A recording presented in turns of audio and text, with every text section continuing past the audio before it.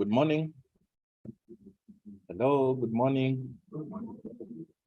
Being a very fast presenter sometimes can be very tricky, but I know I'm going to go through. And like you had, Samuel Gidud is my name.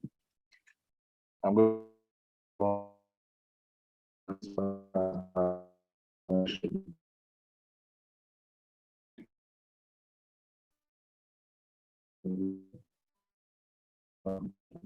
so I'm very much aware that diagnosis is one of our common tests around us.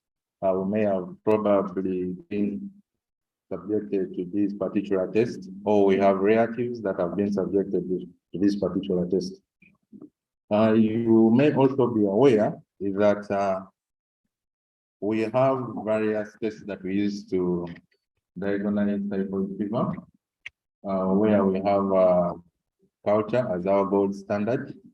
And we used to have widow as one of them, but apparently widow is not recommended. And this is because of its low positive predictive values and low negative predictive values. Apparently, or unfortunately, this is the same test that is commonly used in private health facilities. You will also agree with me that in government facilities, this particular test is not there. But when you go to private health facilities, more specifically in Mbale City, this is the test that is commonly used to diagnose typhoid. Okay. Yes, now, because of the non-compliance here we are basically looking at using the recommended test methods to diagnose typhoid, but because the team specifically are using widow, which is not recommended, there is a possibility of inappropriate diagnosis, inappropriate drug prescription, and multi-drug resistance against antibiotics. This study aimed at determining the widow's test predictive values against culture and the microbial sensitivity profile of Salmonella typhi isolates from patients who were reporting to this private health facility for typhoid diagnosis. This is basically because the widow is being used, so there will be need to first see maybe there is something new that is coming out from that particular region. Why is that? Why is it that the private health practitioners are so confident in using widow, irrespective of it's not being recommended? Okay, we collected demographic information, including the widow's test results. These widow test results were got from the private health facilities. It is not us that tested using the widow. For us, we use the gold standard. We got blood and stool, which were cultured, and then we used the biochemical test, the TSI and SIM for biochemical testing. Okay, so in the antibiotic profile testing, we use the disk diffusion method, and those are the antibiotics that were also tested based on the isolates that we got. And this is just a flow chart of how samples were collected and also how the private health facilities. We had 43 private health facilities and 172 participants for this particular study. Those that were destined for those that were listed for culture were all those that came from private health, from those that were suspected to be having typhoid. When they would come to the lab, in addition to the widow test, which the clinician was requesting for, we would also take off samples, which we would take for culture. In terms of demographic information, this is how the participants are paired, with majority being aged between 18 to 34 years. And yeah, the female dominated in this particular study. Okay, when you look at this 2 by 2 table, we realize that The widow which was reactive by the health facility, we voted for. And for culture, we got 3, giving us a positive predictive value of 6.3%. And this actually is low, as you saw in the previous slides. When you look at those that had non-reactive for widow, when it came to culture, we didn't have any significant growth, or we didn't isolate the organism of interest. Then these that are down here are the sensitivity of 100 and specificity of 76. The negative predictive value in this particular study was 100%. The 3 isolates were definitely set for sensitivity, and that's how they paired, as you can see on the chart there.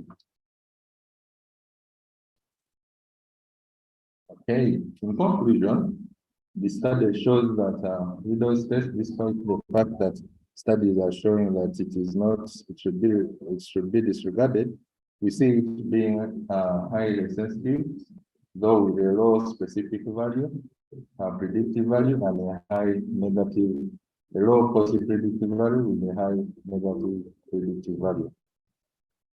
The non-reactive widow's test could be used to rule out typhoid fever, and those that are reactive would be followed with a more specific confirmatory intensity.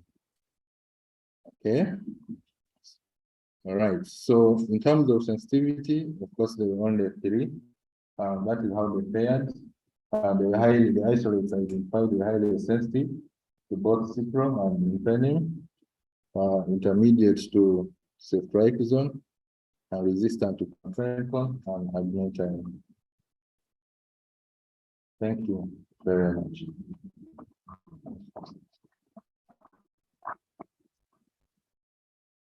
Thank you so much, Simon, for that presentation. We have another session that I will invite so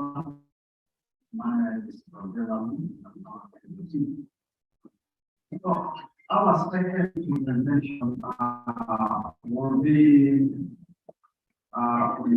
COVID-19.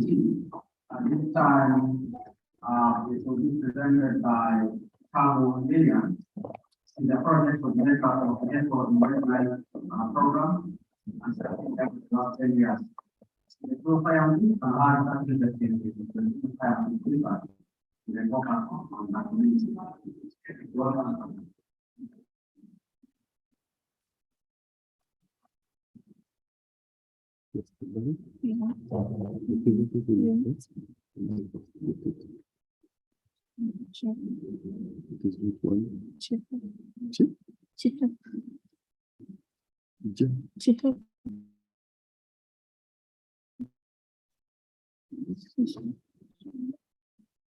What is the title? The name of this speech? Choose the name. You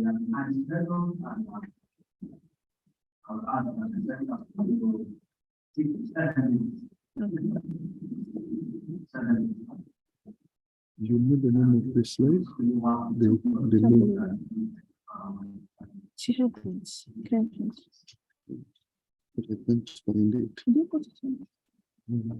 Did you? It's gone.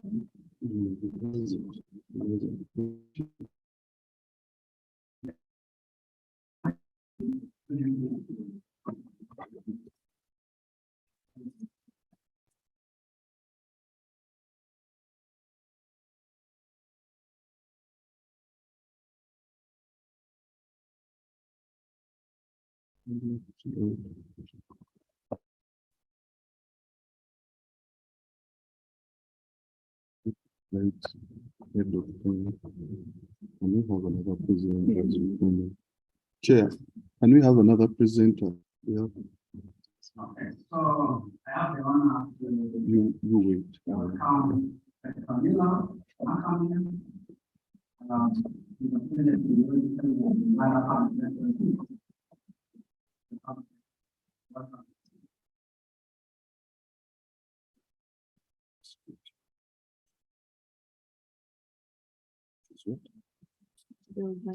Still is the name. It's this one. This one.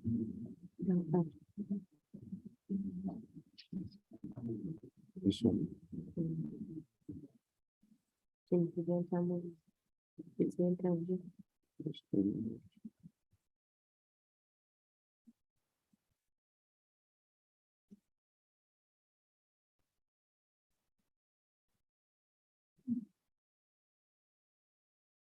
Sit down.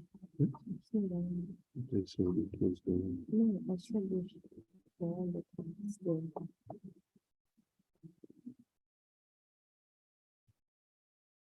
Okay, yes. one. Yes, this one. This one. Yes.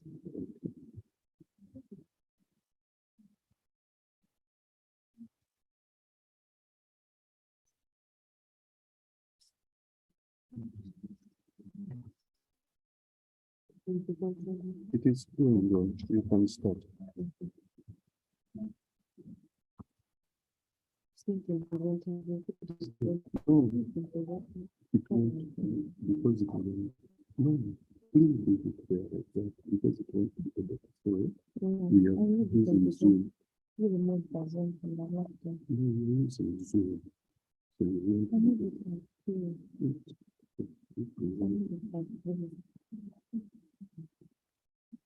We're using Zoom. So it has you go back.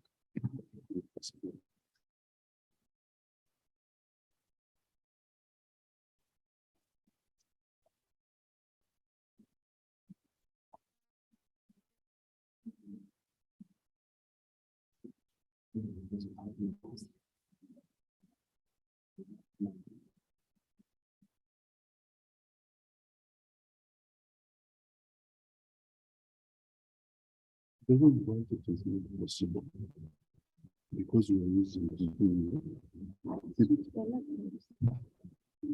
It's impossible. If I do my It's very easy.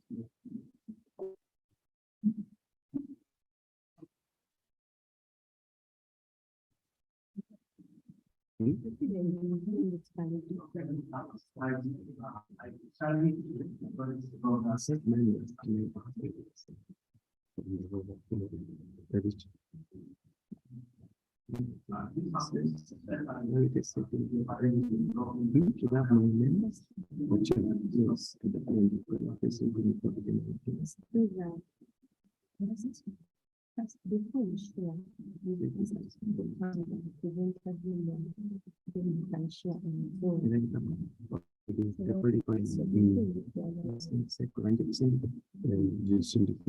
No, it is okay. You can present the way you want it. It's about wanting. don't share first do it together. No, it is okay. You can present.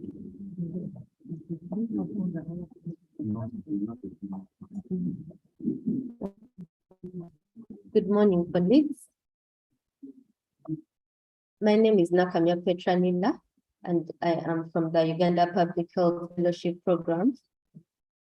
I'm a fellow of cohort 2021, and my presentation is a descriptive study on the trends and distribution of stillbirths in Uganda from 2014 to 2020.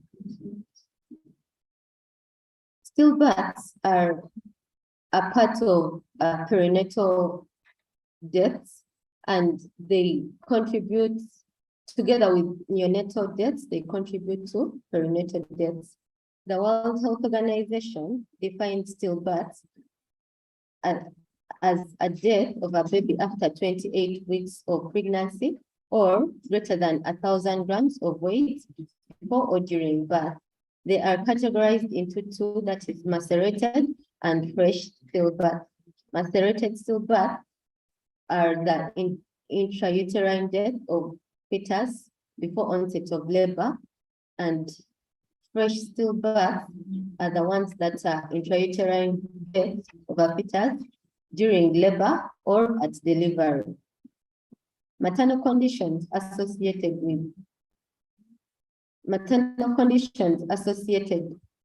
with stillbirth include hypertension, diabetes, maternal infections such as syphilis and malaria. Then we also have maternal undernutrition, obesity, and smoking. So globally, approximately 2 million babies are stillborn yearly. Of these, 3/4 of these are in sub-Saharan Africa. In 2019, 1 in every 46 deliveries was a stillbirth in sub-Saharan Africa. Stillbirths are underreported and underestimated. In 2015, the incidence of stillbirths in Uganda was estimated at 21 per 1,000 deliveries. Stillbirths are usually aggregated with neonatal deaths.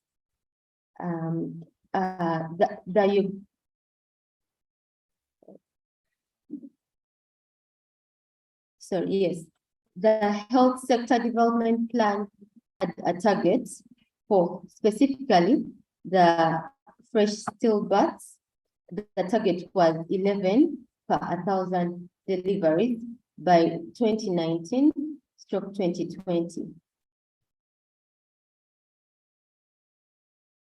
In 2014, the World Health Organization developed an action plan, that is the INAP, to prevent stillbirths through supporting the government and the government leadership and providing guidance on how to strengthen newborn health components and pregnancy care in existing health sector plans and strategies in the maternal and child health. The target was set to have less than 12 stillbirths per 1,000 deliveries by 2025. And other interventions we have had by the government include giving access to health care, and that is by putting up health facilities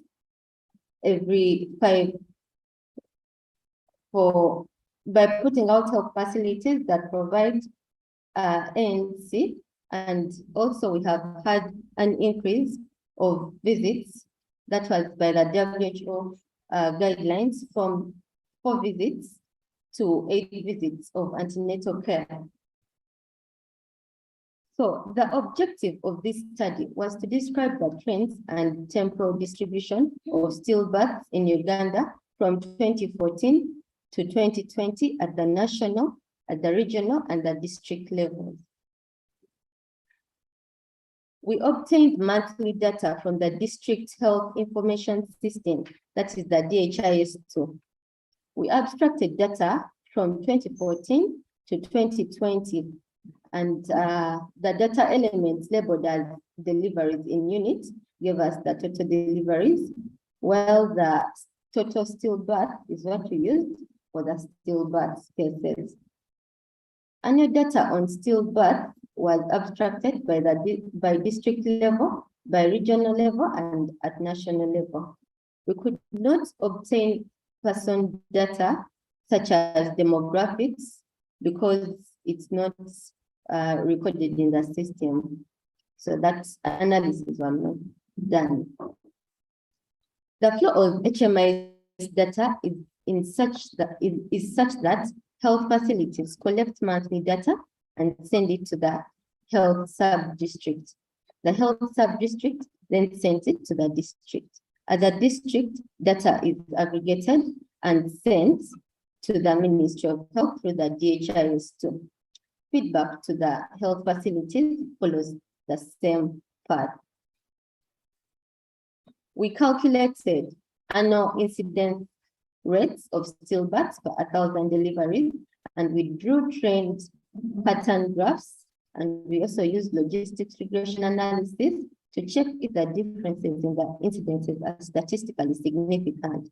We use the QGIS application to draw maps showing the spatial distribution of stillbirths in the country and in the region and in the districts. These are our findings. The annual incidence of stillbirths declined from 24 stillbirths per 1,000 in 2014 to 17 stillbirths in 2020, as shown by the red dotted line. And the black dotted line is the targets as of the INAP, the plan that I talked about earlier on. The decline was by 31% and was statistically significant. The highest annual incidence over the study period was recorded in 2014. We also looked at the report. We also looked at the reporting rates on stillbirths, that is the orange line, and we can see that the reporting rates declined in 2020. Over the study period, we can see this graph shows both macerated stillbirths and the fresh stillbirth. So over the study period, we can see that both the macerated and fresh stillbirths declined gradually. The black dotted line is reflecting the target that is specifically for fresh stillbirths as per the Health Sector Development Plan, which is from 2016 to 2019 to 2020.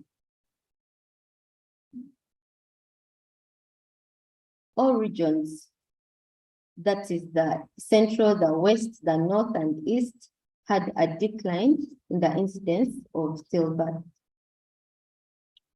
The eastern region had the greatest decline in the incidence of stillbirths from 2014 to 2020 compared to the other regions. These maps display the spatial distribution of stillbirths across the country over the years. And the districts in deep red had the highest incidence rates, greater than 30 stillbirths per 1,000 deliveries, while the lightest color shows the districts which had less than 10 stillbirths recorded per 1,000 deliveries. The districts that had consistently high incidence of stillbirths include Mubende, Kalangala, Hoima, and Nebi. In conclusion, the trend of stillbirths has decreased over the period of from 2014 to 2020, with all regions having a significant decline. As a number of districts are still affected by stillbirth. And we recommend that the Ministry of Health puts in more efforts in capacity building to manage, to manage pregnancy, and also with special emphasis on the most affected districts. We also recommend that the Ministry of Health emphasizes reporting on this matter. We acknowledge the following institutions. Thank you. Thank you. So, as we present this measure, we will final thank you. Just in front of you for the so our next presenter is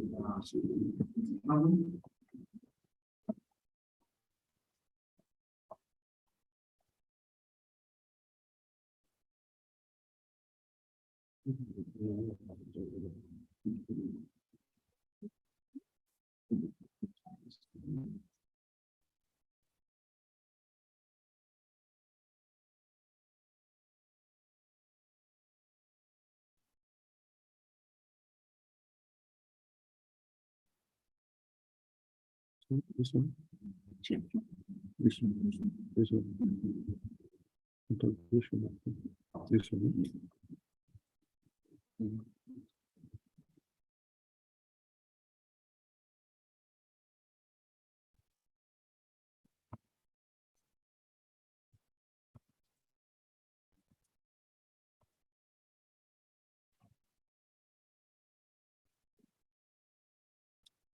Good morning, ladies and gentlemen. I'm Lilian Mutabo, representative for Chair for West Nile. I'm a project coordinator. It's okay. Yeah, sorry.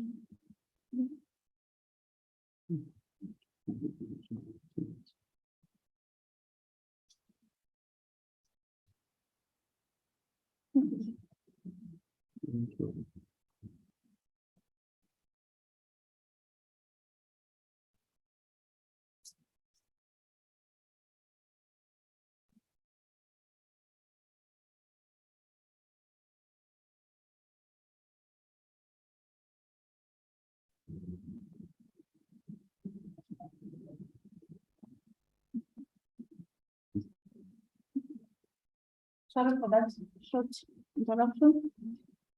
Yeah, my presentation is integrating COVID-19 vaccination with childhood immunization and maternal health. Straight to the point.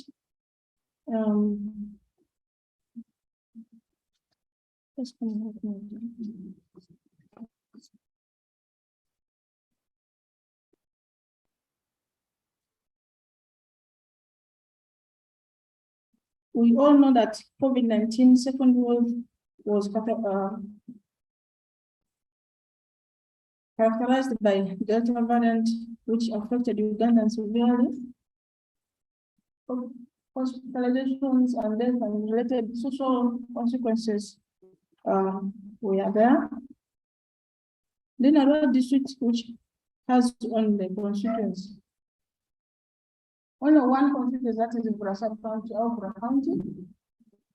Although high challenges of health infrastructures, there is human resource, for example, there is no health center for and no general hospital.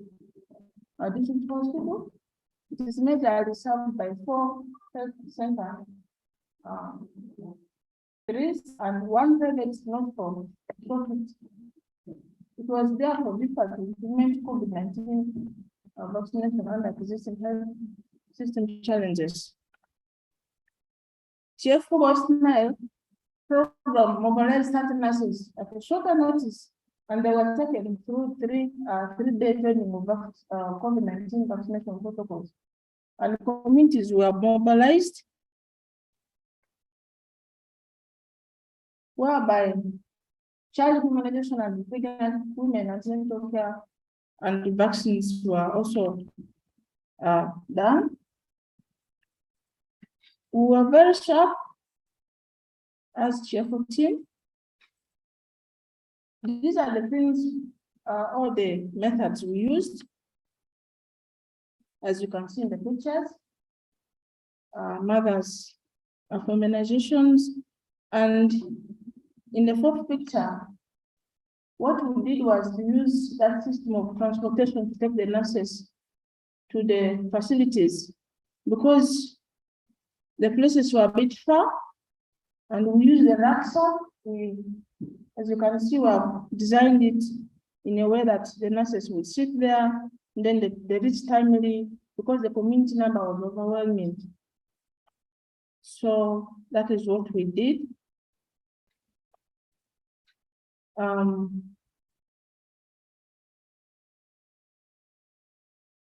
This is the outcome. The outcome, we realized 1,300 vaccines were administered, and 778 children were immunized, and 1,217 pregnant women were seen. And then we realized out of these results, private partnership can be effective means of services delivery where there is serious shortage of human resource, logistics, and community mobilization. Our interest research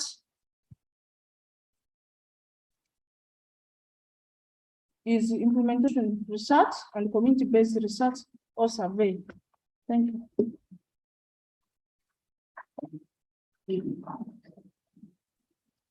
So how do you then student progress are going to be?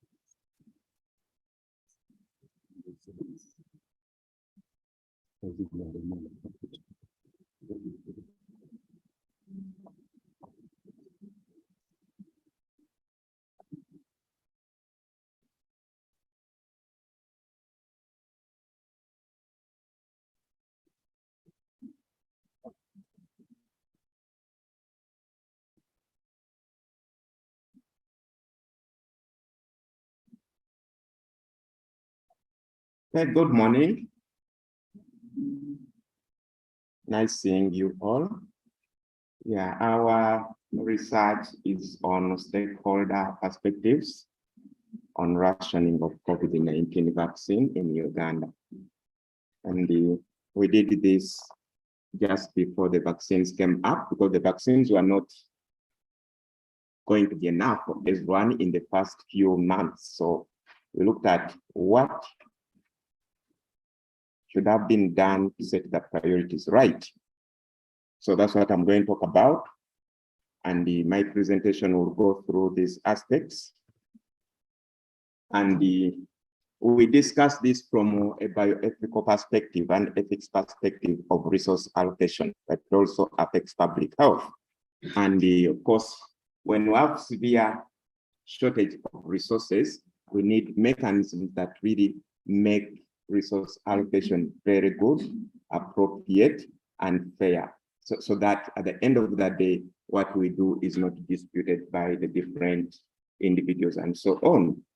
So how do we achieve equitable access to such resources in severe scarcity? We are all aware our first vaccine batch was about 490,000 doses for the 3.5 million priority cases that had been given. So how do you choose out of 3.5 millions, pick the 480,000 to get the doses? So that's where we came from, and we are saying it's good to come up with clear mechanisms of priority setting. So this pandemic resulted in a need for large-scale vaccination. Everyone needed a vaccination, and we all thought vaccination was the way out of the pandemic. Yet the vaccines were not adequate for everyone at the beginning. So how do you do whatever you do with the limited resources that you have? So we aimed at exploring stakeholder perspectives and on priority setting for COVID-19 vaccine in Uganda. And to achieve this, we conducted in-depth interviews as well as focus group discussions with the key stakeholders in these fields of priority setting and rationing of healthcare resources. And this study was conducted between January and April 2021. You all remember the first vaccines came in around March, but we had already started this one. We had started the study, and the reason for the study was to promote vaccines preparedness, promote the debate on this resource allocation and fairness, to promote and contribute information to what should be considered as fair allocation of resources and priority setting in such a situation where the resources were severely limited. So we got views on what ought to be the official status of the guidelines. Do we have the guidelines for vaccination? And what the individuals thought about these guidelines. and what the process was of coming up with the guidelines and what were the priorities involved in that. So we sought questions on that and we got a number of aspects. So our data was qualitative and we transcribed it verbatim and we did a thematic analysis and then we used the software to help us organize the information. The individuals who involved were quite a number of individuals. We had 18 interviews and we stopped at 18 because we had reached saturation. There were not any new additional information that was coming in. So this one included both males and females, 12 men and 6 women. And then they were from different professions. We had the medical professionals, we had lawyers, we had teachers, we had the veterinary, pharmacy, business, community, clergy, and so on. And then when it comes to their roles, many were scientists, we had experts in public health, we had civil society, we had bioethicists, and we had policymakers. And the reason for this is to get a wide view of people who represent the different stakeholders on priority setting. So our findings supported the priorities that were already being prescribed by the WHO and the COVAX facility, and the views identified in the study strongly suggested that this guidance should have been contextualized. Yes, the template was good, the WHO proposal was good, but it was generic.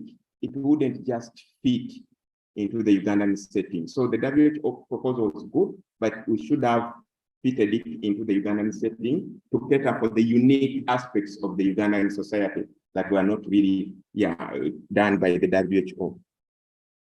And when we analyzed the data, we came up with these 6 themes that appeared, including participation and experience in health resource allocation, availability and awareness of guidelines for COVID-19 access, attitudes towards the need for setting priorities and guidelines, considerations for priority setting regarding COVID-19 vaccination, then the process of priority setting for access of the vaccine, and then challenges that came up. So we had these themes and they are really widely discussed in here. We may not look at every detail because of the 7 minutes I have, but for the theme 1, we discovered that many of the respondents had some experience in resource allocation and the priority setting in health or other related aspects, but they did not have experience in a situation where there was a crisis, like during the COVID-19.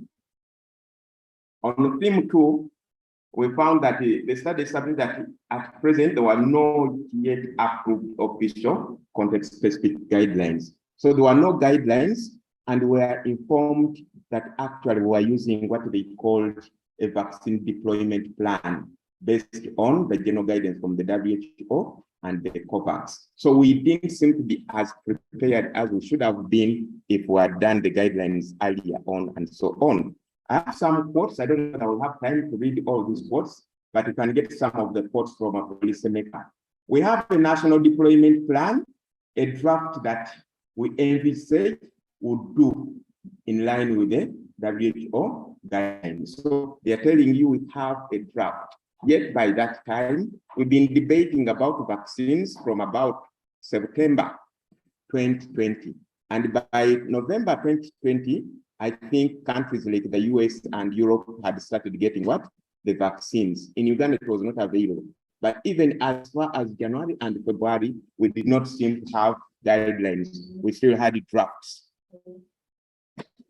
On theme number 3, they said that apart from those who were policymakers, a few respondents indicated that they were aware of the existence of guidelines. So most of the respondents did not know the guidelines. They were not sure there were guidelines, and so really they were saying, we don't know, we just hear this and that, and so on. So they indicated, for example, that from what they had, the guidelines give priority to those who are at high risk of being what? Seriously infected. So many of these people are telling us, yes, we've had some statements from the minister, some statements on radio from the permanent secretary, but we cannot access these guidelines. We don't know whether these guidelines exist. So we should have put these guidelines out early.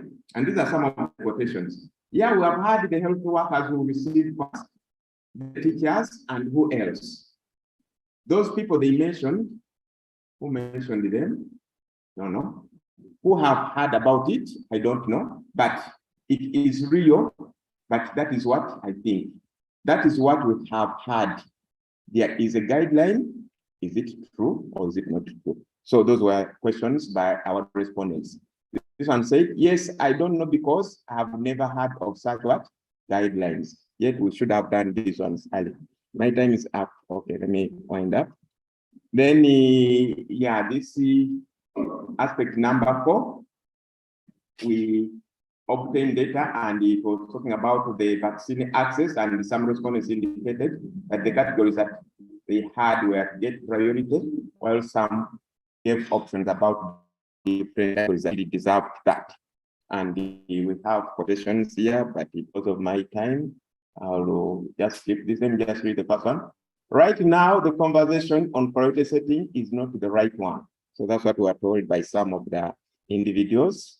And then here was where we had a lot about stakeholder engagement, which was considered to be grossly lacking. The participants felt it should have been from down up rather than the up-down approach, which affects acceptability and the uptake of such guidelines and, of course, the intervention of the vaccinations. And then we had some challenges, including the inadequate preparedness and so on. And finally, as we conclude, there were issues or controversies that were identified, including sufficient clarity on the existence of elaborate official guidelines on COVID-19. Then the evidence that was used to set up the priorities was questionable. Which evidence was it used? Where was it collected? From which population in Uganda? And so on. And then the process that was followed was also questionable. What process? Was it the right process? And we are saying in the future, we can use this information to do things right, because we might get another situation that puts us in this crisis. So this study was funded by the WHO, and we are grateful to individuals who participated in the study, and these are my team members. Thank you very much. Thank you so much. Our next presenter is Dr. Kanya. The global health development program and we'll be talking about the impact of COVID-19 pandemic on development families, well-being, variety,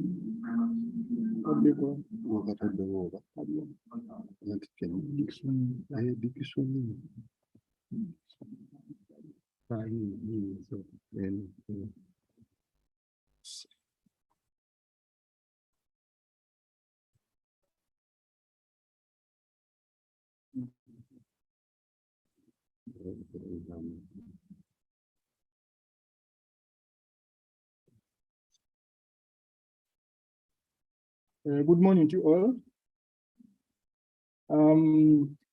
That's the title of this study. We're looking at the impacts of COVID-19 on families' well-being, parenting, and family people's learning and behavioral health. And those are my colleagues who've been working together. So we have a small background.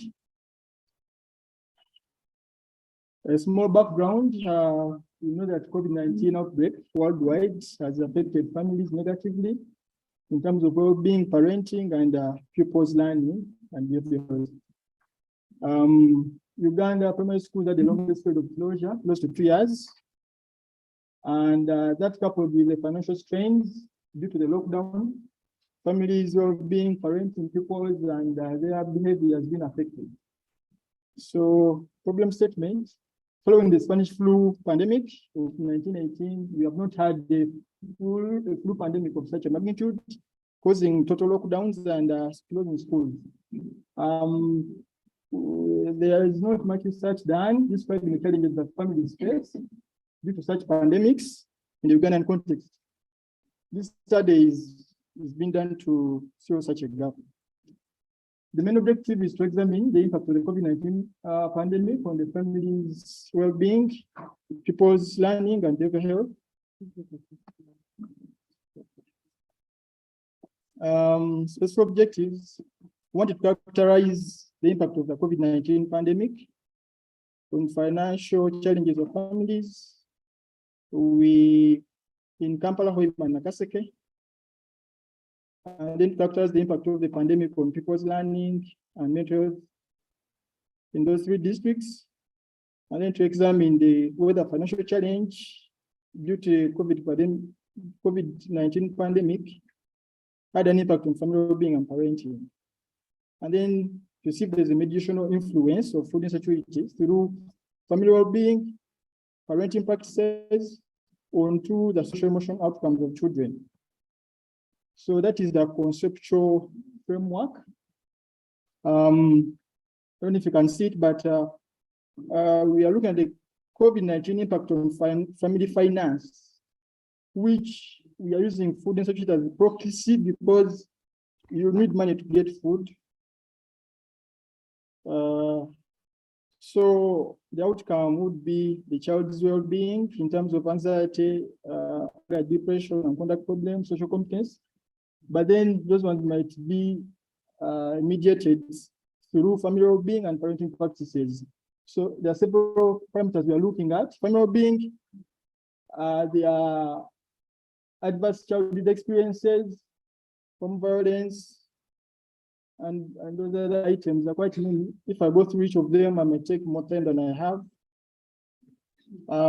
So the study is the dispute repossession study, and our respondents were caregivers and teachers from schools in those districts. So we had a sample of 384 families from 9 schools in Kampala, 192 families from 17 schools in Hoima, 199 families from 12 schools in Nakaseke. So a total of 1,075 families from 38 schools across those regions. And the tools, we had questionnaires with measures of those different areas: family well-being, parenting, child mental health outcomes, and the emotional outcomes, and the food insecurity. Data was collected between August and December 2021, interviewing parents and school ed teachers. We analyzed using chi-square tests and ANOVA to see the COVID-19 impact on financial challenges, and then to characterize the impact of the pandemic on primary school pupils' learning and mental health. We examined whether financial challenge during the COVID school closure impacted family well-being and parenting by using multivariate regression. And we look for the mediation influence, again, using multivariate regression. So those are the findings. I don't know if you see, but I'll try to go through them. So looking at, that is the demographics. We are sharing the, look at the demographics. So when you look at the full sample, that's 1,075 people, respondents. And significant is that the parents, most of them were female.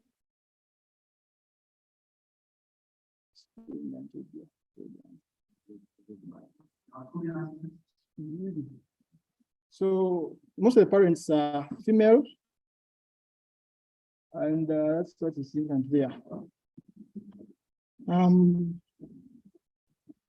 So when you look at the impact of COVID-19 on finances, losing the job was reported, full sample, 47.6% reported having experienced that. And then losing income, it was high. 86% of people reported losing income. And food insecurity happened around 25% of the people. Difference has been significant across the regions. Impact on student learning and mental health. You find that we looked at the parameters, like, for example, did the children receive materials during the closure of schools to learn at home? And we found that in the full sample, only 31.4 got. And then in Kampala, and the portions are lower in the villages. Hoima and Nakaseke, they are quite lower. Other things looked at used where use of materials to help the children by the parents, and still in the villages, the parents are not able to do that. Time given to help children is less than an hour in most cases. So, and then the impact of the pandemic on the students, that was the head teacher feedback. We're asking the teachers to see if the schools gave learning materials to children to learn during the closure. And yes, they received materials, but the portions receiving the materials in the school were less than 50%, as you can see there. Most of them, 21 to 40% got materials, and apart from, yes, they were less than 50%.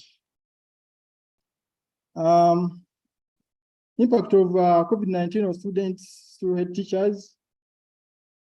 You see that the teachers gave us feedback on, that is when the schools opened again, we further explored the impact of the pandemic. And we were asking head teachers to see if they're experiencing increased behavioral problems among the children that they came back. The full sample has the high percentage of that issue, 73.7%. And also locally in other areas, they're also equally high. So,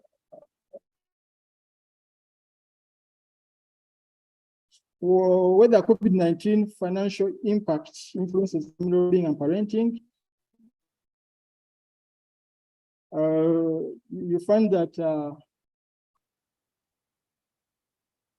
when you look at the outcomes that looked at include anger.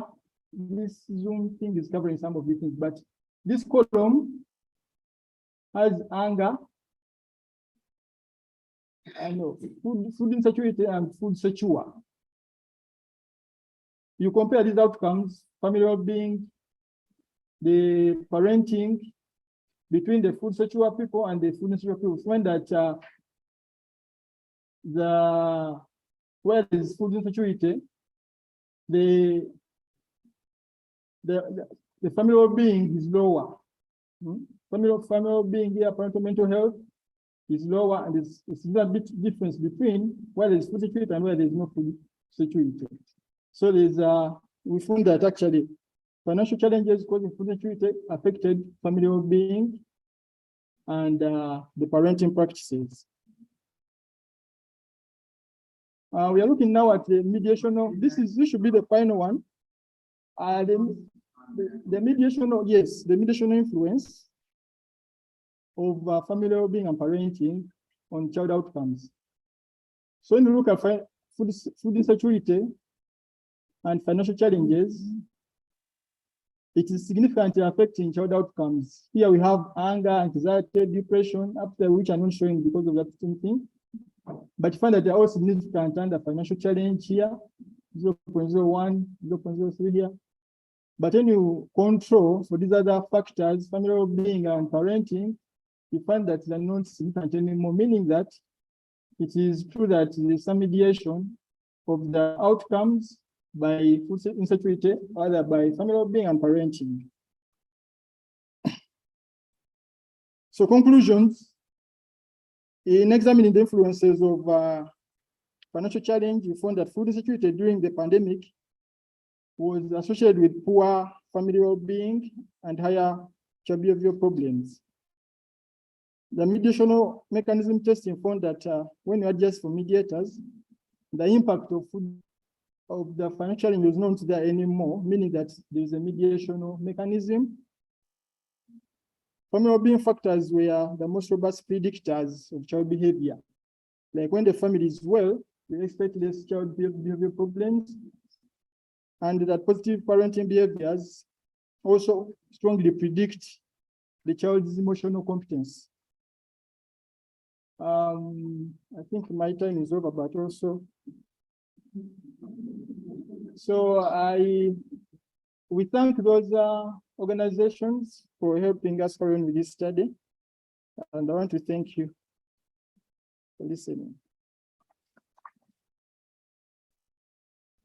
So,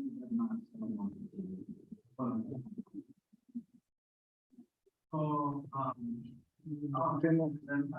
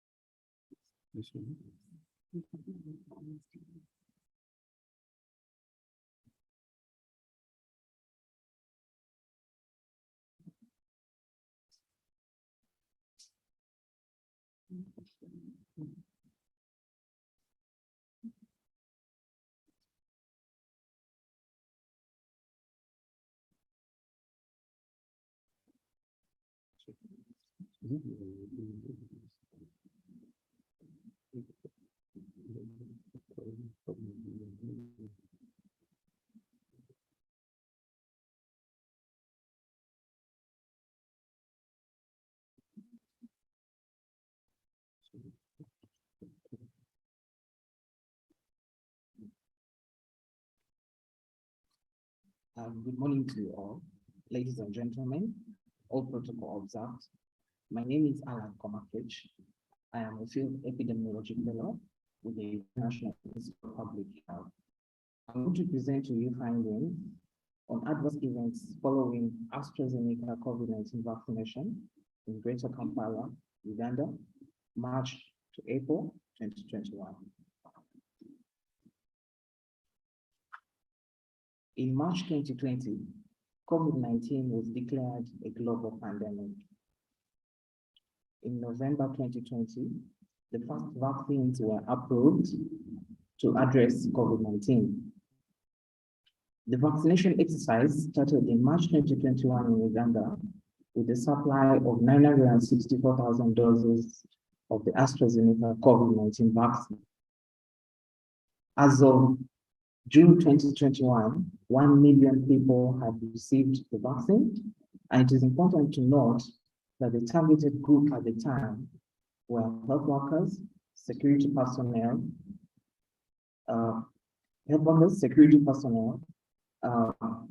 vulnerable populations, and vulnerable populations. The World Health Organization defines an adverse event as any medical occurrence that follows vaccination and does not necessarily have a causal relationship with usage of the vaccine.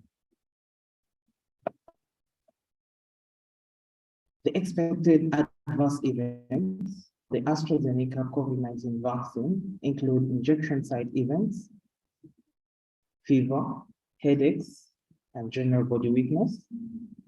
Of particular interest, blood clots, serious allergic reactions, and death raised concern among the population at the time.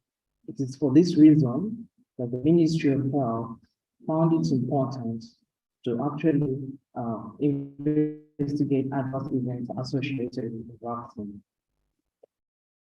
The objectives of our study were to determine the proportion of persons vaccinated during 10th March to 30th April that experienced adverse events in Greater Kampala, Uganda.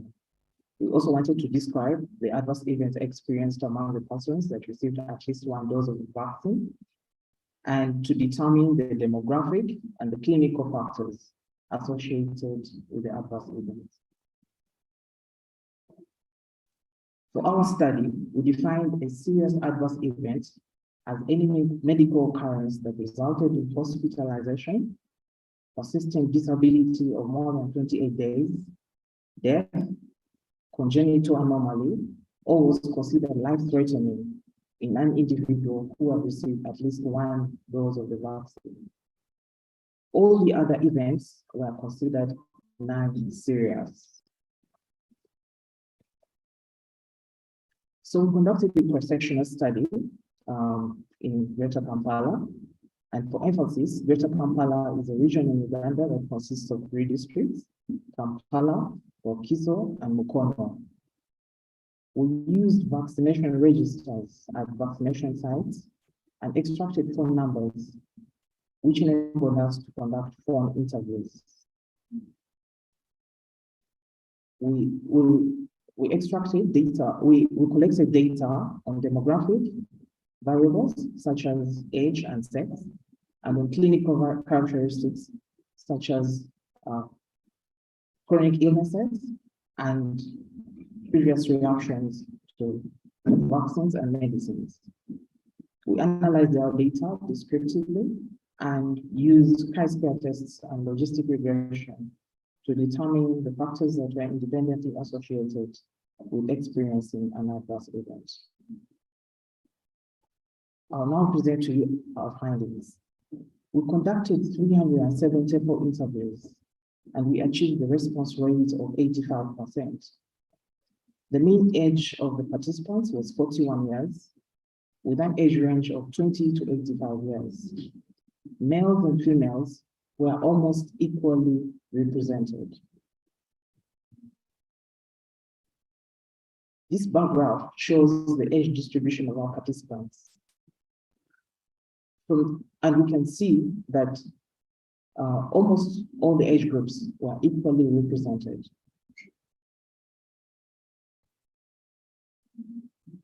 Of those who received one dose of the vaccine, 68% experienced at least one adverse event. And of those who received the second dose of the vaccine, 32% experienced at least one adverse event.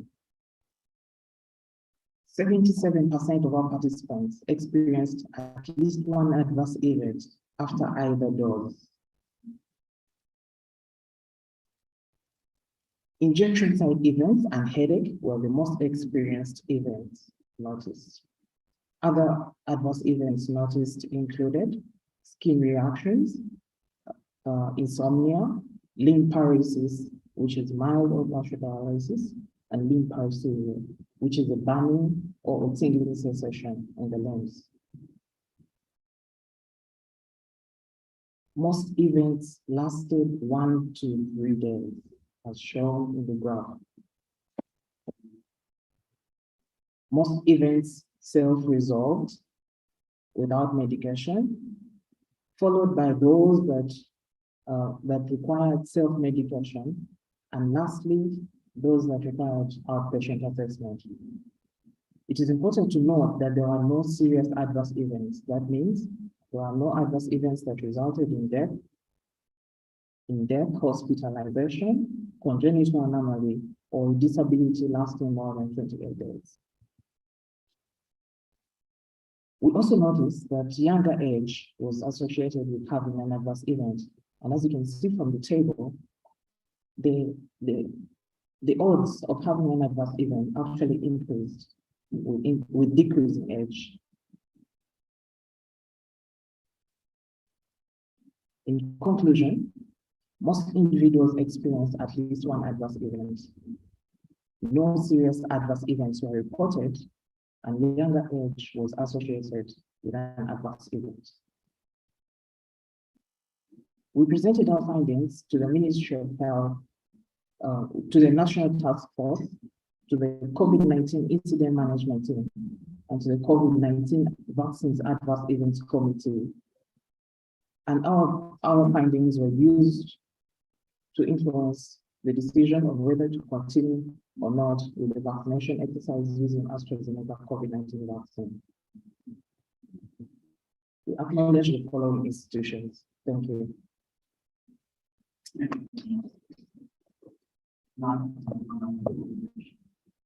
Our next event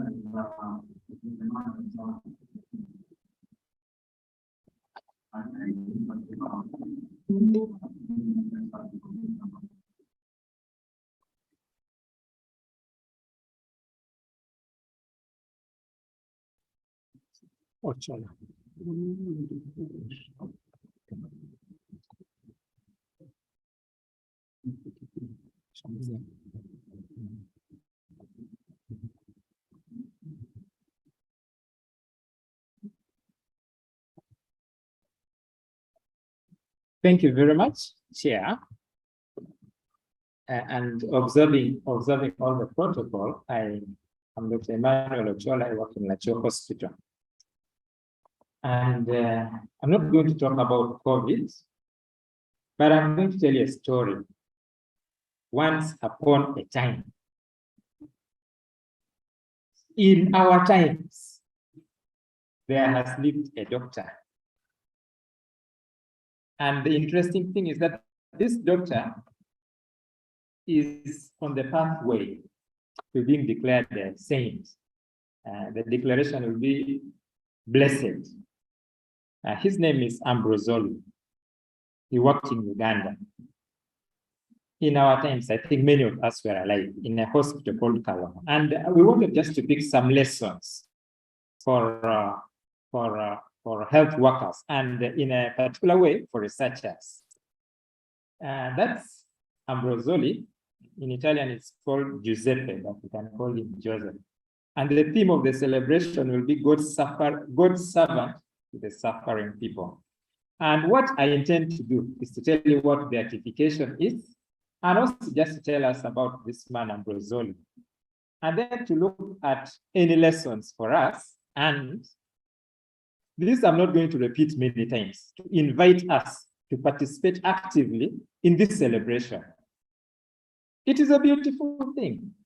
A health worker is being made a saint, or at least on that pathway. I think it is something wonderful. Many of us have aspirations, professional aspirations, financial or business aspirations, but I think most of us are spiritual beings. And also, when the saints go marching in, I want to be among that number, no? And so we aspire spiritually also, hopefully, to become saints. And we live in the healthcare setting most of the time. So really, if we are going to become saints, maybe what we do as healthcare workers, as researchers, and I hope the battery doesn't go off. What we do as healthcare workers should determine. So what is beatification? It is an official act by which the church allows that a Christian has lived a distinguished life and is worthy of veneration, of being honored by the whole world or by certain sections of the world. It's a long process. It actually involves a lot of research, very thorough research by the church authorities. When you start the process, you may be declared a servant of God. They do a lot of investigations. They really look at all your writings, all the stories, talk to people about you. In this case, they talked to more than 90 people who had interacted with him, known him from childhood, in Uganda, in Italy, his country. So, thorough investigation, but that's not what I'm going to talk about today. So, his virtues, and the church has declared that he has lived following the life of Christ. He loved, he had a lot of compassion. He had a strong prayer life. He was so humble, and he really sacrificed. These are key and highlighting issues from the kind of life that Ambrosoli lived. And for me, I have been thinking, there are many complaints about the health care. I could also say there are many complaints about research and how it's conducted. A lot of plagiarism, a lot of falsification, of fabrication of data exists. Long waiting time, rudeness of healthcare workers, pilferage, wastage of resources. You can bet even COVID that we've talked about, we have wasted quite a lot of vaccines and other resources. And institutional stability, let's say stability.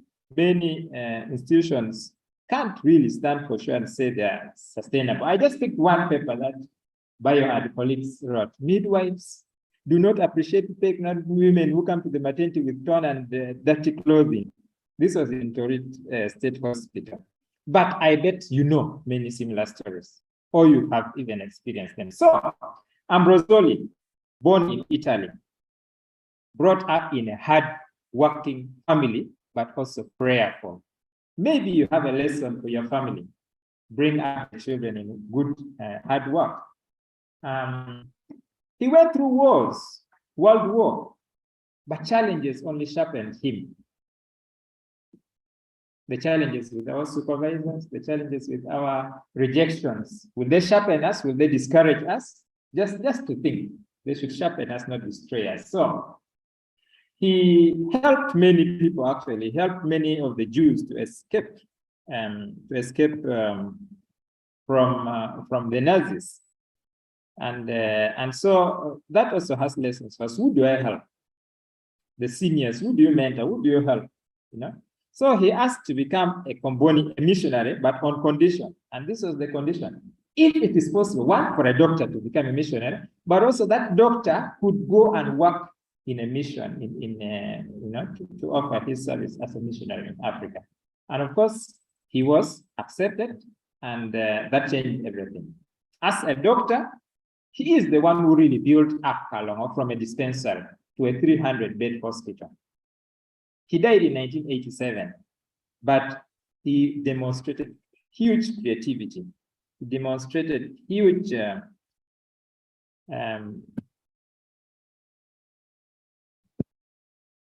excellence. He conserved limbs, and he was interested in training and building up others. He actually brought up the nursing school. He built up a nursing school from scratch. So in his surgery, he excelled. He would conserve limbs, and he would really try not to remove uteruses. So these are some pictures of one now to become a saint with patience, training. This picture, unfortunately, could not show well, but it shows training. He was teaching nurses. So he also set up a leprosy treatment center. A leprosy treatment center. And people came from near and far because of the really care. He was declared to be an Ajwaka Madit, a big doctor. So his contemporary says he's a capable doctor. You know, very successful surgery. People came from South Sudan, Kenya, Tanzania, and the southern part of the country. But he shared publicity. He was really humble. He wouldn't identify. Once they gave him a prize, and he said, I wish they could bring this prize in terms of money to support the patient. You know, so he spent his family resources. His family had a factory. So he was a teacher and mentor, avoided wastages, and he said, the blade is meant to heal. It is not meant to hurt. How I wish we could take up some of this. So was a righteous man, resilient, full of resolve, rigor.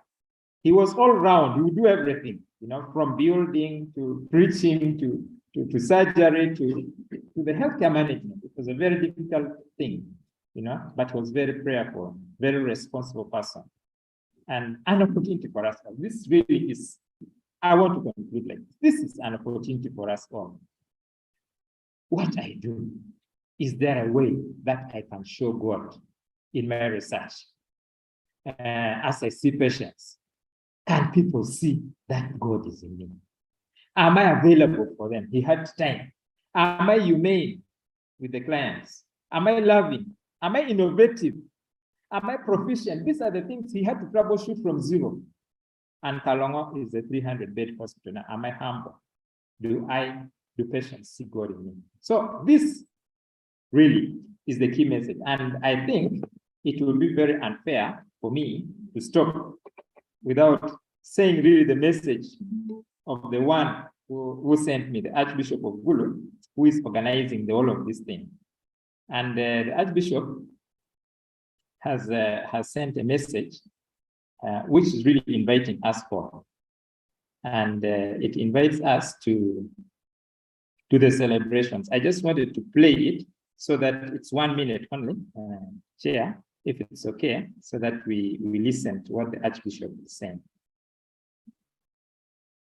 And we'll have enough sound, I think.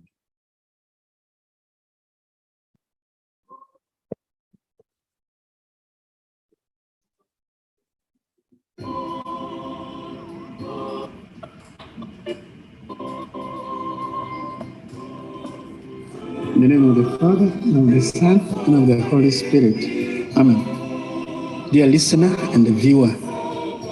We are lucky to have the beatification of a servant of God, Father Dr. Ambrosoli. This event was supposed to take place in Rome and officiated by the Pope himself. But he thought best it should be done in the place where this person worked and for the good of those who are in that place, so that his life inspires people. And it is a blessing for the Archdiocese of Bulu, it's a blessing for Uganda, it is a blessing for the whole Catholic Church and for humanity in general. May God bless you. Happy celebrations. The servant of God, Dr. Ambrosoli, pray for us. In the Father, and the Son, and the Holy Spirit. Amen. Amen. So that is it.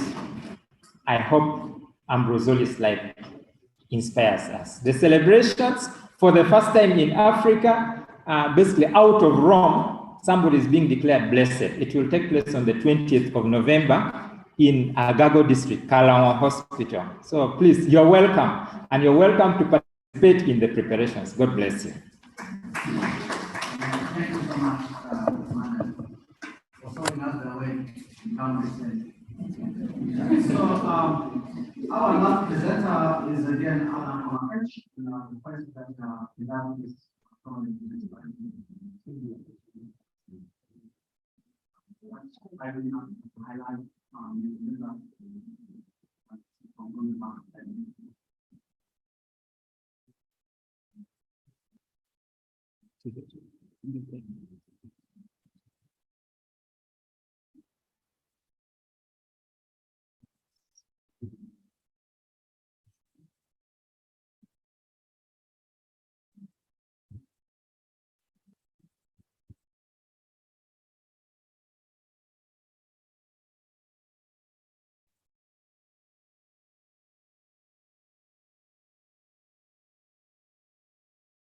Good morning once again.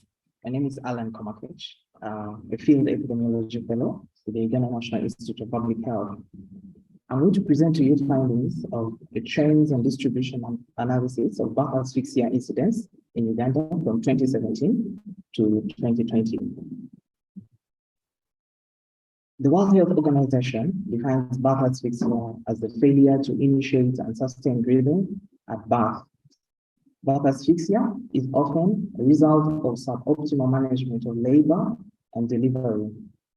And globally, it is responsible for 24% of all neonatal deaths, with 80% of survivors suffering lifelong health problems.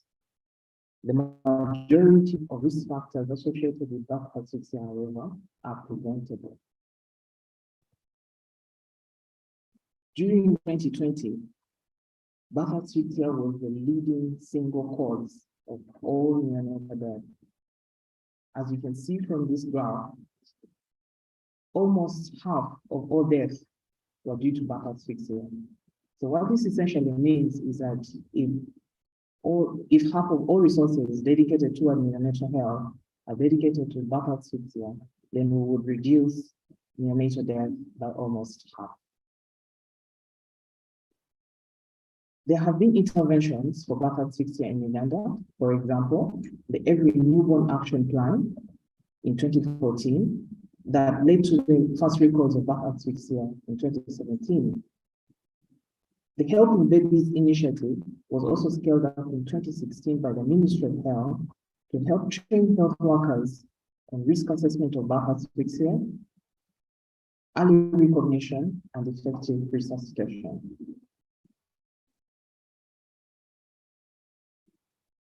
The objective of our study was to describe the temporal and spatial distribution of birth asphyxia from 2017 to 2020. We used secondary data obtained from the district health information systems, and the period considered for this study was 2017 to 2020. We calculated incidence rates for birth asphyxia per 1,000 deliveries by obtaining the total number of birth asphyxia cases at national, regional, and district level, and dividing this by the total number of total deliveries per 1,000. We drew trend pattern graphs and used logistic regression analysis to show the significance of these trends. We also drew the chloropleth maps using the quantum geographical information systems to show the spatial distribution of birth asphyxia. During the 4 years of our study, birth asphyxia increased by 5%. The increase was determined to be significant.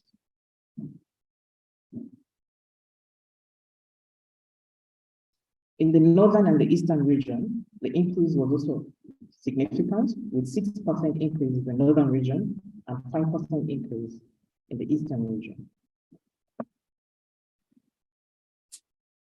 These maps show the spatial distribution of birth asphyxia with the deep red areas showing birth asphyxia incidence of more than 60 per 1,000 deliveries.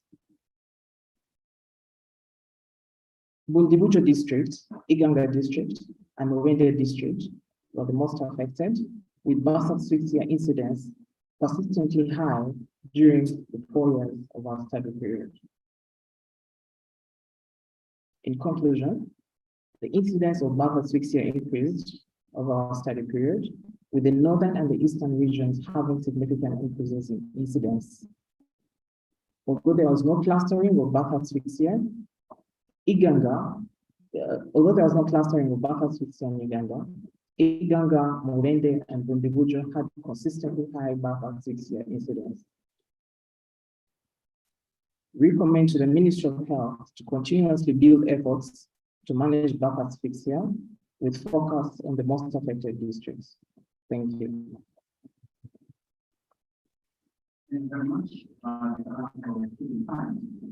So this morning we had 8 presentations and really thank for this one. Yeah, so in the interest of time, we will not invite many questions, but I have 1 or 2 clarification questions. At least I expect a presenter to receive a question.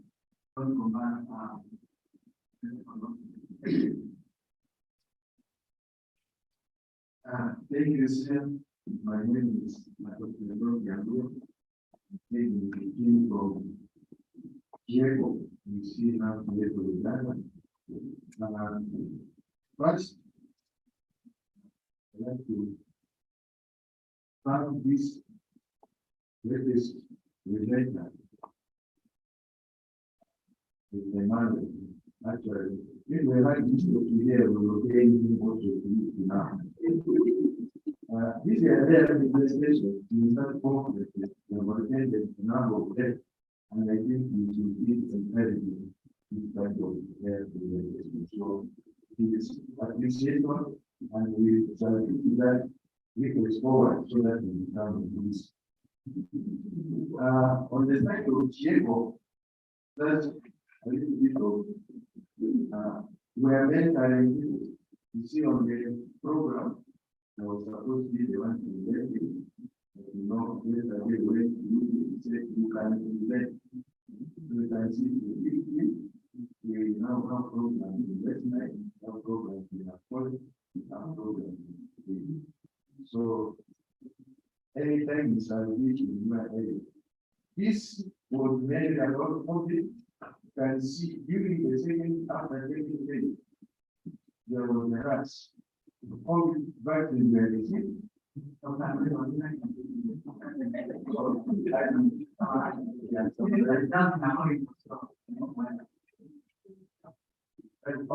Thank you.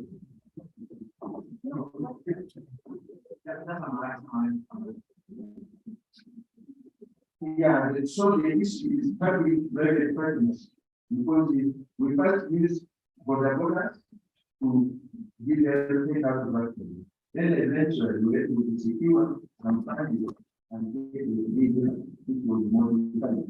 So you can see that in other words, when they are trying to like innovation and we need to partner, especially in the private sector. So private, let's say that private not for profit partnering with the government. That was just the gist of our relationship.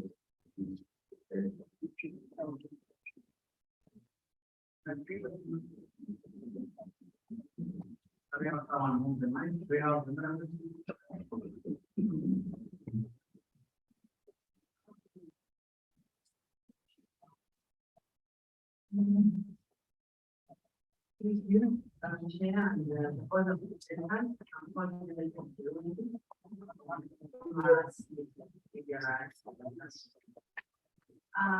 My question, I don't know but it seems like thank you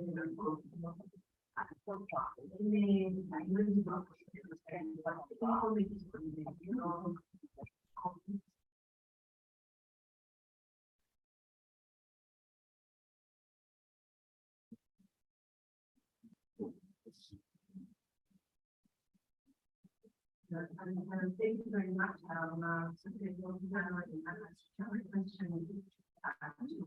much.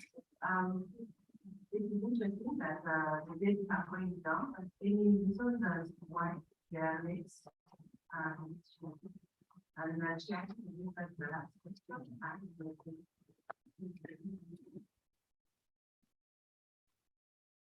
Thank you. So let's have let us respond to the question.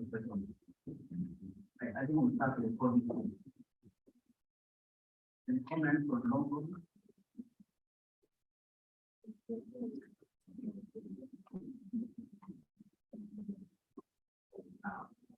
So thank you.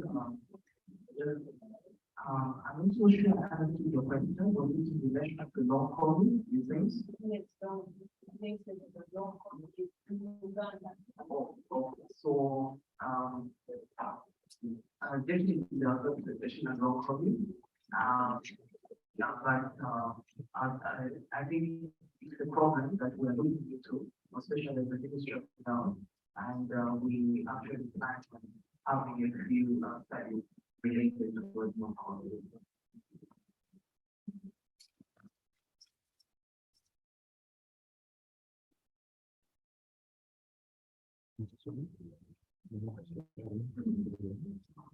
Thank you for your question. You asked what any reason why maybe now.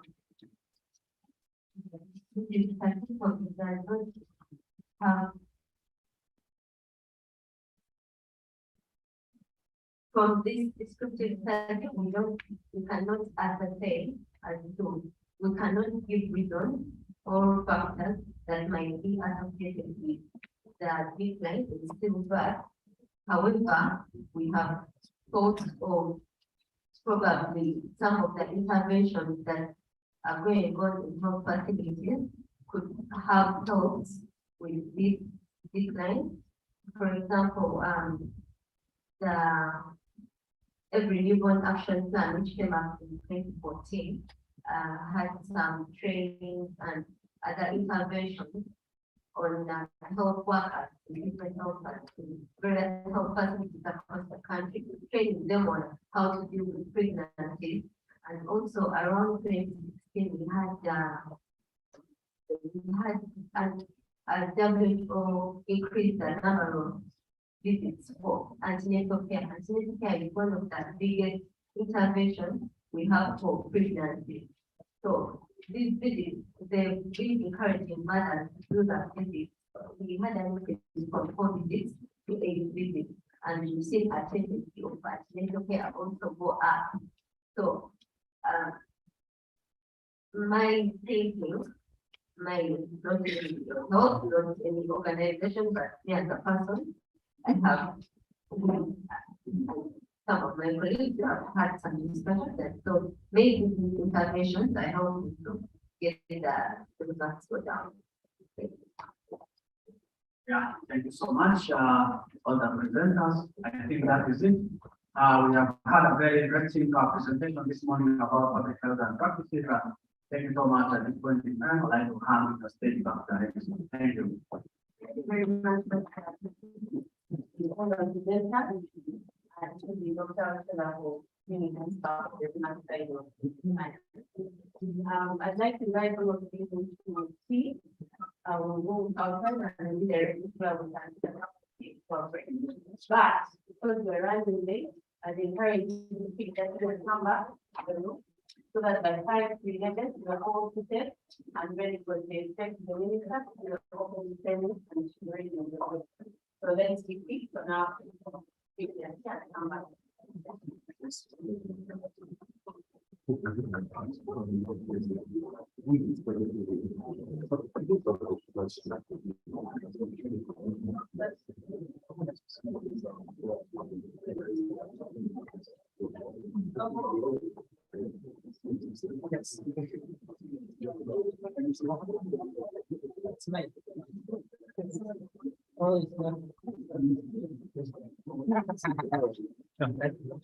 I want to become a saint. But let me transform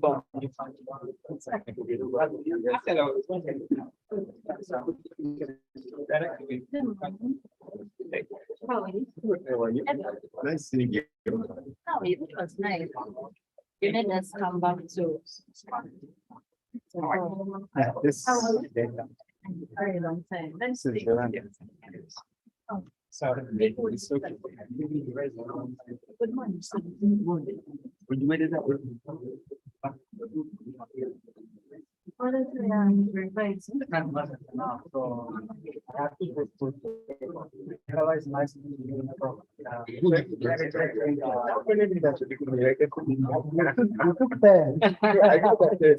No, I knew we should change how to finish that presentation. But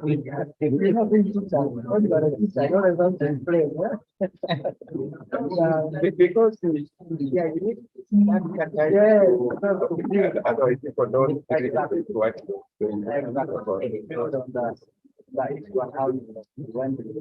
thank you for modeling.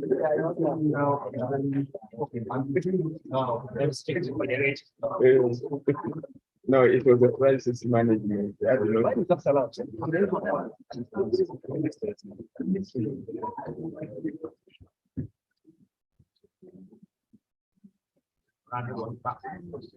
You want to go and become a saint? I know you guys wait. It's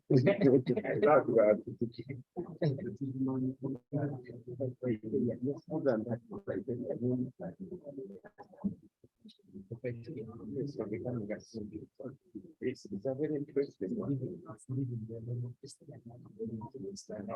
Yeah.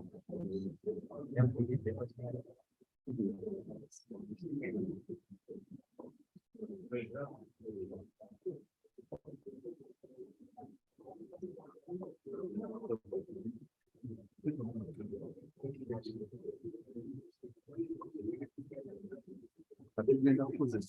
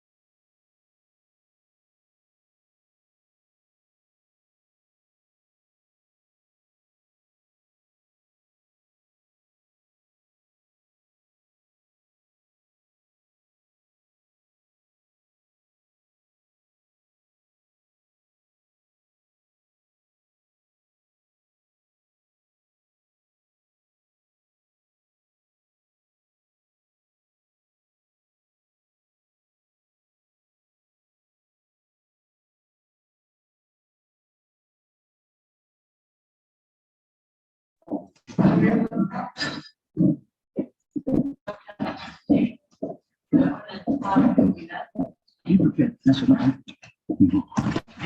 Thank you.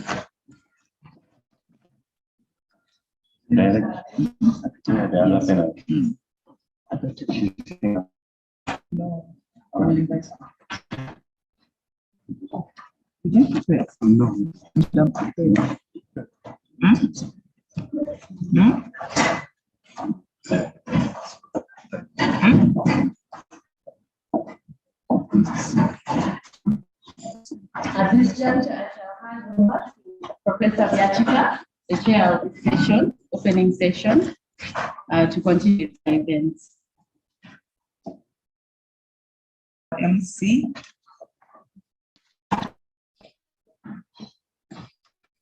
Honorable Minister, you're welcome. We're very happy to have you here this morning. Take your seat. Thank you very much for honoring our invitation. I now invite our keynote speaker, Professor Sewanga, to take his seat at the front. And I invite the chairperson of Uganda Society for Health Scientists, Professor Suja, please take your seat.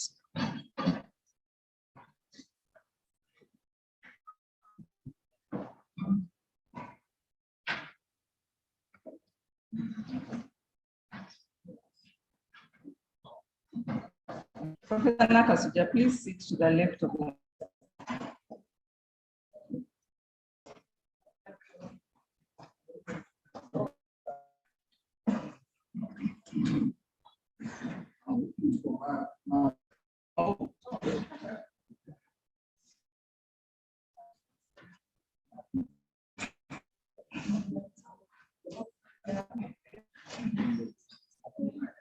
You all remember to wear your masks, except the speaker. Whoever will be speaking will be given an opportunity not to wear. So good morning, everyone, once again.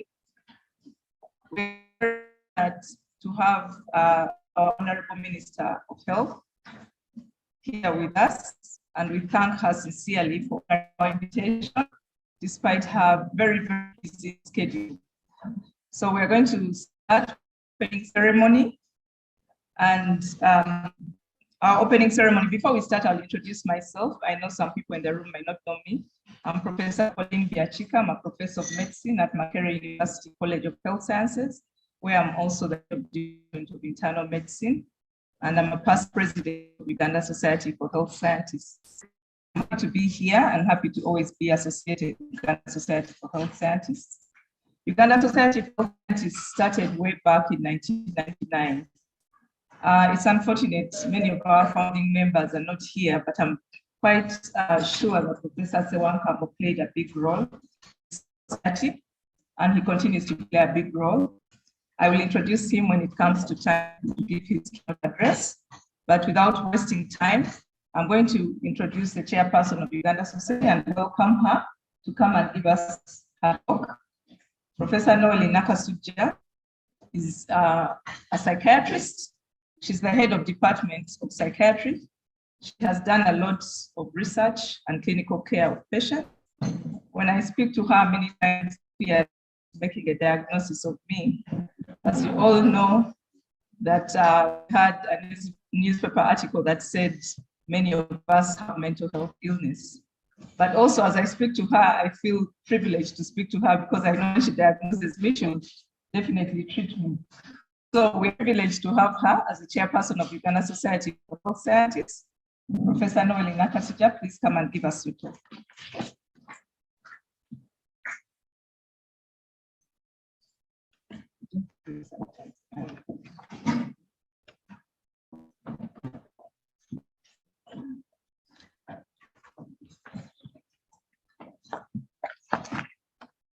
Thank you very much, our chairperson, for this opening ceremony.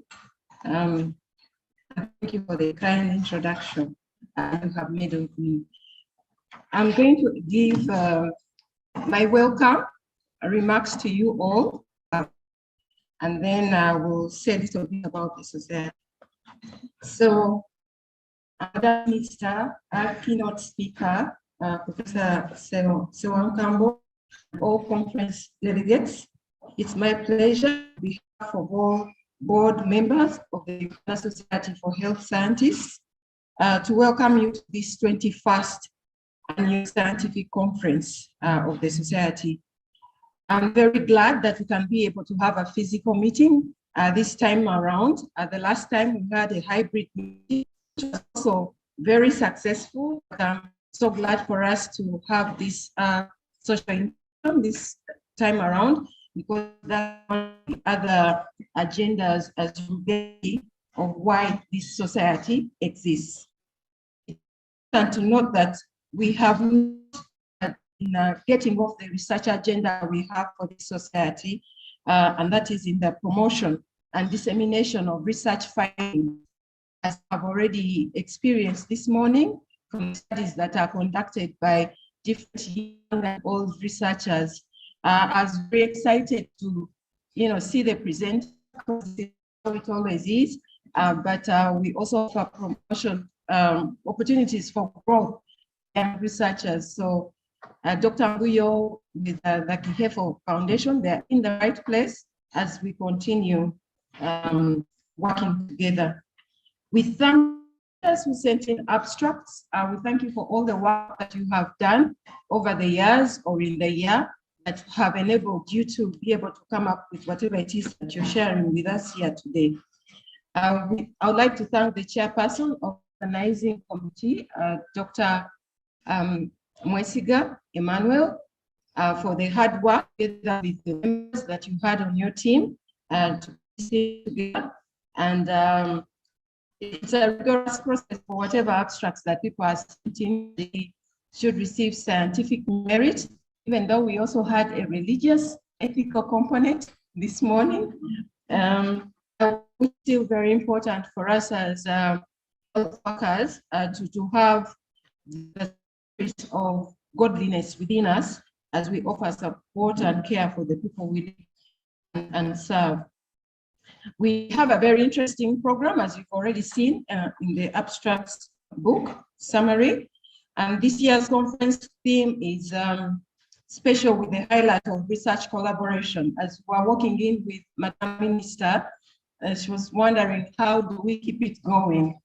Collaborations are very important for us in working with people within Uganda, as well as out of Uganda, the different research groups, as you already know and identified. I know some of you are already seated, but I hope by the end of the conference you will have prayed out and to make options of collaboration, because that's what keeps it.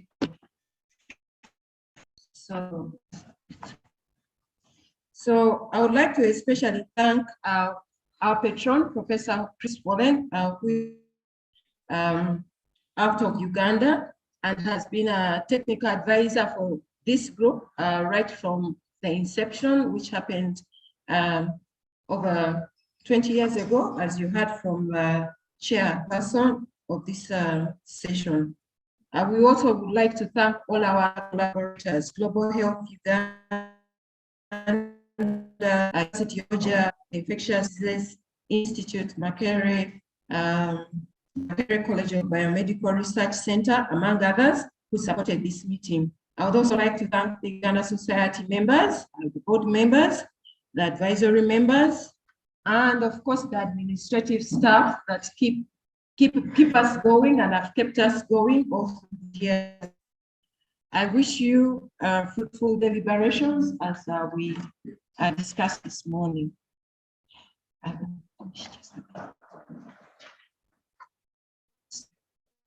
So I would like now to tell you a few things about the society. Some of you are new members, but also Madam Minister. She's always been a huge supporter for this conference. I don't know how many of these you have attended over the years, but I know there are very many, and we are really grateful for your commitment for research in health. And now I'll give you a few updates. So the vision of this society is for it to be a nationally recognized leader in promoting scientific research for health. And this we have worked on for all these years, hope to continue even when I leave this office as a chairperson and other younger people come on to take the mantle. Our mission is to play a leading role in improving the health of Ugandans through advancing knowledge and seeking scientific discoveries and interventions. And from the presentation this morning, you already have learned something through the sharing of this information. So our objectives, I'll not go too much into detail, but really focus on networking, development, and sharing experiences of research that we do. It is not helpful if you research and you put it on the shelf. You gather important information that should be shared with other people. So we encourage that people share their research findings, because this Uganda Society then offers you the platform for the dissemination. And then, as I was speaking earlier, one of the other things that we really like to do is to build capacity. By you participating in these conferences, you get to know what other people are doing, how they're doing, where they do it, and hope that you also learn from these experiences. We also do trainings, as I'm going to elaborate shortly. We revolve about research methodology, conduction of workshops that may focus on things like proposal writing, presentation of research results, data analysis, scientific writing, manuscripts, and the flagship activity we normally have is this annual conference for all the work that people may have done through the year to then be presented at this conference. So last year we had a hybrid conference, as I mentioned, and this was us in the next room, and it was strict policy for masks, and now everyone, okay, some people don't have, but then it was very strict. Everyone had to have their masks on, and then have limited the numbers of people at any one time. So what are we actually? We have so far registered over 1,000 members to this society.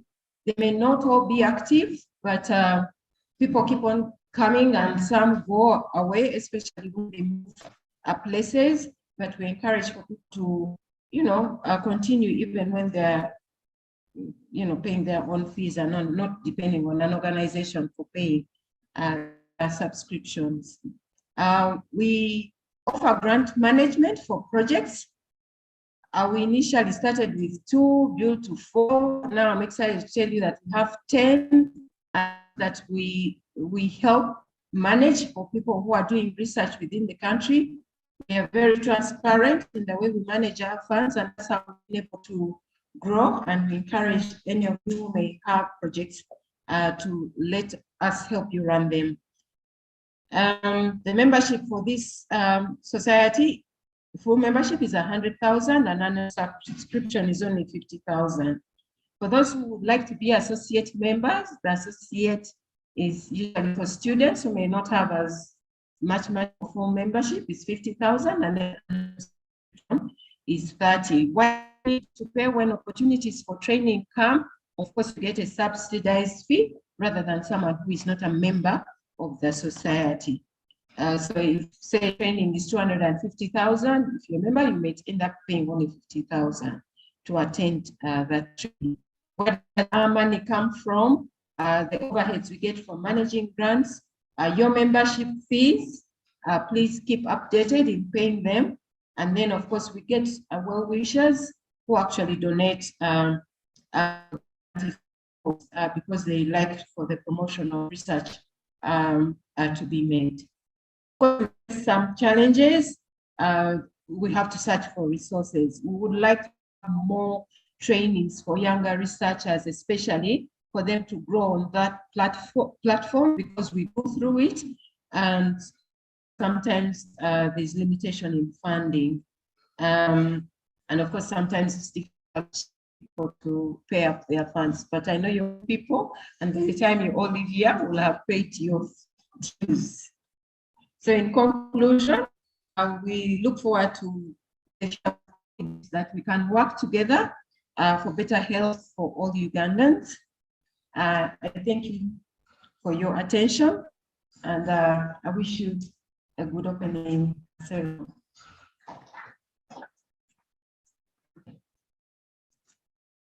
Thank you very much, Professor Nakasubja, and telling us about Uganda Society for Health Scientists. Honorable Minister and our keynote speaker, Professor Nelson Sewankam, I just want to briefly about how the morning has been. So this morning we had very colorful presentations, starting with a presentation on typhoid diagnosis. We had several presentations on COVID-19. And here I'd like to pause to congratulate the Honorable Minister upon your successful efforts in controlling COVID-19 in this country. Let's give them this. When the pandemic started, we were all very anxious and very scared that we were going to die. Like, I don't want to say flies, but that we were going to die. But somehow, somewhere, we thank God for keeping us alive. But we also thank the Honorable Minister and her ministry and the team that worked very hard to keep COVID-19 under control. So, Honorable Minister, this morning we had sessions on COVID-19, and I'm sure you'll be happy to know that specifically we discussed the vaccine, the COVID vaccine. And to make it more interesting, the presentation was about the adverse events after receiving the vaccines. And it's important to know that the presenter indicated that no serious adverse events. They were all minor adverse events that self-resolved within days. I think that is very good information for us to hear. And I think that is music to the minister's ears as she continues to encourage us to take the vaccine. We also had a very interesting presentation. Honorable Minister, you have always talked about prevention, and better care for our patients in the facilities. So we had a very interesting presentation from Dr. Ochola, who told us about Father Ambrosoli, who is on the way to becoming a saint, to be declared a saint by the Roman Catholic Church. Dr. Ochola, he gave us a very moving presentation that touched our hearts and made us reflect on patient care and the service that we give to this country. I think his presentation was calling us to do a little more than what we are doing currently. So, Honorable Minister, I just wanted to let you know that the morning session was very, very interesting. And I'm very sure that members in the room have learned a lot from that presentation. You'll also notice that there are very many young people in the room. Uganda Society for Health Scientists has a big capacity building component.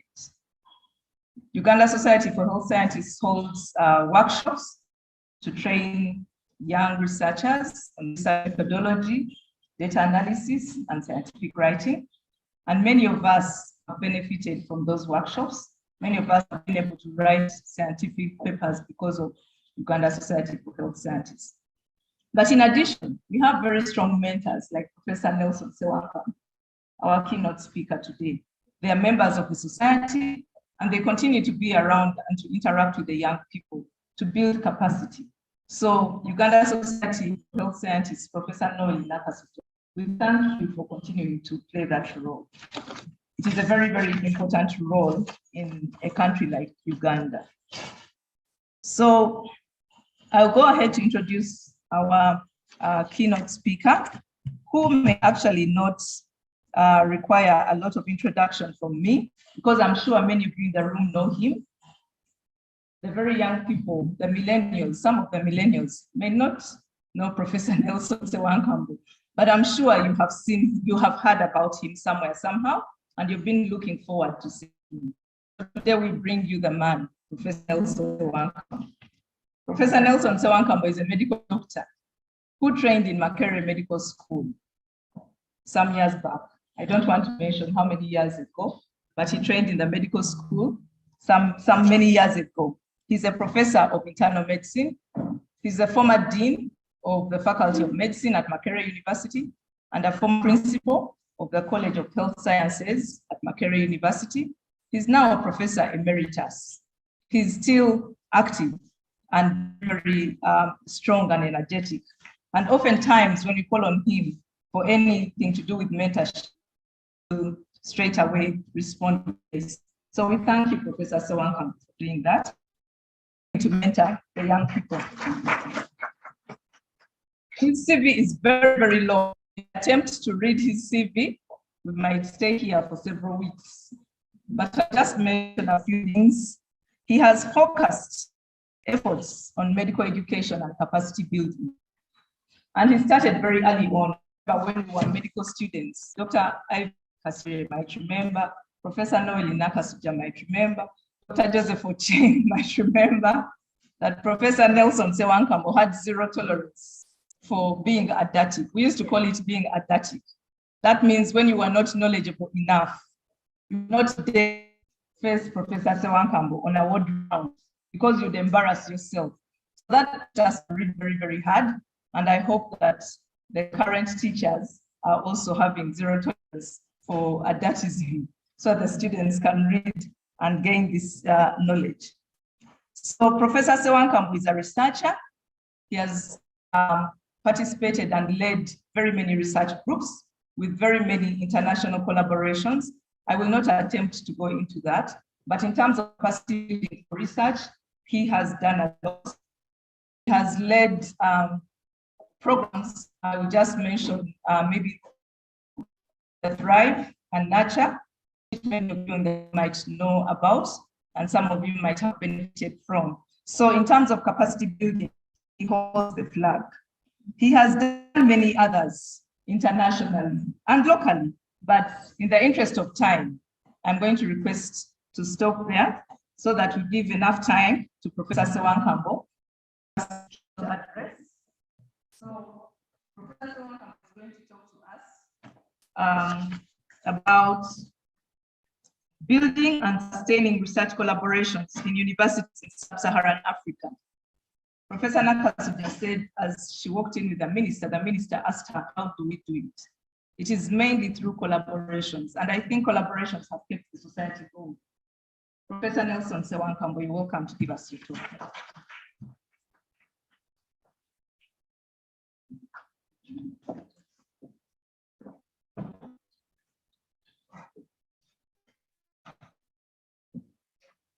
The Honorable Minister and the President of Uganda Society for Health Sciences. Okay, let me take up. And the mistress of ceremony. It's indeed a great honor and pleasure for me to be invited to give a keynote speech this morning. Moreover, when the minister is around so that she can listen to the presentation. I actually thought, to be frank, that he would speak fast and he would go away because usually ministers are very busy and yeah, they don't have time to listen to some of these presentations. So I was very relaxed in my however, the mistress of ceremony said I was in the medical school sometime back, and she didn't want to mention how many years ago. I'll mention. Because at the medical school, when I mentioned to students, I was used to sit there, over there. The reaction in the room is unbelievable. It is electric.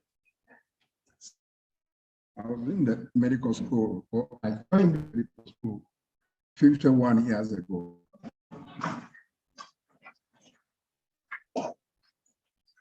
"51 years ago, your maker or the DNA had not even been made." So let's get to business. The message I got had two pieces of information. The first one is that the theme of speech is redefining collaboration in health. And the second one was that the topic of my presentation is building and sustaining research collaboration in universities in sub-Saharan Africa. I thought a little bit about this and said, if the theme of the meeting is redefining collaboration in health research, by the way, if I'm taking too long, you just stop me.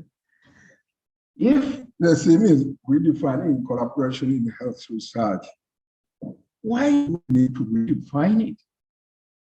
That's the question I kept asking myself. In other words, why did the organizers choose the theme as redefining collaboration? Something must be wrong. Otherwise, why redefine it? Second point, the title or the focus of my presentation is building and sustaining research collaborations, then it should fit the theme. So how do we redefine, and why should we redefine building and sustaining research collaborations in universities in sub-Saharan Africa? However, because we are in Uganda, we should also be very relevant and speak about Uganda, redefining it Uganda. Okay. So I took a bit of time to look around to see how collaborations in sub-Saharan Africa. There are a lot of things out there, but I picked up this one. This is trying to mark where the collaborations are. Who is collaborating with who? And in here, as you can see, circles, there are triangles, and they are called them rectangles or squares. This is supposed to depict West Africa, Southern Africa, Eastern Africa. Where are these collaborations on the continent? So I don't have a pointer. As these circles, South and Eastern Africa. Therefore, it looks like most collaborations are in the South and Eastern Africa, as opposed to North Africa and West Africa. But of particular importance is this big circle. The size of the circle is how much collaboration is going on. And that big circle represents South Africa. So that is here. Compare that to this circle. Kenya is somewhere. Kenya is here. Not very different, but slightly bigger. So collaborations are going on with South Africa. Very quickly go to the answers to the theme or the title I was given, collaborations in sub-Saharan Africa. How do we define it? What do we do? I quickly go to that so that if you fall asleep after that, it's okay. I've delivered my message. We need to focus on individual researchers like you, because you are the ones who have the collaboration. Secondly, We need to look at the institutional environment. Many times we think,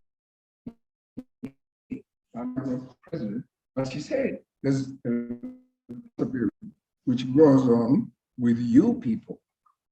But if we stop there, the institutions are not support of researchers so that they can collaborate. The effort will not bear as much as we would like to bear. So institutional research environment, including research administrators. Many times when we talk about research capacity building and collaboration, we think about researchers. But the research administrators are extremely, because they facilitate and support us in doing what we're supposed to do. Let's take Edward is sitting here. He's an IT person.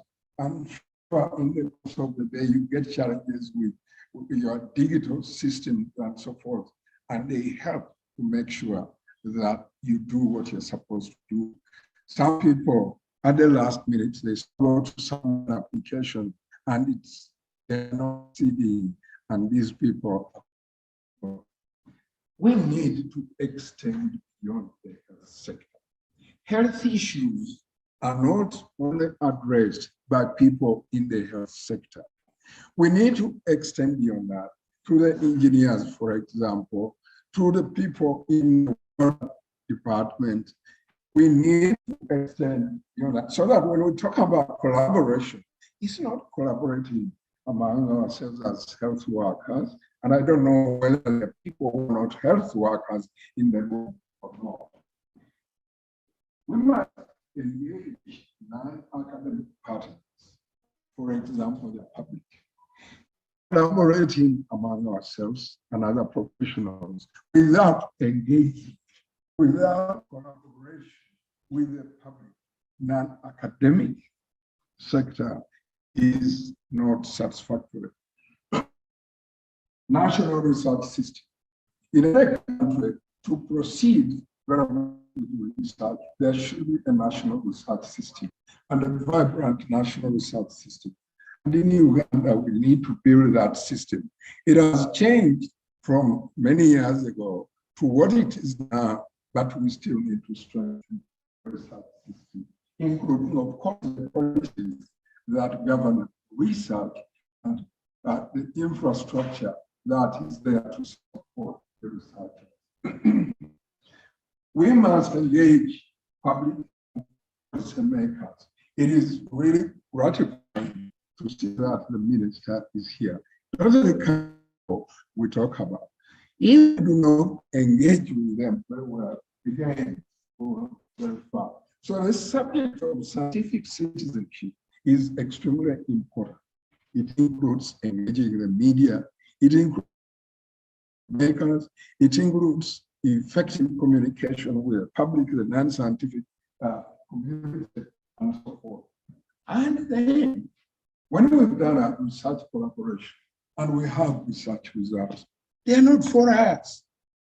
They are for people to use, to impact on people's lives. So we must pay attention to enhancing research use. Many times researchers say, from here, I did my work, I did it, and they are the results. If the minister doesn't know that they are there, that's her fault. If other people don't know that the results are there, it is their fault in the district. No, we should go far and enhance, support the use of research. Access to research funding, I can't emphasize that too much. You all know you have to get money to do the research. One of the elephants in the room is equity. And there's what I call the equity problem. Other these days,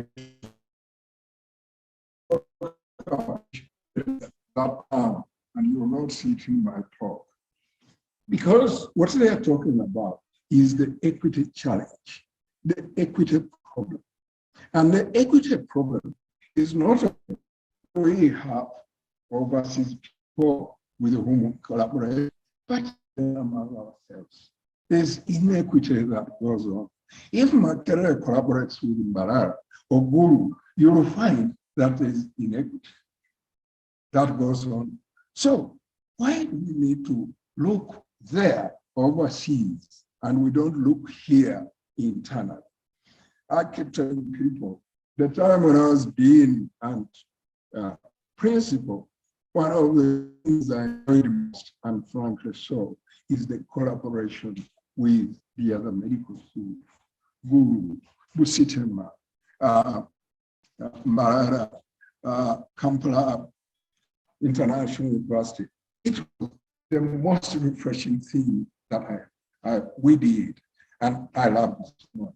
Therefore, and when we did collaborate, you could see inequity somewhere, and we need to address the inequity if we are collaborating among ourselves in the past. That's very important. Now, I took this from one of my projects, where if we are building capacity, we need to build research leaders, because again, you cannot go very far without research leaders. And to do that, and build also the capacity, we need an institution. This institution must be surrounded by a research environment. So we pay attention to the individuals, but we don't pay attention to the research environment in the institution. We need to, by, for example, setting up the values that we cherish as a research institution. We need to support all people to go up the ladder. And we need also to look at scientific quality, scientific citizenship, research administration, research leadership, as I've said. And of course, on the top, the mentors and supervisors. So, remember, the book is about collaboration, research collaboration. What are we talking about? I'm sure in this room, you have all different ideas what is. The trouble with collaboration, and certainly in research, there's no conceptual clarity. What do you mean by research collaboration? What you may be, when you stand up to talk about research collaboration, you may have something different in your mind from me. And it's not your fault, it's not my fault. It is because there's no conceptual clarity today on what collaboration means. So, how can we measure something which is not clear, conceptual? That poses a challenge, and a big challenge. If a year from today, we say, did we improve in a research collaboration? What are we going to measure to show that we improved or we didn't improve? Because there's no clarity. So collaboration, however, has become very essential, and people talk about it, including myself, despite the fact that that clarity does not exist. So, building and sustaining research collaboration in universities in Uganda, when I sat back to think about it, it runs along these lines. And indeed, the president in our speech, she said, we should collaborate even among ourselves in the country. But we start by collaborating within our own institutions. We collaborating, or we hide things, saying, oh, they will steal my idea, or they, whatever it is. In collaboration, it should be built and strengthened. Because how do you succeed in collaborating with those there when you can collaborate with your own? National collaboration with other institutions in the country, and I've talked about cross-border collaboration south to south. When we talk about collaboration again, we think of London, think of Washington, and yet Nairobi is next door, Moi is next door, Moi University. Why don't we do more collaborations south to south? Of course, there are structural barriers to that collaboration, but are we making the best effort to do And then, of course, there's cross-border cooperation, south, north, north, south, south, south, north, north, and all combinations that you want. And then this is the very favorite subject these days of global health.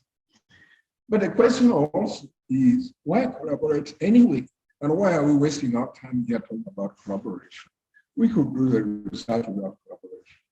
Interaction between researchers from different cultures and disciplines, we should go outside the health sector. Those people bring different perspectives and new insights. Personally, I enjoy it a lot when I sit with people who are not from health, the way they see things, and they open up your eyes to things that you didn't see. There's resource optimization because we share resources, literature, labs, equipment, and so forth.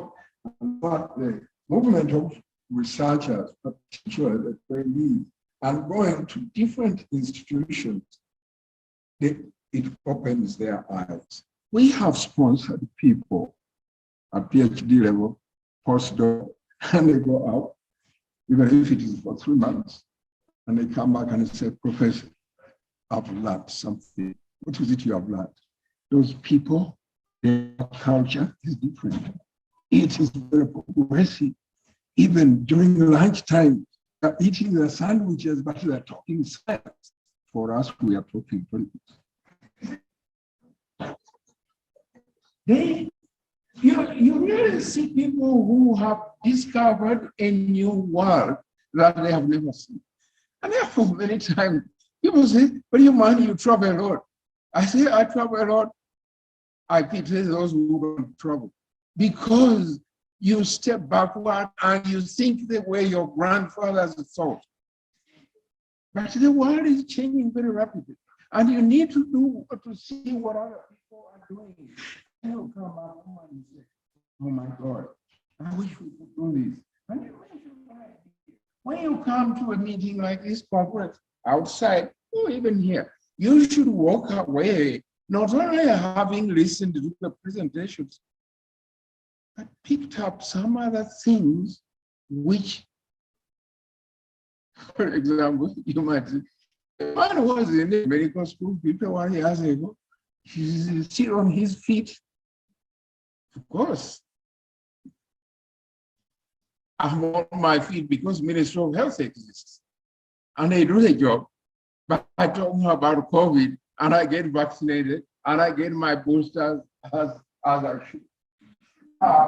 Collaboration begets collaboration. I cannot overemphasize that. You get one collaboration, you are likely to get a second. And once you have 3 collaborations or 4, you'll be invited to 5, and you can't do all the 5. So success begets success. That is the usual step. Collaboration begets more collaboration.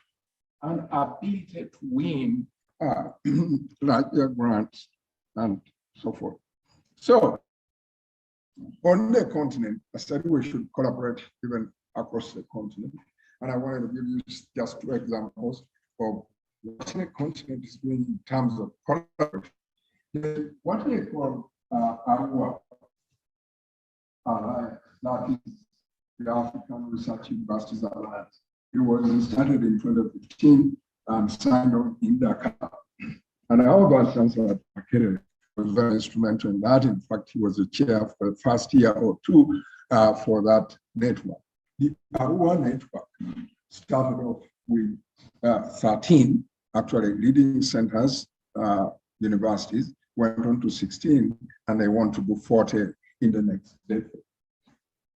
Collaboration between peer African institutions. That's what ARUA is about, to collaborate with African institutions, as opposed to collaborate in London, to collaborate with others, but peer institutions. There are research hubs in those universities. In Makere is a member of that ARUA network. And then there are World Bank Centers of Excellence, for which government had to borrow money in order to support those centers of excellence. So I'm Makere, and I thought I should have, some of you are not from Makere, but even those from Makere might actually not appreciate the issue. when I was doing one of the things that struck me, I said, yes, I know we don't have resources, but can we set up an institution which will demonstrate to everybody in the university and outside that if you give that institution space to think, to plan, and to raise resources, it will be successful. And that institution turned out to be Infectious Diseases Institute. After a lot of struggle with the council, saying, do you need money? I don't need your money. I will raise it. How much? To be about $15 to $20 million. Is it? But your School of Medicine doesn't even have that budget. I said, just test out. We will raise the money. And so the argument went, and we raised the money, and the Infectious Diseases Institute started. And it has demonstrated how people can actually think in the same environment. The medical schools, so you have Infectious Diseases Institute here and other people here. And the institute is doing very well in raising money and so on and so on, and does very good things. So establishment of self-governing research institutions with a university was something. And it has picked up very well. Well, sciences alone, there are 5 or 6, and the rest of the colleges, the university took up the issue, and they are ongoing. Although recently there are some bumps and skips which are making some of us grumble. However, the idea to demonstrate the concept worked, and it is still working. So the most recent addition, self-government institutions, but they are marketed institutions. In fact, the question was, Mr. But then I was Dean, yes. Mr. Dean, you mean you want to create a university within a university? I said, but we've seen these things happen elsewhere successfully. I'm not saying I'm creating a university within a university. No, this thing is going to be your university, but you give it the space to think for itself, to raise the money and so forth. And up to today, the money goes to the Infectious Diseases Institute. They raise the money. Most recent additions are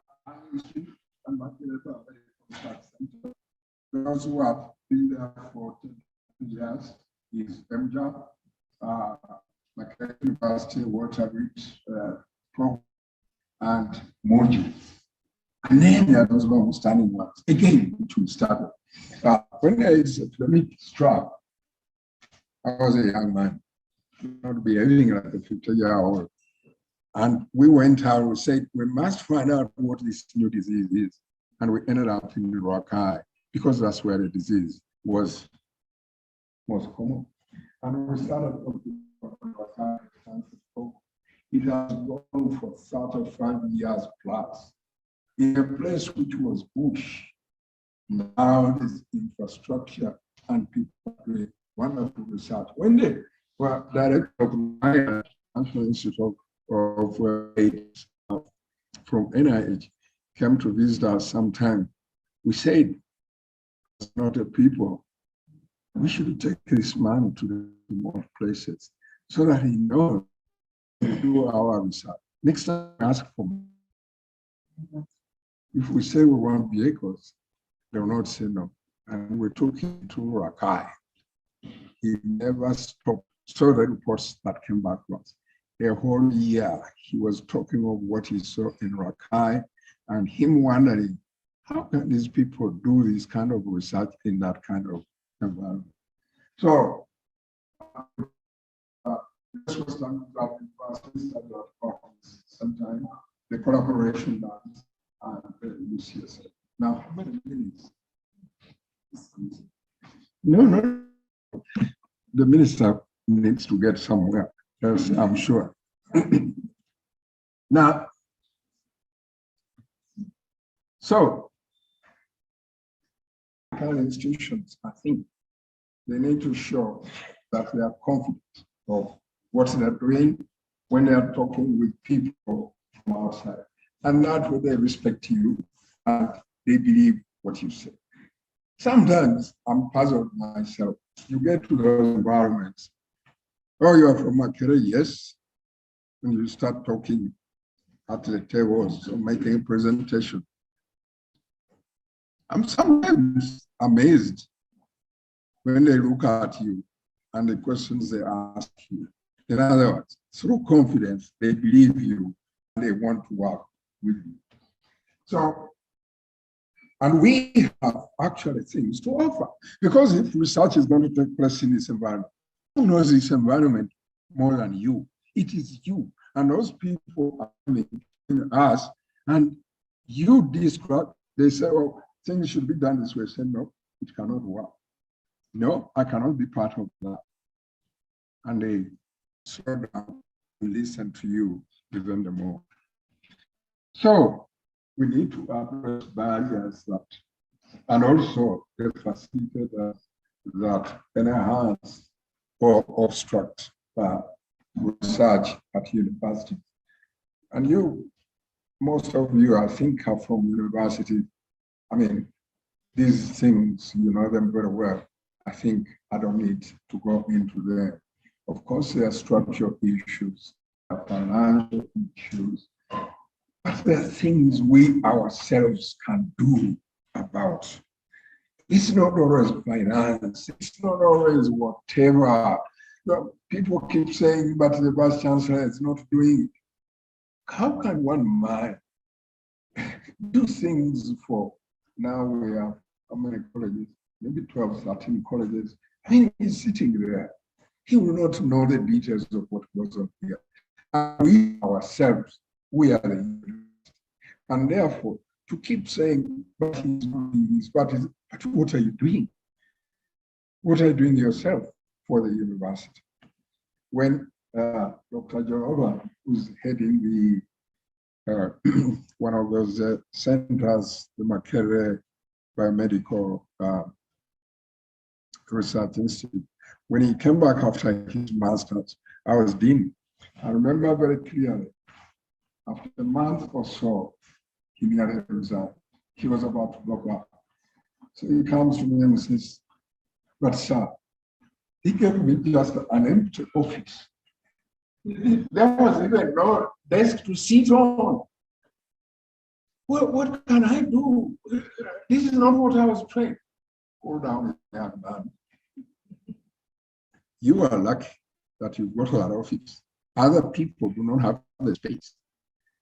But if you're very strategic and visionary, the world will turn around.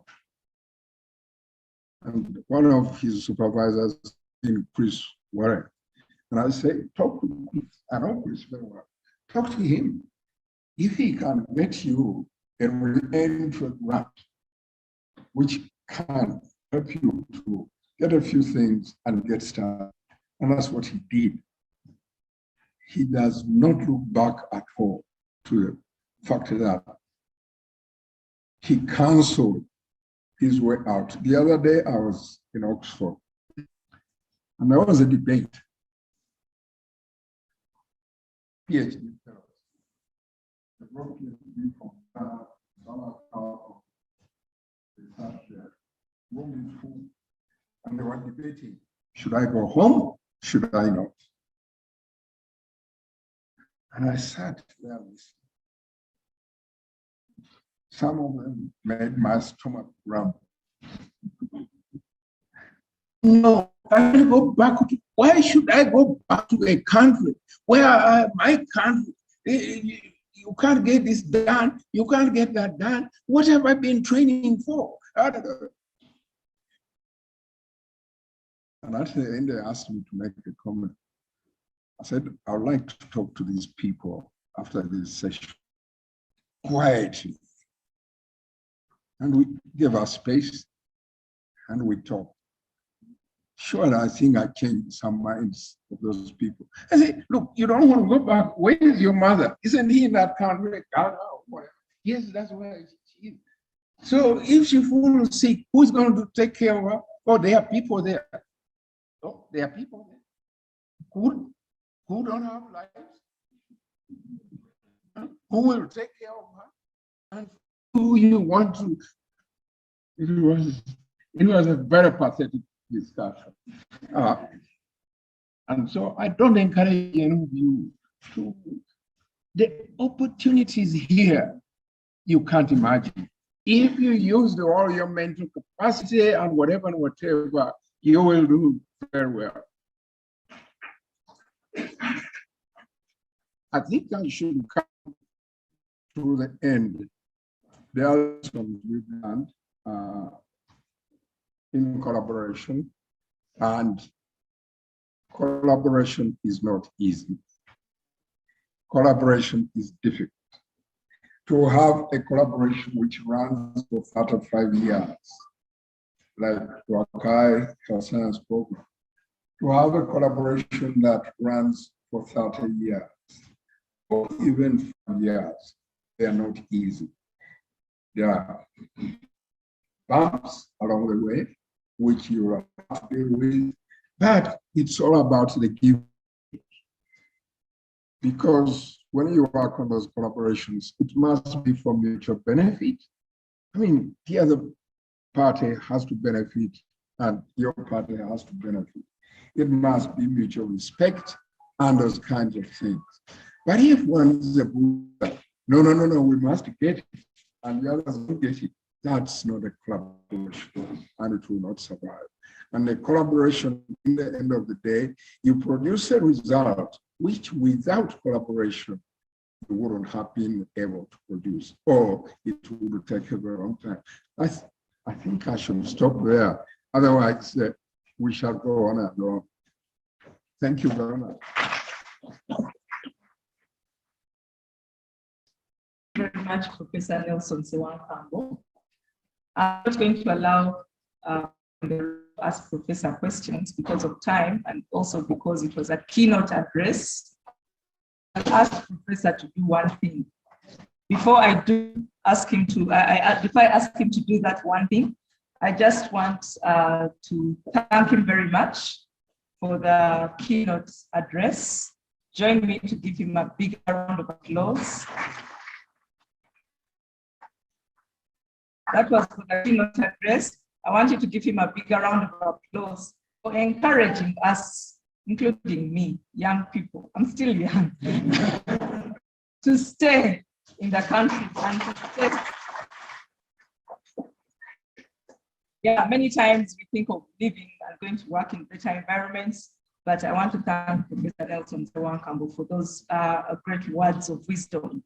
He talked about collaborations and at individual level and institutional level. Honorable Minister, we request you to take our message of gratitude to His Excellency, the President of Uganda, for having started to fund research in the country. So we have the Makerere Research and Innovation Fund that has enabled very many people to come on board the research game, to conduct very high profile research in this country. And as Professor Nelson Sewan-Kambo said, it starts with us at individual level, but we also need to collaborate at institutional level. The same Makerere Research and Innovation has enabled us to collaborate at institutional level.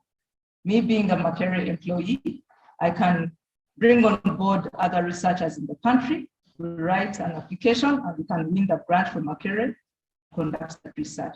But also within Makerere, from College of Health Sciences are collaborating with people from COVAB, people from education, from Choose Social Sciences. So we really request you to take that message back.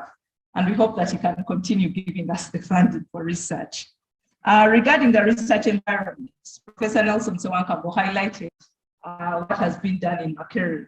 He highlighted institutions like IDI, Infectious Diseases Institute, that has enabled many of us to learn how to conduct research and that has enabled us to win many research grants, as well as to acquire many collaborations. So Professor Nelson Sewankambo, we thank you very much for having led that effort.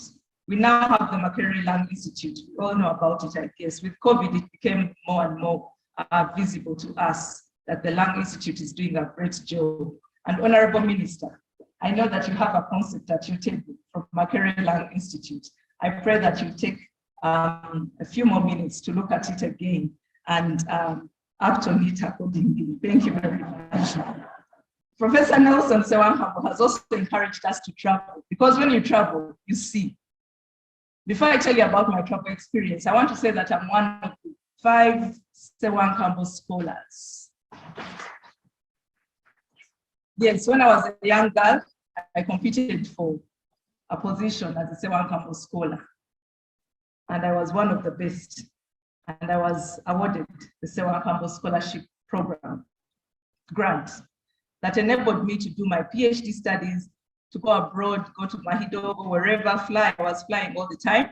And I was able to conduct my research and able to come back to the country. So please travel. Through my travels, I was able to see things abroad, and I'm able to work differently. I want to say that just last week, we were with the Honorable Minister, all the way in Canada, in Montreal, to attend a conference. I saw a lot there that I brought back to my department that I'm going to use to change my work environment.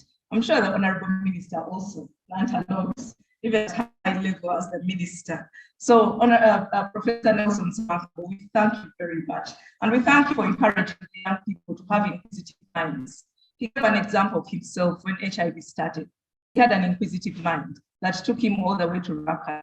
And what has resulted from that inquisitive mind is a very, very big collaboration, institutional capacity, and very many scholars have come out with that. Let us have an inquisitive mind as young people, and let us listen to our mentors, because by listening to them, we're going to go beyond what we can do on our own.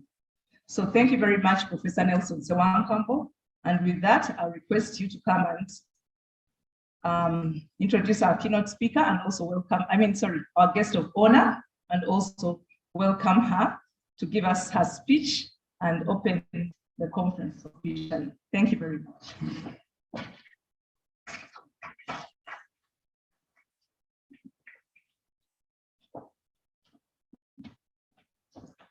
Well, this is a big request because they didn't need to be that but it's again an honor to introduce to you our Honorable Minister of Health. You know, she's been a Minister of Health for some time. She is a pediatrician and she worked a lot up country. So she knows what happens in those places. And here, as we said earlier, she has had,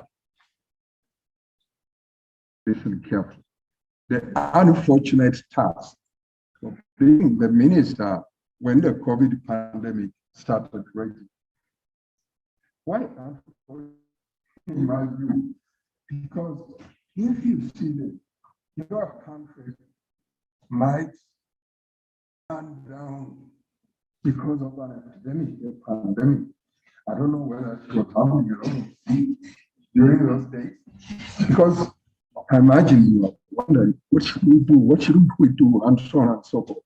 And then comments are flying around in the papers and so on. So that was unfortunate. But it's a very good thing when you get a challenge, you turn it into an opportunity. And I think that's what in order to turn the country around so that it survives, we all survive the pandemic. So thank you very much. That's my personal thank you to you for the work you've done with the ministry, and we are all appreciated. So you are most welcome to give us your remarks today. I think that will be the climax for the day.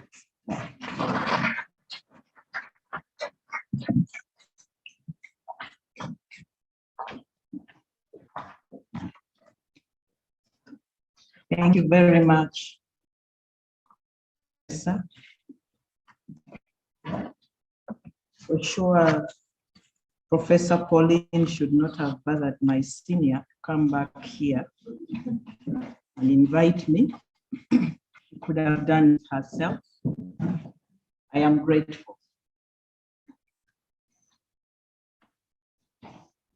The chairperson and board of Uganda Society for Health Scientists, our keynote speaker, Professor Ssewankambo, past president of Uganda Society for Health Scientists, delegates present, ladies and gentlemen. It is a pleasure for me to join you today at the opening of the 21st annual conference for the Society existence. It is gratifying to know that the Society has held annual conferences since its inception. Professor Nelson said, it is nice to travel and meet people discussing science when you're eating sandwiches. Unfortunately, for us in Uganda, we discuss politics, which is true, Professor, but politics rules the world. But I'm not saying abandon science and resort to politics.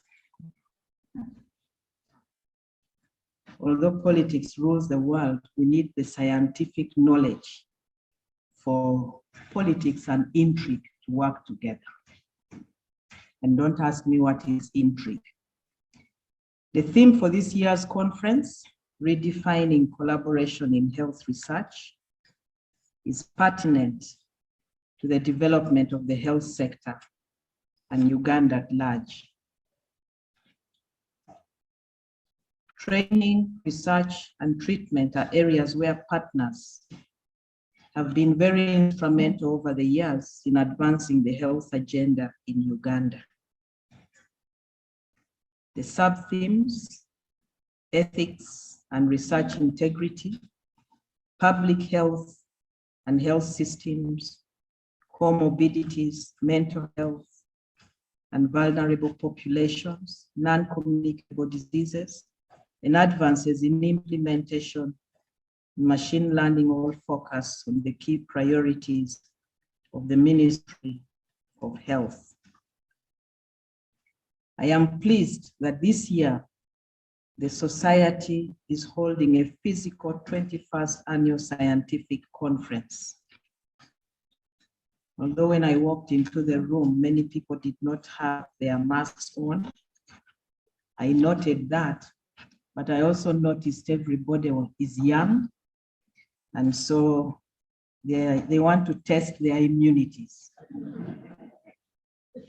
But for some of us who were taught by Professor Nelson Ssewankambo, we are always very careful. See, when she was mentioning names, she forgot me. These days, because I crossed to the other side, they forget that I am part of them. But that is okay, because after science, they will come back to politics. Opportunities for in-country scientific dissemination are still limited. Therefore, I commend you for providing a local platform for the Ugandan research community in the health sector to disseminate their findings. It is important to note that the annual conference is intended to serve as a leading platform for young and mid-level researchers to disseminate their research findings and to network with senior researchers, mentors, and colleagues. And for sure, the summary of the research papers presented here this morning touch a lot on what we do, especially what we did during the COVID pandemic. And I want to assure you that if it wasn't for the scientists like Professor Nelson and Professor Pauline and Noeline, managing the pandemic would have been very difficult. Many of you are aware that we appointed Scientific Advisory Committee, and the Vaccine Advisory Committee, whom we would argue with. They argue scientifically, we argue politically, because you have to balance the two. You cannot separate them, they go together. And then we match at the point of policy and implement. That is why you are alive. We must thank them really. Whether there are other members of the Scientific Advisory Committee apart from these three, and they are still doing their work for free. Don't think I paid them. They did it for free. Whenever I wanted anything, they had to do it for our sake, for the sake of our country. That is why Professor said there are opportunities. Stay in there and do something for your country. So thank you, and continue to do it. We still have COVID.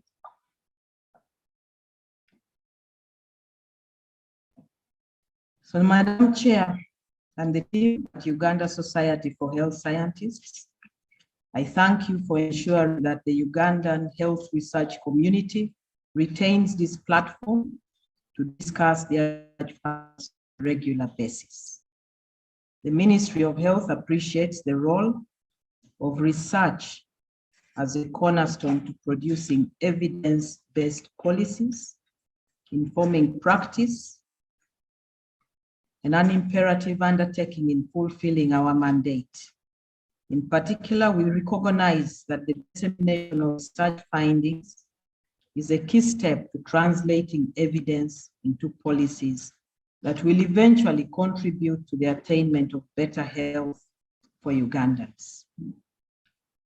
Dissemination platforms like this conference annually allows research to undergo peer review and debate and enable various researchers to know about ongoing research activities within the country. It is also important to recognize that conferences like this provide particularly useful feedback to the authors of the work to prepare manuscripts for publication in peer-reviewed journals, thus contributing to the local, regional, and global body of evidence. The society is unique in that it is quite multidisciplinary, engaging all cadres, nurses, doctors, social scientists, to mention but a few, and is open to all scientists in Uganda. Furthermore, I'm informed that several young researchers have submitted abstracts for review and presentation in this conference. This is very encouraging, and it demonstrates that the society is not merely nurturing a continuous pool of researchers, but also holding fast to the society's mantra of research for better health. Professor Pauline mentioned that we traveled to Canada. I learned a few things. I would summarize them as 3 things, but I also learned bad things.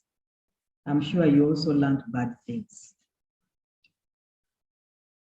I learned that these days in conferences, there are people who protest. I also learned that there are people who dress up badly.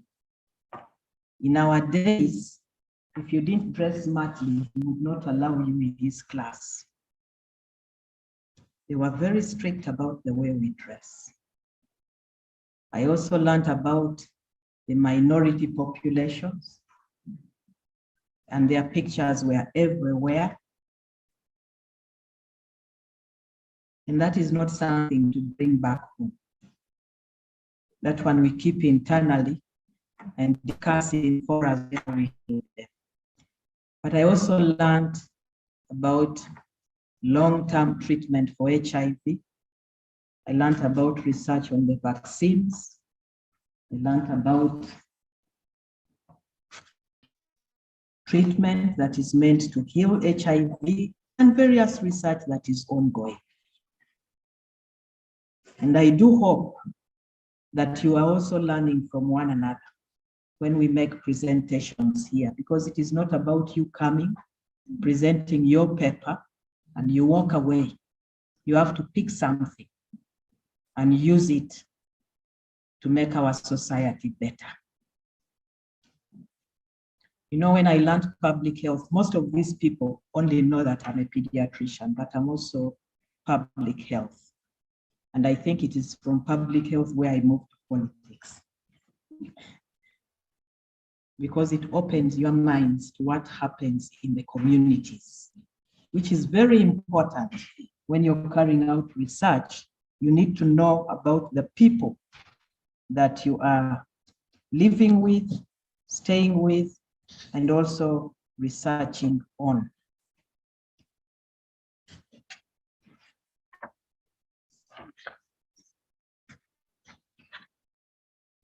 I want to appreciate the funders.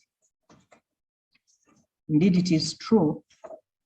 When I came in, I asked Professor Noel how they managed to run this conference every year. And Professor has given a very elaborate presentation on what happens in collaborations. So allow me to thank the funders who have supported Uganda Society for Health Scientists financially, including the Fogarty International Center at the National Institutes of Health, the United States of America. I salute the members of the society who have subscribed and therefore contribute to the sustainability of the society. I have been a member who subscribes, but I think I have backtracked for some years, especially during the COVID time. Nobody followed me up, so it's not my fault. If somebody follows me up, I will make good and continue to remain a member. Allow me to appreciate the president, the past president, and our keynote speaker for today. And also lastly, to continue to appeal to you, the young ones. I know those who are already in the public service, your salaries have been enhanced. Those who are still planning to join, have hope. We are working hard to expand the structures so that we can bring you on board. But my appeal to you is for quality research so that we can use that information to inform policy to better our country. And with those remarks, I now declare the 21st Annual Conference of the Uganda Society for Health Scientists officially open for God and my country.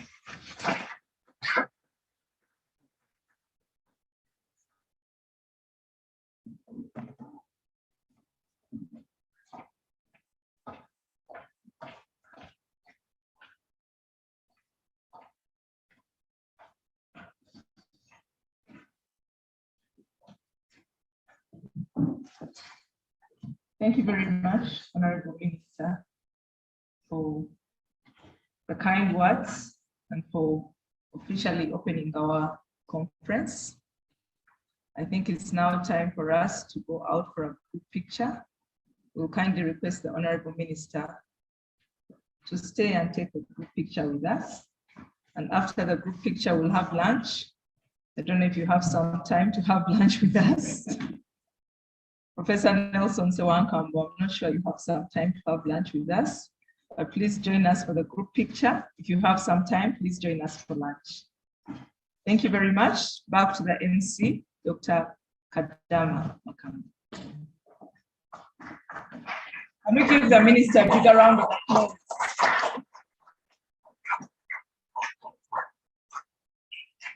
Thank you very much. Once again, thank you so much, Honorable Minister. And thank you, our keynote speaker. Thank you so much, Professor. Thank you, Professor Sewankambo. And thank you very much, Madam Minister. Like Professor Biachika said, please join us for a group photo. We'll leave you to the place outside. the full side where we shall have the group photo. Also, members, please join us to the full side so that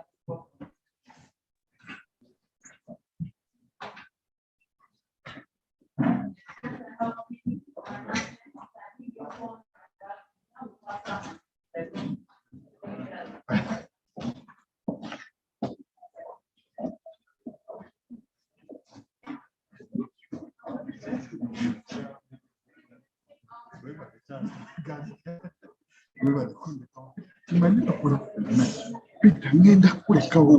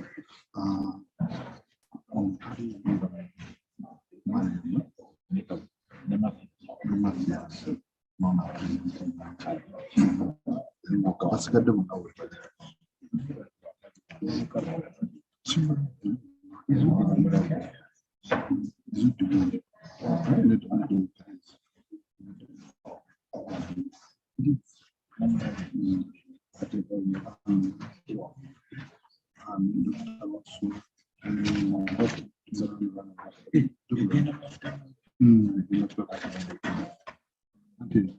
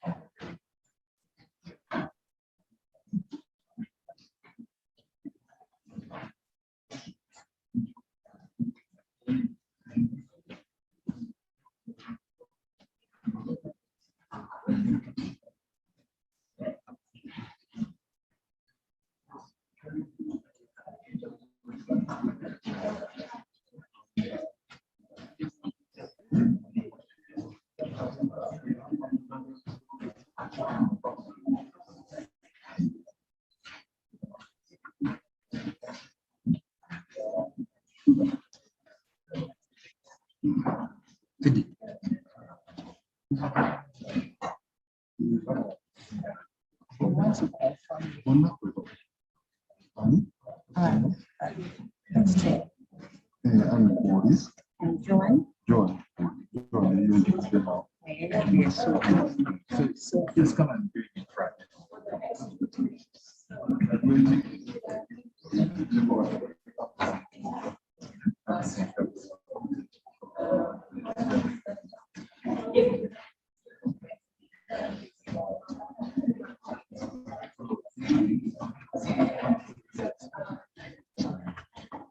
So that was a really welcome to this afternoon session. It's an honor to present what God show. You were people called Mafiji, but now so you're welcome. If you feel you have, if you feel you have eaten well, we are going to start with a sanitizer.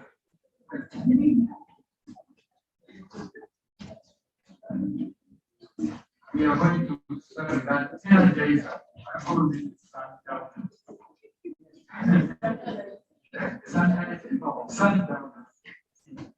Sundown, 4 p.m., 5 p.m. The sun goes down. Yeah, drinks up.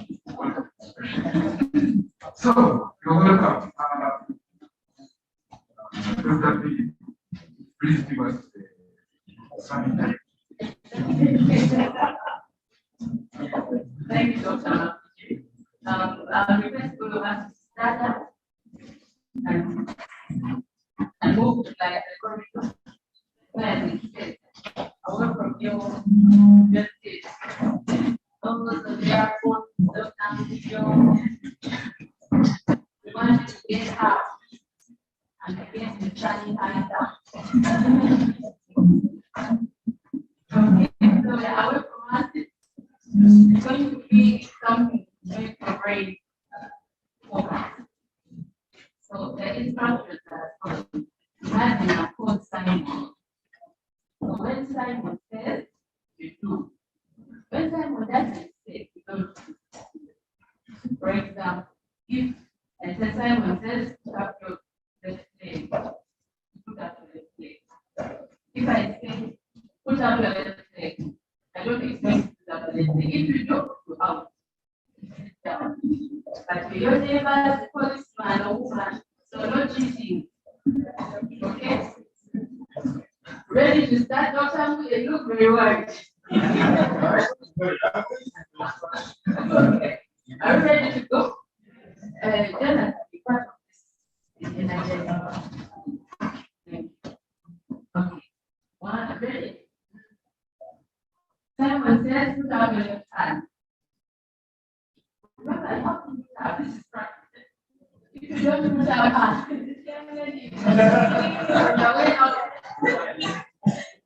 okay, wait. You can put down. Simon says, put up your right hand. Okay, good. So we have the instruction. We can now do the new figure. Yes. That's the practice. Okay, so Simon says, put up your left hand. Simon said, put down. Simon said, you need to move to the side. I didn't tell you practice. No, we finished practice. Okay, let's start. Simon said, move for one step forward. Simon said, one step back. Simon said, one step back. Simon said, left hand up. Simon said, left hand down. Left hand up.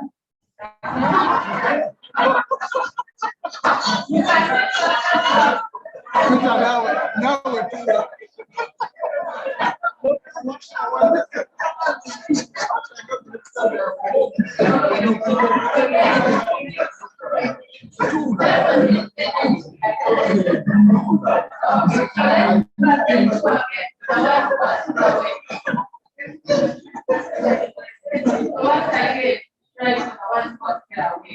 But when you're down, when you're sitting down, you want to know what is going on.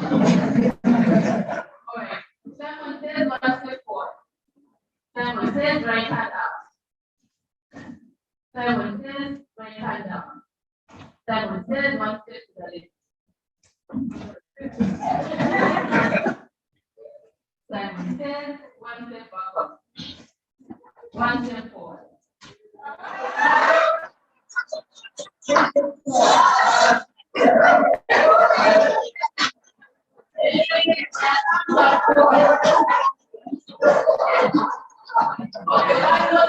One more time.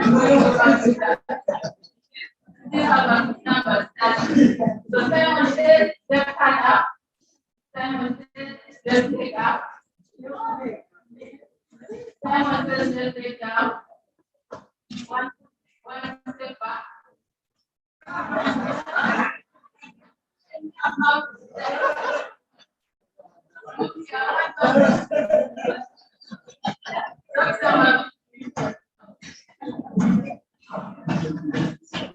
Okay, thank you very much. Thank you very much. We are now ready to start. We shall follow some of the same guidelines as the morning session in terms of presentation time. Without much delay, I want to invite our chair, Professor Adia, from the environment material to chair the session. Right. Thank you very much, Dr. Propensity. I know you've been the society from inception until now, so thank you for being there to mentor our junior colleagues at newcomers. I'm pleased to chair this session. I'm passionate about some of the conditions of patients, especially tuberculosis, but this session is about HIV and malaria. Before you have a final report, I've got one. And to start off our session, we start 10 minutes for you. So we're going to listen to Miss Joan Propensity. Joan works with the Infectious Research Collaboration, IDRC. She's a several social scientist, and her passion is HIV research. And she wants to share with us a topic titled Progress and Contextual Factors Influencing Habitat and Completion of for tuberculosis prevention and HIV in Uganda. We look forward to welcome. Thank you so much. My name is John Rita Cassidy, and I'm here to present an abstract on the process and contextual factors influencing acceptance and completion of isoniazid, ifapentrin, that is UHP, for tuberculosis prevention by people living with HIV in Uganda. Those are the co-authors. The authors have no conflict of interest to report. So weekly isoniazid, ifapentrin for 3 months, is recommended for people living with HIV who don't have active TB disease for tuberculosis prevention. The 3HP options trial is an ongoing randomized implementation trial comparing 3 optimized 3HP delivery strategies, and that is the directly observed therapy, where they take in the presence of the health worker, and we have the self-administered therapy, where they take on their own at home. And we also have the patient choice, where they can choose from the direct observed therapy and the self-administered therapy. For this study, we explored process and contextual factors influencing acceptance and completion of UHP among people living with HIV who were enrolled in the 3HP options trial. Our study site is at National Suppression Syndrome Clinic under the Makerere University Joint AIDS Program, Kampala. And we conducted same-structured interviews with people living with HIV who were randomized to each of the 3HP delivery strategy. The interview participants were purposely selected based on the demographic and treatment completion characteristics. And we used the delivery strategy-specific interview guides to interview the study participants. The interviews were audio recorded, transcribed, and data was analyzed using inductive thematic analysis. And these are our results. So we conducted 72 interviews, and those were 24 per the 3HP delivery strategy. The factors that influenced acceptance of 3HP among interview participants included: 1 is their understanding that as people living with HIV, they are at a greater risk of TB. Secondly, it's the previous experience with TB disease, and some of these people had either suffered from TB themselves or they knew someone close who had suffered from TB. As we can see about here from a 31-year-old female who had suffered from TB, she had this to say: I have suffered from TB before and the pain was too much. When I cured and heard there was medicine to prevent TB, I thought to myself that I cannot miss this chance. Another factor was the social support they received that enabled them to accept taking 3HP, and also the shorter duration of 3HP, which were 3 months, as compared to the daily isoniazid of 6 months. We also looked at the motivation to complete 3HP under each delivery arm, which included, under the direct observed therapy, the residents near the clinic, people who were living or who worked close to the clinic, found it easy to make movements to and from the clinic weekly, so they were able to complete treatment. And also we had patients who had not disclosed their HIV status to the people either they were living with or working with. And so having that option with direct observed therapy enabled them to complete treatment. As we can see, a photo here from a 23-year-old female who still lives with her parents and other people in the family. She had this to say: I sleep in a bedroom that has no privacy. I would find it hard to keep both ARVs and this medicine hidden and safe in one way or the other.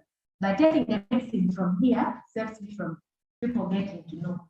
Under self-administered therapy, we found that it was convenient for people, especially people who have a busy work schedule, and maybe they are stay-home parents and they don't have time for people to leave their children with to come to the clinic weekly to take their medicine. So they found the self-administered therapy the most convenient for them. As we can see, 41-year-old male who has a very busy schedule, had this to say: for me, morning hours are very crucial to my work schedule. Now coming here interferes with my schedule.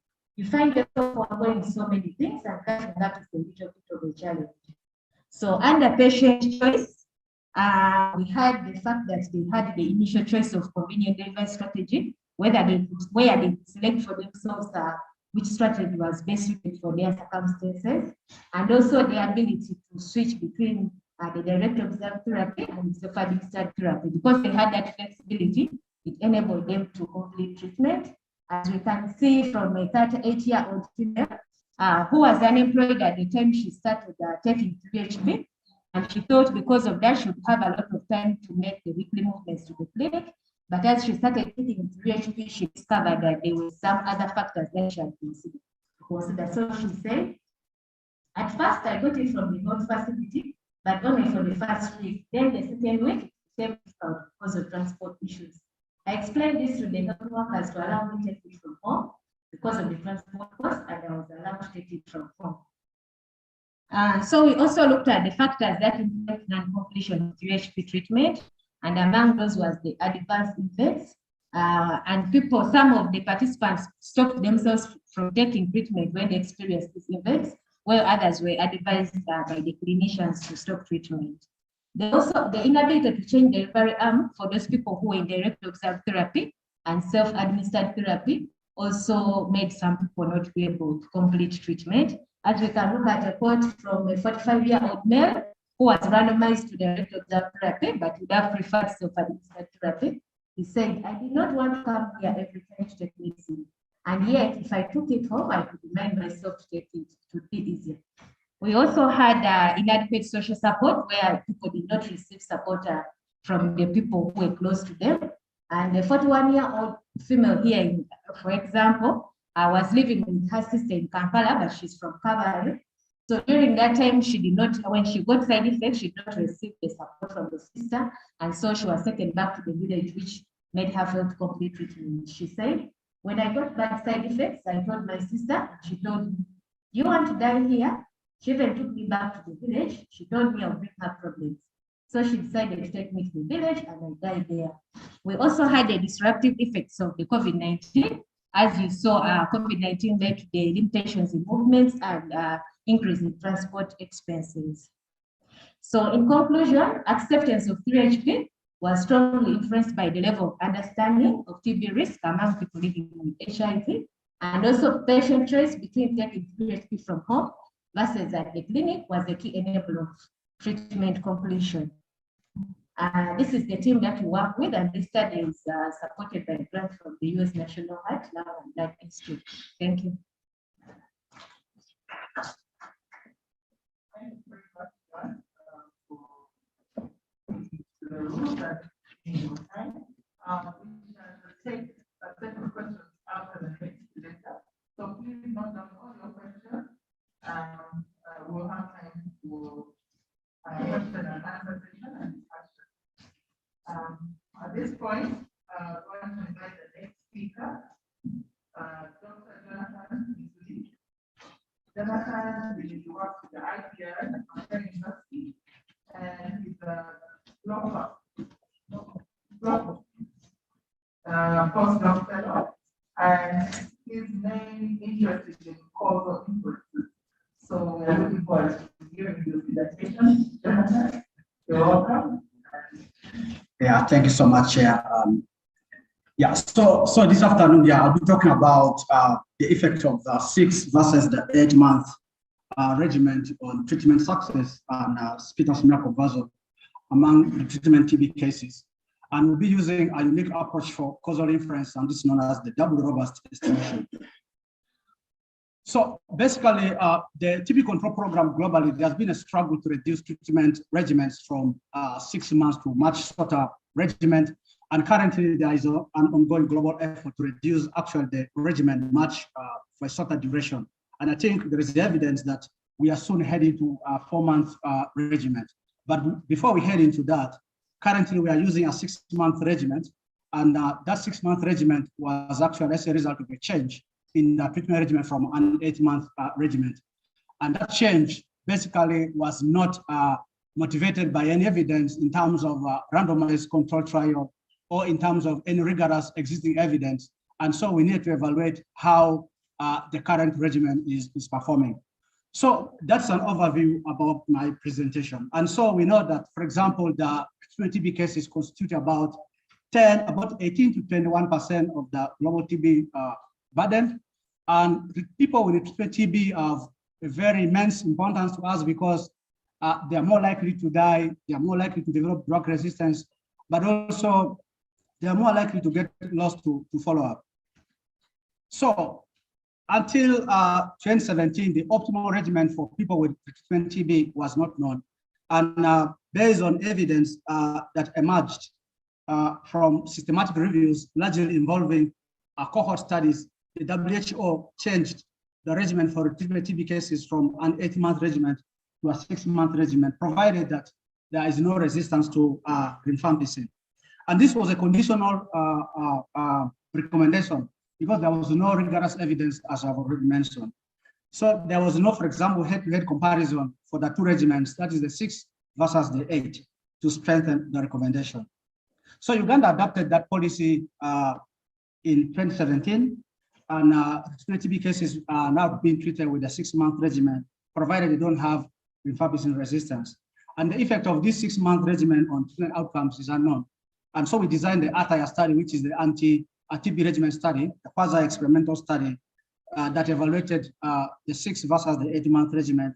And we looked at 2 outcomes, treatment success and sputum smear conversion among retreatment bacteriological confirmed TB patients in Kampala, Uganda.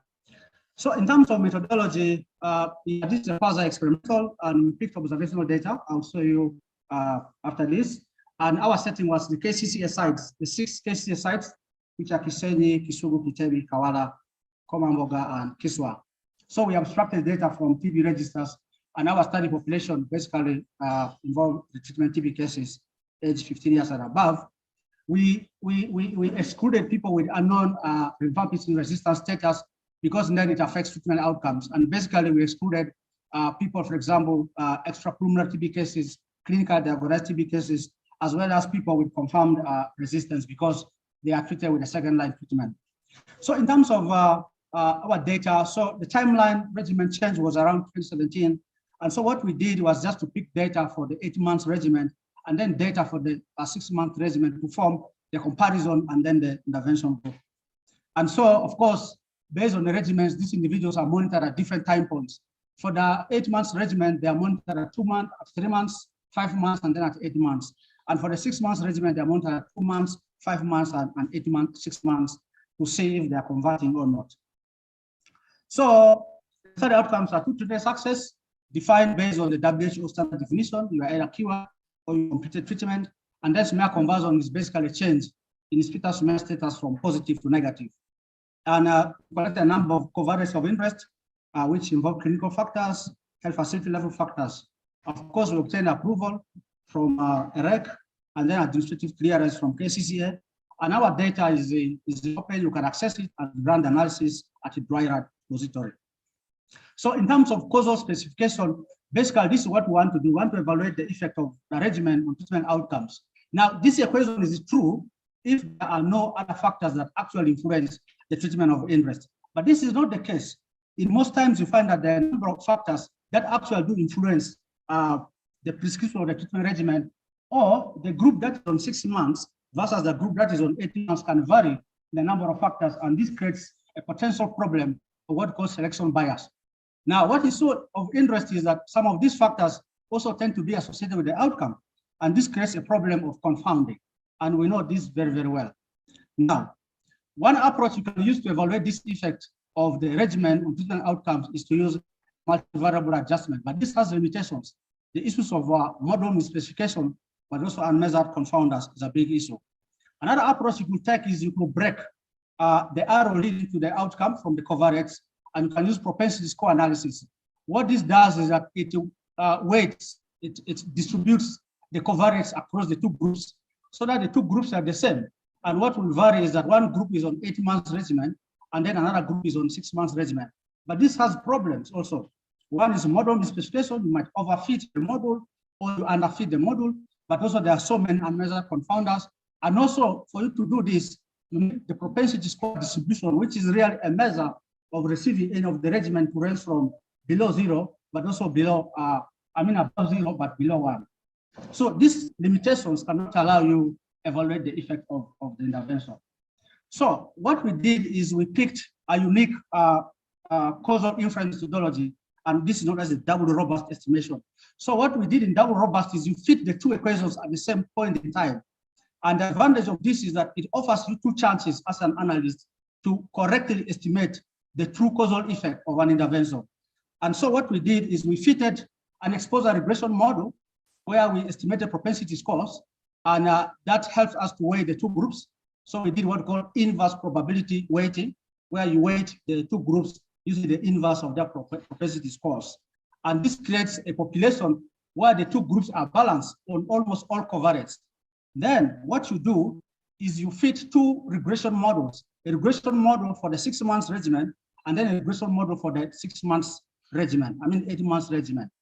Now you use the estimates from those regression estimation to predict what we call counterfactual outcomes. That is what would have happened if the 6 months group, for example, received the 8 months regimen. And then what would have happened to the 8 months regimen had they received the 6 months regimen. So you create like two outcomes for these two groups, and that's what we call the counterfactual outcomes framework. Now, then you combine the two approaches and compute what we call marginal odds ratios, and that gives you the true causal effect for an intervention from an observational study. But of course, this has limitations, so you have to do a lot of sensitivity analysis checks. So we checked, for example, whether our model was correctly fitted, and also did a sensitivity analysis to check if there are so many unmeasured confounders. So in terms of results, and I'll run here very fast. So this is the distribution of our participants across the 6 months and 8 months regimen. Basically, what you see is we saw systematic differences in terms of study sites, but also we saw systematic differences in terms of their HIV serostatus. And in terms of the treatment outcomes, of course, when you look at the treatment outcomes in terms of the possible 6, which is cure, treatment completion, there were systematic differences. And so we need to control for all these differences. So now you weigh the two groups, and you have to check if the two groups are balanced, and we use standardized mean difference. And a standardized mean difference of, for example, more than 0.1 means that the groups are not balanced. And so you can see here, for example, the two groups are not balanced in terms of basically 3 major covariates: level of the health facility, the sex, and HIV status. But after weighing the two groups using what we call inverse probability scores, you can see that standardized mean differences are significantly lower than 0.1, signifying that the two groups are balanced, and therefore you are ready to measure the actual impact of an intervention in an outcome. So this is a graphical display of how the standardized mean differences are distributed between the two groups, and you can see from the histogram that the two groups are the same. So this is the most important information that I wanted to convey. So using the double robustness measure, we found that the 6 months regimen significantly improved our treatment success rate, but there were no differences in terms of split-out smear conversion at 2 months, at 5 months, as well as 6 or 8 months. And our model is correctly specified based on the students' t-test. We could not reject the null hypothesis of that the model is correctly specified. And our results remain robust because you need a bigger increase to achieve statistical significance based on the lower bound of the gamma. So in terms of this discussion, overall, we found a TSR of 52.2% for the 6 months regimen, which is lower than the TSR reported for the different cases, but also the TSR that we have ever reported in Eastern Uganda based on our previous studies.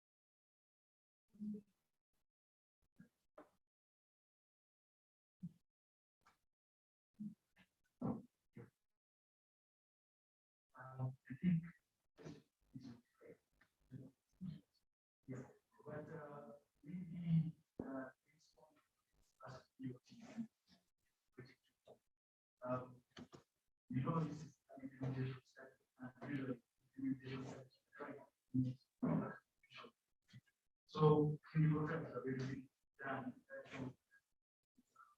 giving people who protect me like there was no that's why however the fidelity the adherence is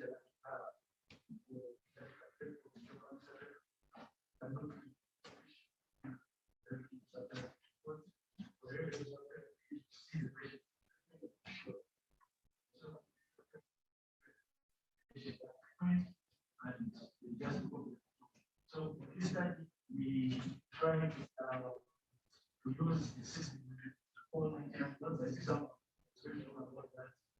So we can that I don't want to bring the discussion, but we hope that having the patients actually for us as closing information before so make them more responsible or make them more techniques. But yeah, you're right.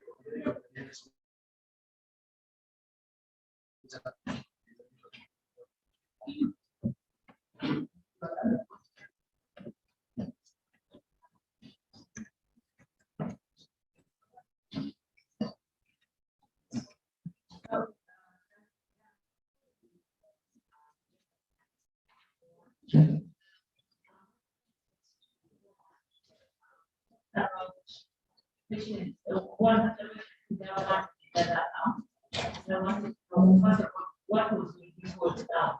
Yes, I did want that's what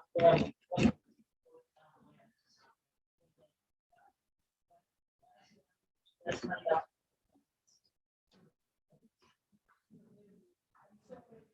Then the other issue was if for those, what was the proportion of those kind of number of patients, okay, the proportion of the patients who are what issue among the one and how are they supported? Now, when you patients, we want the other how are they supported?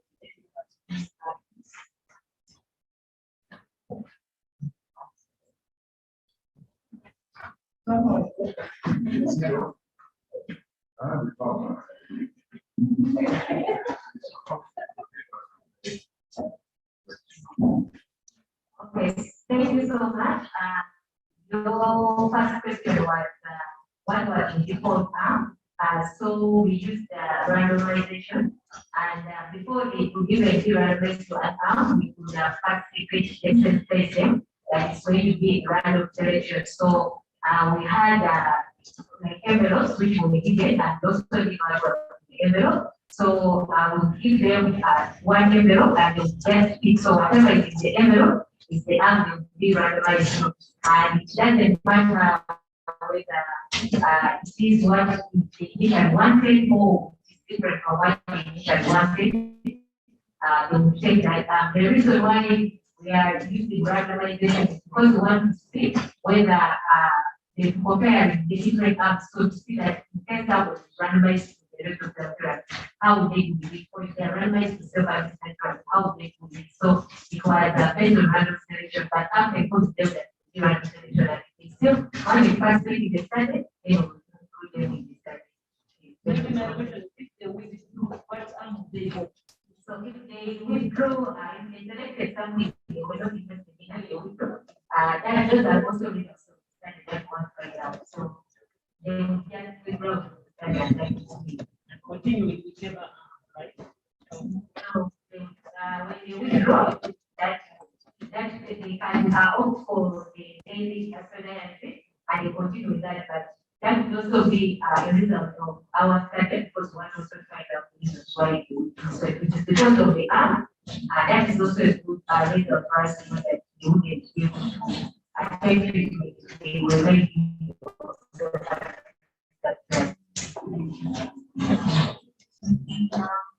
so we have a response. Okay.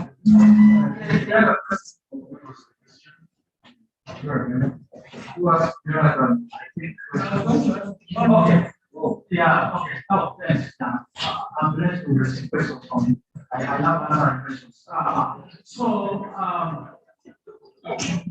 you asked very important things and always remember to explain that. So the thing is, we know that you can have the best evidence from analysis, for example, and what might work under experimental conditions, you know this very well, may not work under programmatic conditions. And the biggest motivation for this study was based on the recommendation of WHO. The recommendation of WHO that changed from 8 months regimen to 6 months regimen was not based on any experimental study. It was just based on full evidence, much focus studies. And in these focus studies, there were no head-to-head comparisons. Ideally, for you to evaluate effect that something works, you have a head-to-head comparison. But the WHO was compared, especially the guidelines committee was compared to make that change, because there are so many cases that were failing on the 18 months regimen. And so they had to make a change for the sake of patients. Now, that change was good. We adopted the 6 months regimen, but we lacked programmatic evidence in terms of how the 6 months regimen was actually performing. And now our evidence informs from the programmatic angle how the 6 months regimen is performing.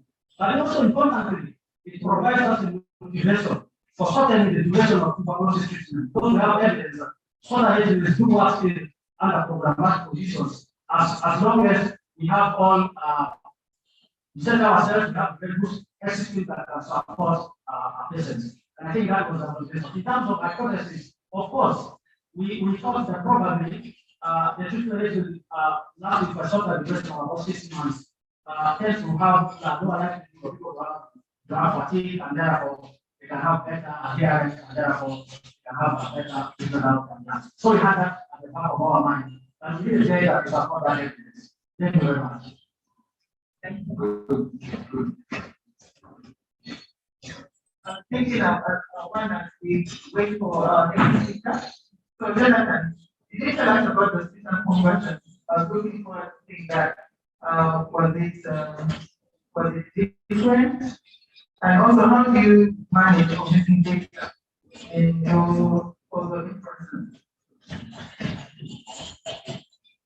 Very good questions again. For the conversion, I think so that is because you are teaching, not be able to see the way.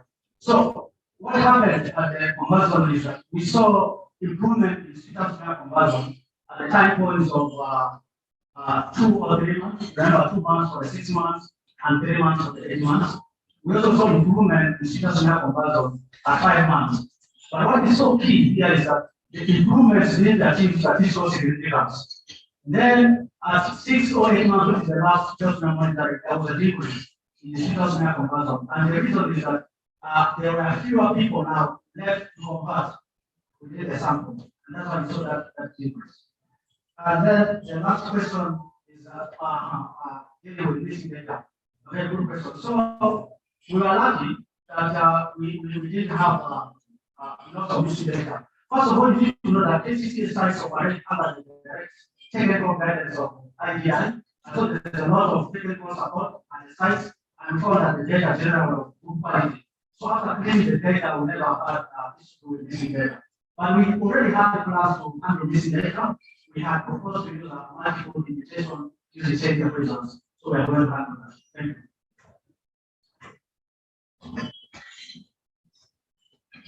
Can we have a round for our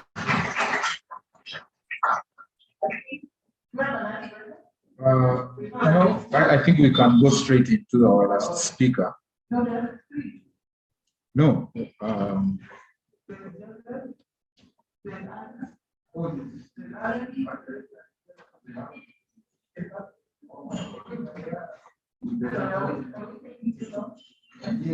yes. We need to move on. Sorry. So the next round of chapter. I'll ask Ms. Allen to change. Okay.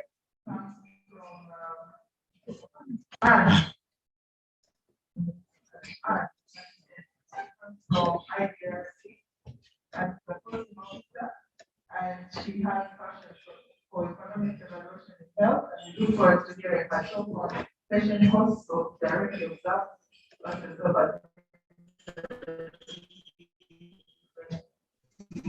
There are a amount of people in the state that they are will Dr. Julie Foster. 10 minutes of it. Thank you.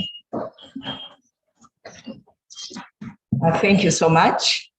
Good afternoon, members. My name is Anne Nachitende, and I'm here to present an abstract on patient costs of directly observed and self-administered TB preventive therapy among people living with HIV in Uganda. Those are the co-authors, and the authors have no conflict of interest to report. Shorter TB preventive treatments may be given to patients living with HIV, either under the directly observed therapy or the self-administered therapy. The directly observed, they come to the clinic under the observation of the health personnel, take their drugs and then go home. And then for the self-administered therapy, it's packed and they take it from home. Both approaches might require additional costs. However, the directly observed therapy, participants on the directly observed therapy might incur substantial costs. So our aim was to understand the magnitude and the primary components of the financial burden to these patients while they are taking their 3HP. So the study, like earlier said, was at Immune Suppression Syndrome Clinic in Mulago, which is run by Makerere University Joint AIDS Program. We enrolled patients living with HIV on an ongoing randomized, sorry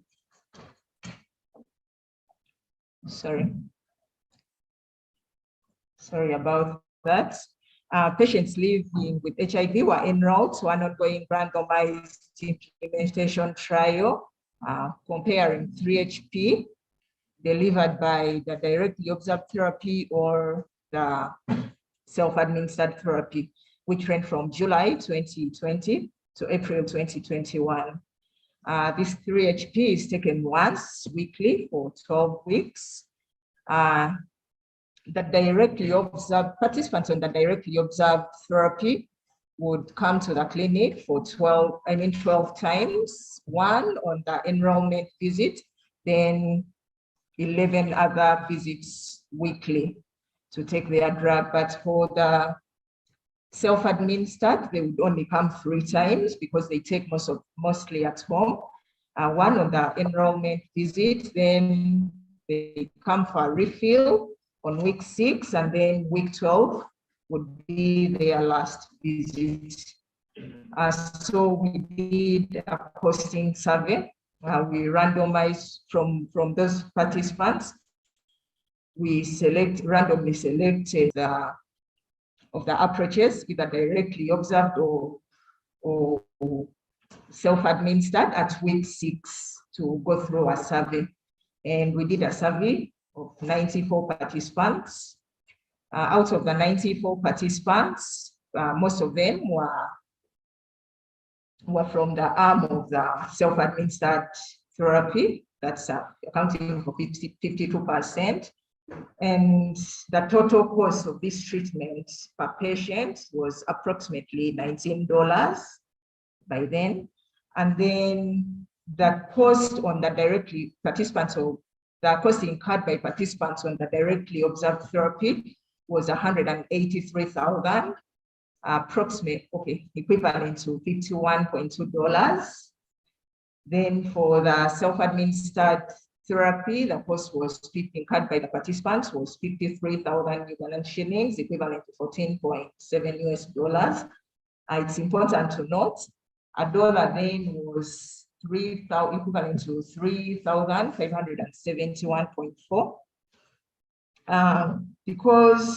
Because our major aim is to look at the magnitude and the primary component of these costs, we are not something that for the directly observed therapy, the largest component of the patient cost was the lost wages while at the clinic, which was about 39% of the total cost, 71 shillings. And for the self-administered therapy patients on self-administered therapy, the largest cost component was management of adverse events while they are home, which accounted for 30% of the total costs. Because we're looking at other cost components, we have cost components like transportation, other costs were non-medical direct expenses on clinic days, for example, additional food. We had non-medical indirect expenses on clinic days like work cover or child care. Others we've looked at already, interest of time. And therefore, in conclusion, we realized that patients receiving 3HP under the directly observed therapy incurred much more costs, actually 3 times higher than those who are on the self-administered cost. Also to note, the patients on the directly observed therapy, their costs were actually higher than the cost of the treatment itself. Therefore, mitigation of the patient costs, for example, through monetary incentives, may be required for successful uptake of the 3HP in high burden countries. Those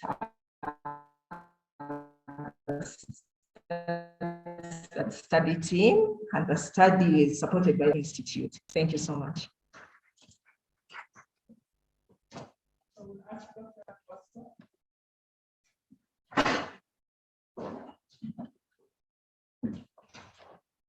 Dr. Washington is a study medical officer working with Uganda Leprosy Treatment Research Consortium,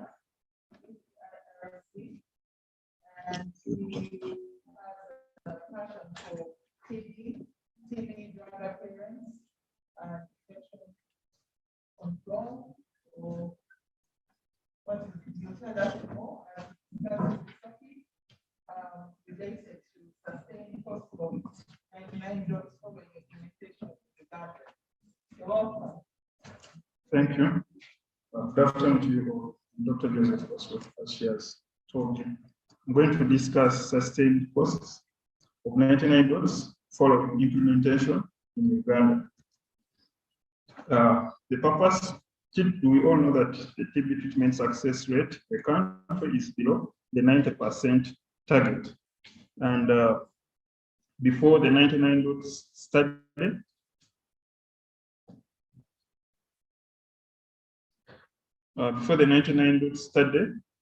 we can see that the percentages were still below the target of 90%.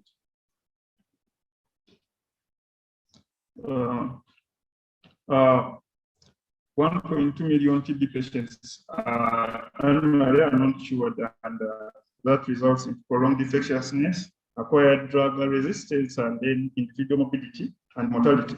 What is 99 drugs? 99 drugs is a project whereby TB medication blisters were packed into an envelope, and toll-free phone numbers were hidden.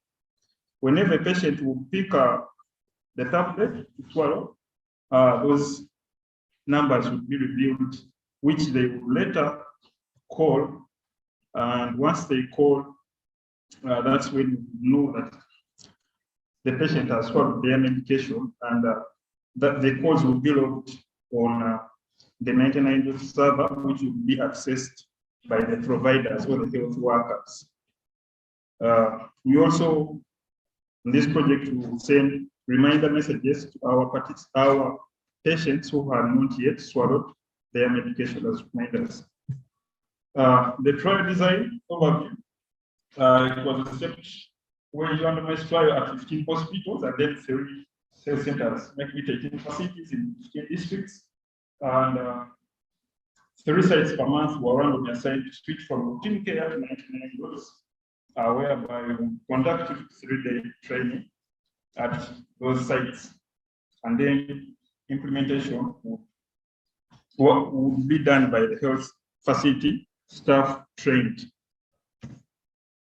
The primary and secondary outcome results revealed that the proportion of treated successfully was 70.5% for those people who are not using 99 doses.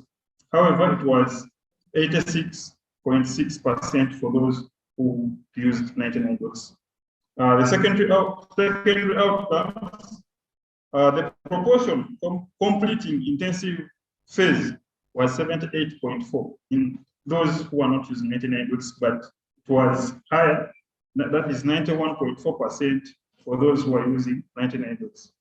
The proportion not lost to follow-up, as you can see, those not using 99 doses was 86.8%. However, it is reflected that it was 96.8% in those using 99 doses. So following the conclusion of to that, a scale-up study was launched, and we expanded. We added 12 sites to the 18 initially mentioned. And we evaluated the feasibility of scaling up and maintaining the 99 doses platform under real-world conditions in those 30 sites. So data collection, time and motion data was collected between November and January. 10 selected health facilities participating in the scale-up phase of the dot to that trial. And time and motion data was collected in 2 ways. One was we used daily activity forms, and the community health workers would self-report a glimpse of what they would do during the course of their shifts.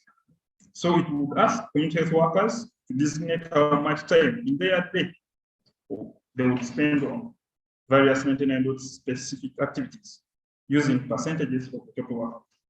The other way was a detailed household visit form. And here we saw how long does a 99 household check-in take and what procedures and activities are performed during the household visits. This was a direct observation by the study staff. This is how the daily activities form which the community health workers would complete directly. That's how it looked like.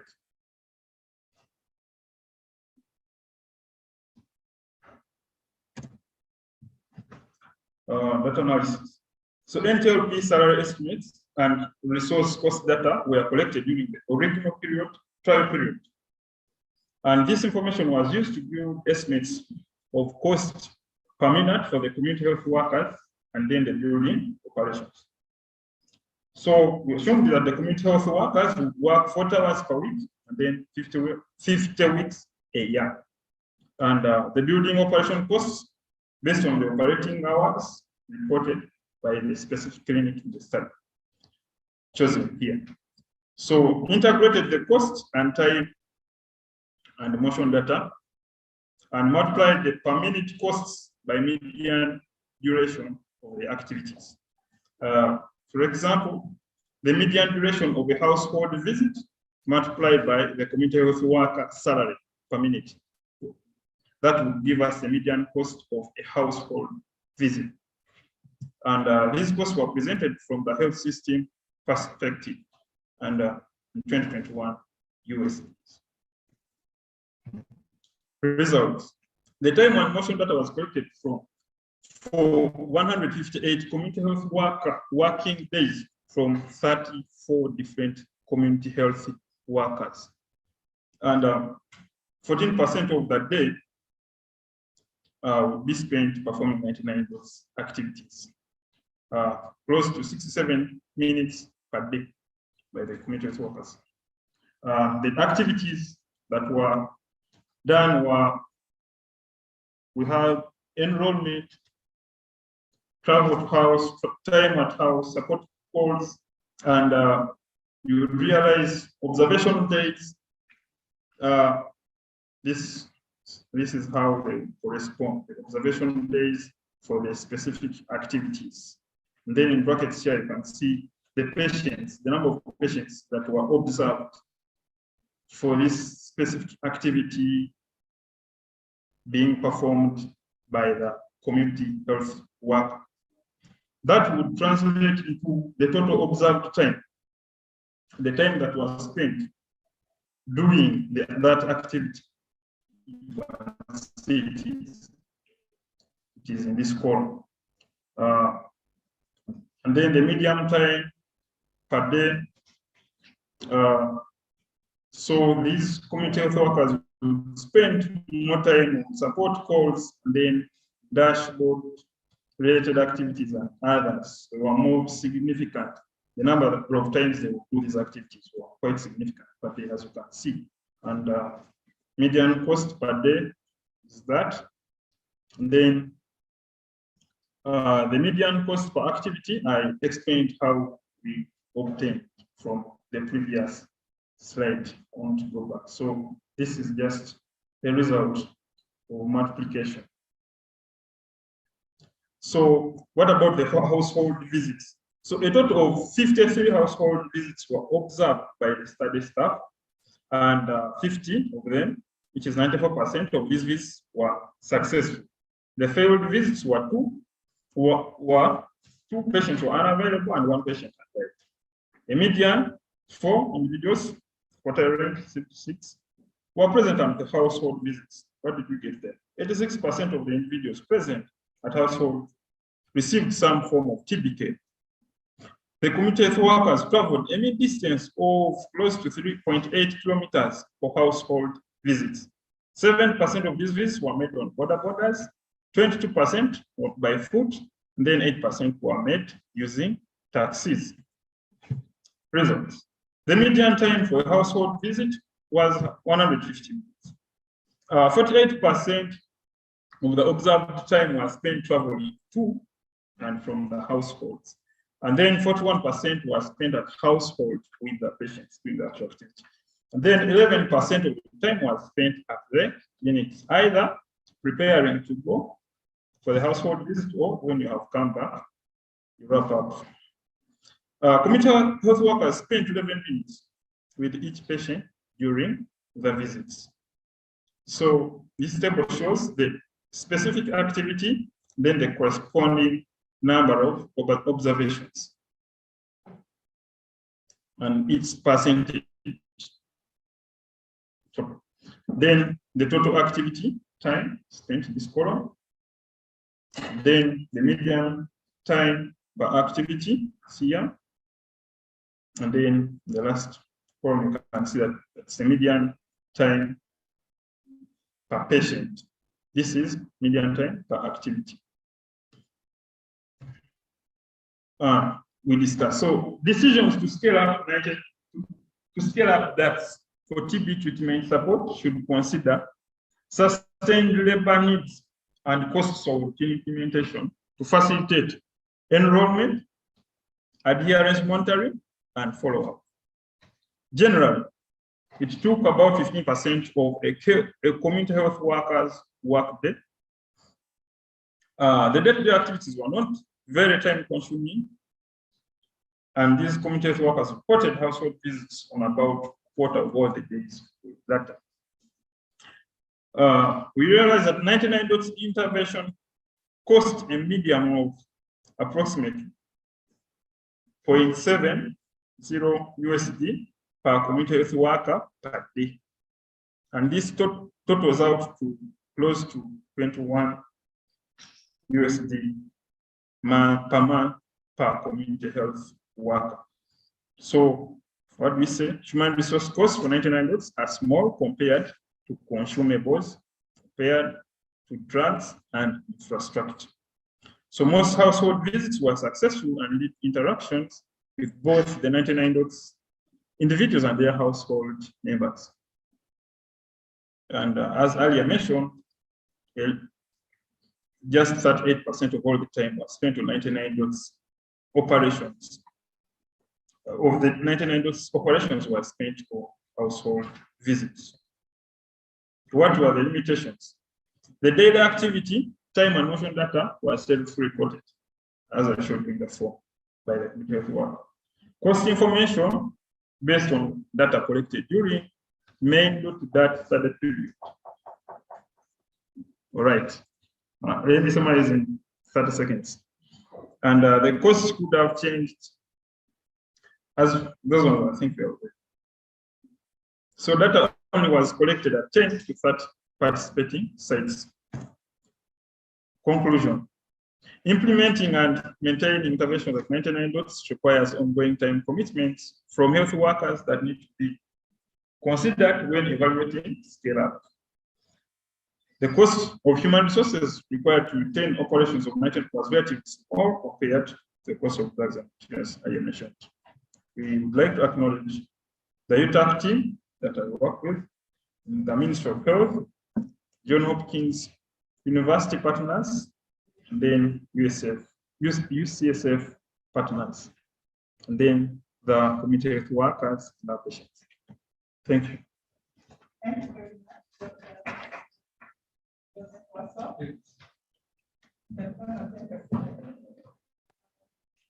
We're going to have another speaker, and then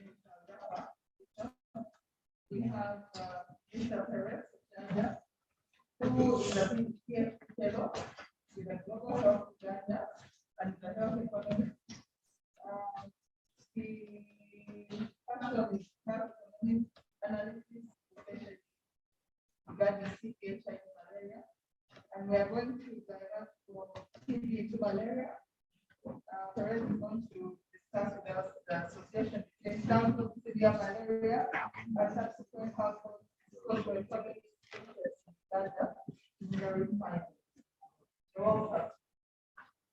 Yeah, thank you very much, Chair, and thank the leadership of the Association, Uganda Society for Health Sciences, for allowing us to present in this conference. So this study is part of the MIND study, the malaria impact on neurobehavioral development. So this is just, we use data, I use data from the preliminary data that we got to write this abstract. So malaria is, the conversation about malaria is an aging one, especially in Uganda, but it's still important to talk about it because of its impact that we have. So globally, by 2020, we had about 241 million cases of malaria, about 627,000 deaths occurring, which was an increase of about 12% from 2019. In Uganda specifically, malaria is still an important challenge to us, with topping the number of OPD or outpatient department attendances, but also the leading cause of death in all ages, and also hospitalization as well. So malaria is still worth talking about until we reach the eradication stage. We have evidence, actually locally generated, published papers by Professor Idro and Bangirana, that show that malaria in its severe state, especially cerebral malaria and severe malaria anemia, may lead to long-term cognitive deficits, neurological and behavioral difficulties. So this in turn may impact the households that are managing these cases in ways of direct or indirect costs of managing this disease. So the objective here is to examine the relationship of between occurrence of severe malaria and household socioeconomic index over time.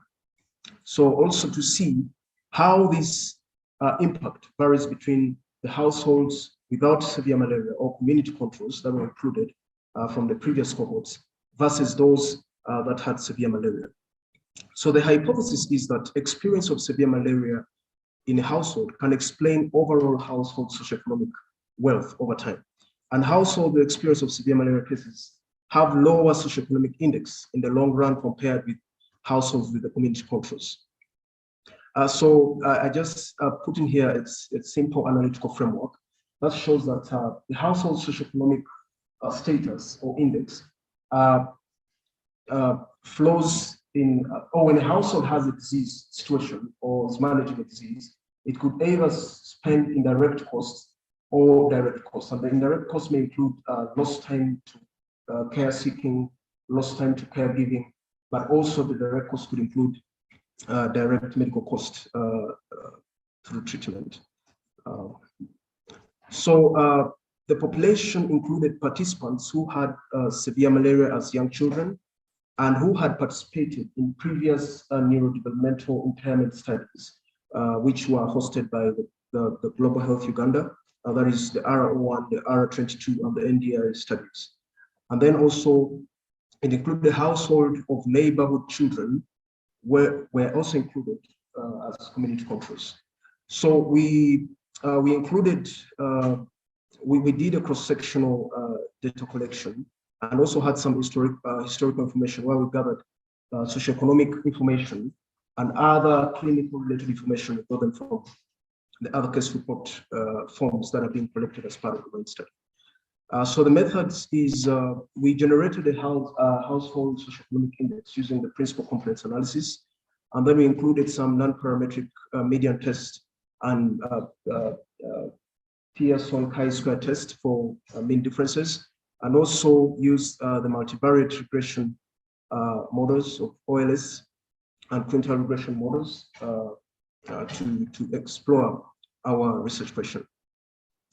So in the results, we had about 398 households who had severe malaria cases and community controls.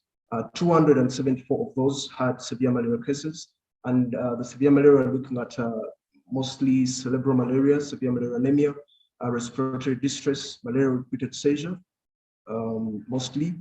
So the proportion of households in the poor socioeconomic position and those which were female-headed were more for those households that had experience of severe malaria or handled severe malaria cases.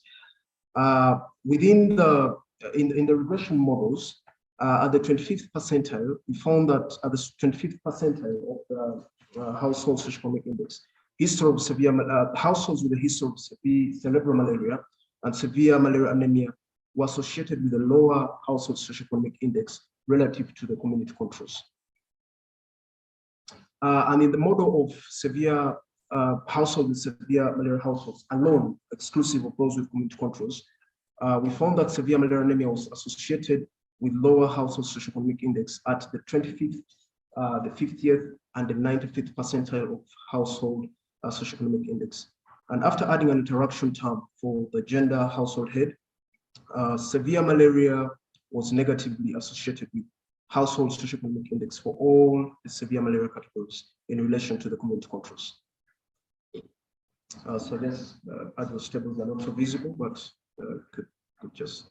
So conclusion is compared with community controls, households that had a history of severe malaria may be associated with lower household socioeconomic index over time. I didn't actually mention the socioeconomic index component was composed of the house physical structure, the living conditions, and the asset base. We looked at things that could probably change over a longer period of time.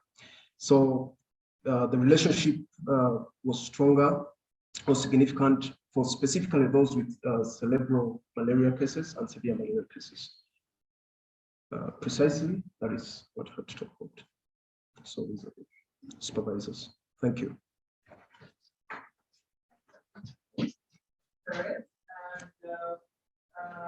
We have tried to understand the program in the field so thank you, Madam Chair. And so at this juncture, I want to call for at least one person for any speaker. For us, or okay. All right, no problem. No, the chair can hear. Yeah, so members, we have a question for Anne, who I was calling Alan for some reason, sorry, Anne, Joseph, and her. Yes, Professor Dorothy. Okay, thank you. Just give me a minute. My question was to Dr. Wanfa, the 1990s. You mentioned that 48% science is traveling. So that is 20% in traveling. And wondering two things. You people yourself workers who are very far from the people who are observing, or is it that the reserve workers reported a longer time to get okay? Which one is it?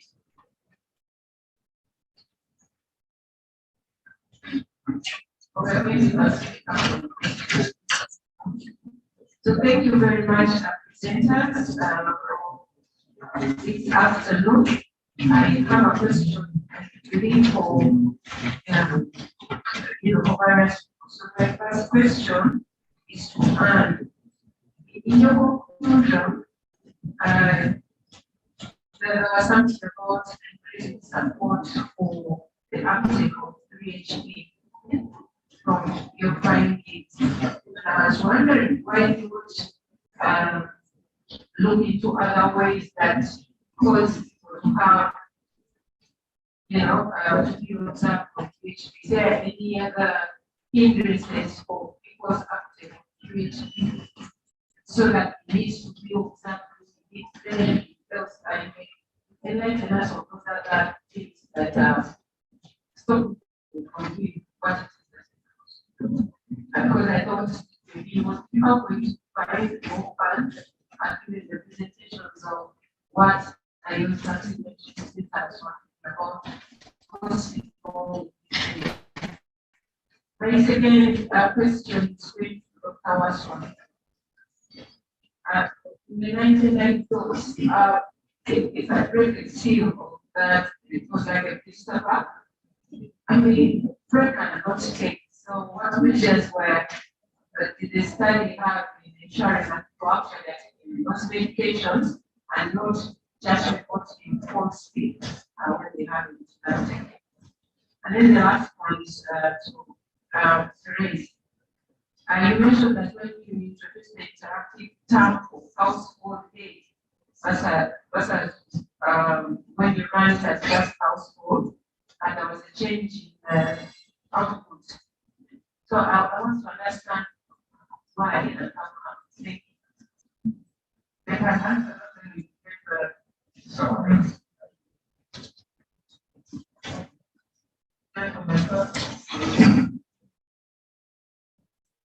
Thank you so much for the questions. The first one is a lot of them on stage uncovered. Actually, we are showing that close to 3.8 kilometers were covered by workers. We are supposed to they will cover even more kilometers. So we did choose the community workers that were coming from far from the patients. However, the patients were far from health centers where the workers were based. So they would travel all those distances to reach. So, and this wasn't self-reported. This was observed by a study staff. So about travels, the study staff will along with the community worker to see how far they reach their patients. So for an actor, but more patients were the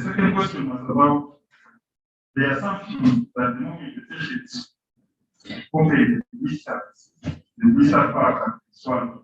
Yeah, it is an assumption that the moment they open, they get the number is reduced. But the way the numbers are arranged in the envelopes, it's very random. So once you open, you're going to get different numbers. So for patients who are not swallowing their medication, they will call and you will see the pattern does not change. If someone calls, they will suddenly call the same number. Those ones who don't swallow. They won't take time open the actual. They will use maybe the order list that they have used in the envelope. So there is a once you call, that is recorded on the dashboard, you have exclamations.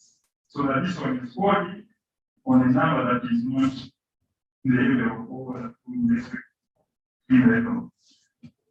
Don't do that if you have this.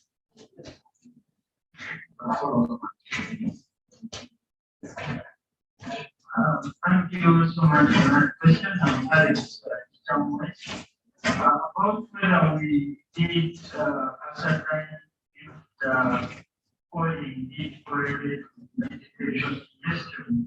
Unfortunately, we did do that for the study. The study was highly pragmatic because the patients were indeed polling after swallowing. We also did not rule out the possibility that some did not swallow and instead chose to fall. There is that possibility. The best way to, investigate whether the polling correlates with the medication history can be through some biomarkers, like it is done in some studies. You can do spot checks of isonizing metabolites in urine to see if the concentrations show that the patients are taking. We do not do that in the study. Yes, there are more questions. Any other questions? Good. Dr. There was another answer. Oh, no, answer. Yeah. Then we'll let us take. Sorry, we'll take more. Thank you, Professor Nolan. The question, why the interruptions of general household health? The research is that in household testimony studies that show that the general household health is very important in determining the social status of the household. So in our study, we found that we're actually more female-headed household. So we're interested in seeing if this can have any special impact on the time of how severe malaria will act. Will it increase the impact of severe malaria or the outcome, which is the household social? So that's about what we at the discussion.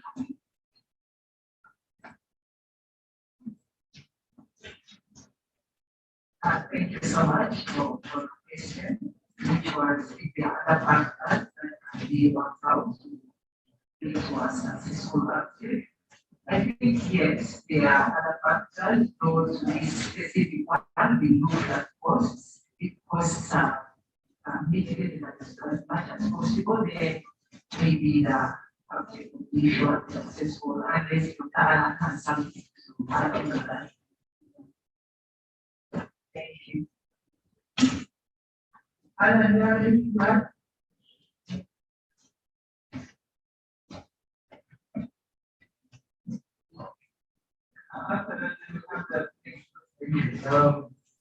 think Alex has explained it very well that you can't deal with that right now.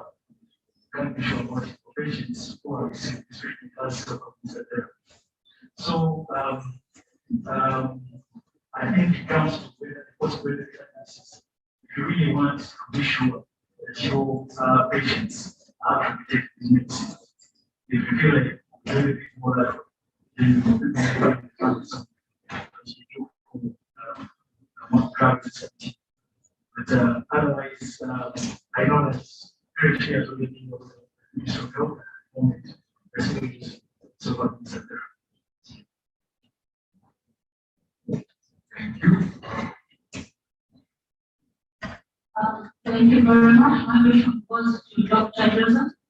Dr. Joseph, had you given assistance to the participants in terms of their ability to make calls every time they get a medicine? They were the lines called free. You give them time to be able to make their calls. How sure are we that they were actually capable of making their calls every time they took a medicine? Thank you.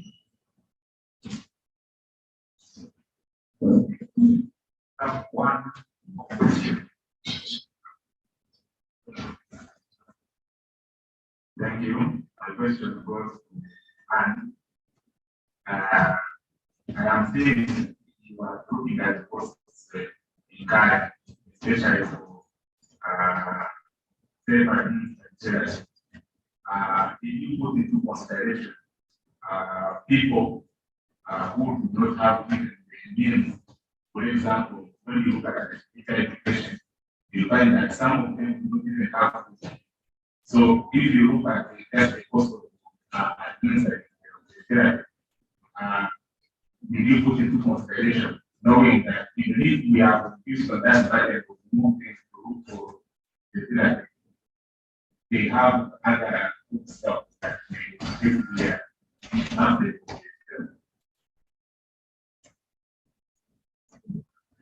Thank you for the question. Just whether we give assistance to our patients with the code. Yes, we did give the assistance, but the assistance was given by the community health workers. Remember when I talked about the training?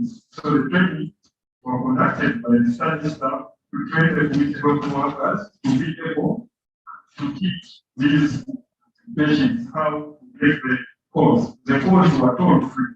So we had a constant number, which was 8 days. So 2 numbers were missing, and those numbers they would only get them the moment they open the envelopes to add maybe 10 numbers. And then that 10-digit number would be a toll free number. We would also give patients who have phones, so we give them also that they are enabled code. Yeah, so that's how it works. So the community workers are going to teach the patients method. Thank you.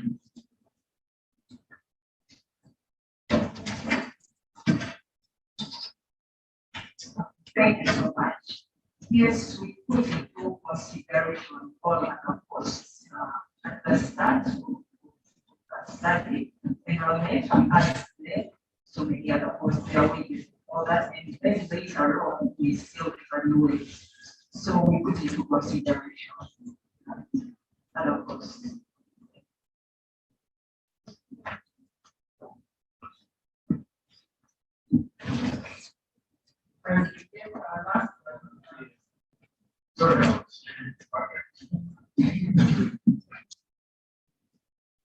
Thank you. Yes, I'm called Brother. My question goes to Mr. Perez of China. Yeah. Well, I would like to know if you have any impact, electoral impact, due to the different malaria treatments.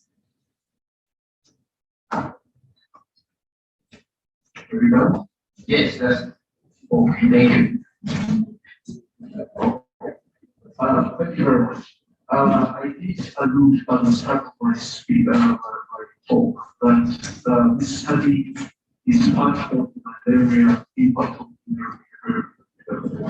So this part of the study is basically looking at the relationship between household socioeconomic index and experience of severe malaria in households. So I was not measuring behavioral impact.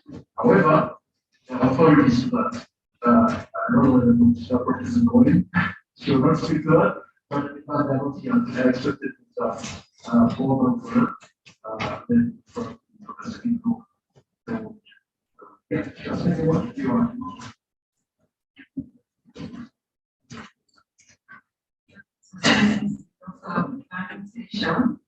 So Mr. Perez did introduce himself as an economics person. We have to talk about the cognitive function, and he's as he's just explained his evaluation. So the aim of such track was to look at the social economic impact and the outcome, which was malaria in that household. However, we are going to have Dr. Banjirana here with us tomorrow, finishing his presentation, which should have been part of this session to present and talk about neural development and cognitive functioning and malaria tomorrow. So please make sure you attend. It's a very interesting session. Thank you all, speakers, for giving us a very good afternoon of talks. We learned that yes, made us ask so many questions, but so many that will continue interacting at the personal level. At this juncture, I want to hand over to the MC, David. Thank you for allowing us to have this session. Thank you, speakers.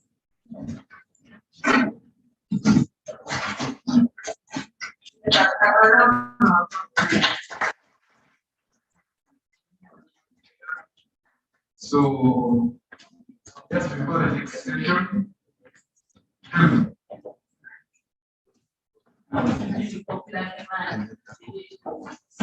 Stand up again and see what side of the day. At different time of time, there will be a few of we are sorry.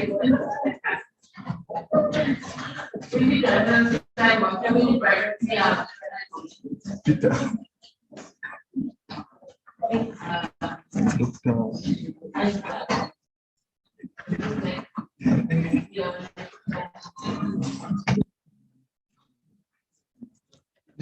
also what have you said? Just into what could a mistake? The bravo.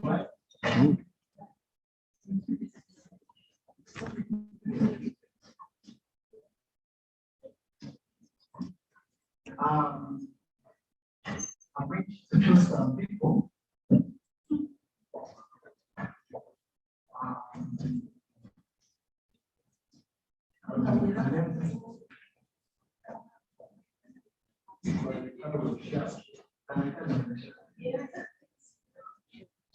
Tateka kwa kamera yao. I'm feeling the light through the other side.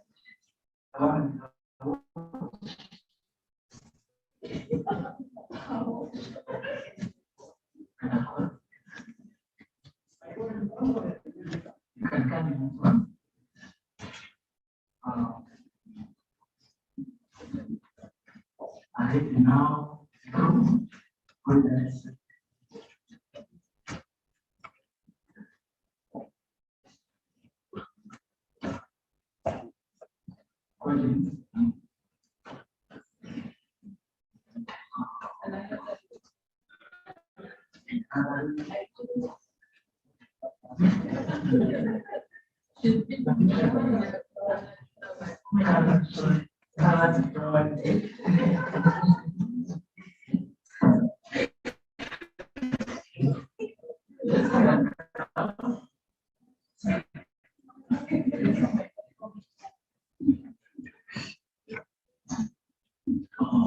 So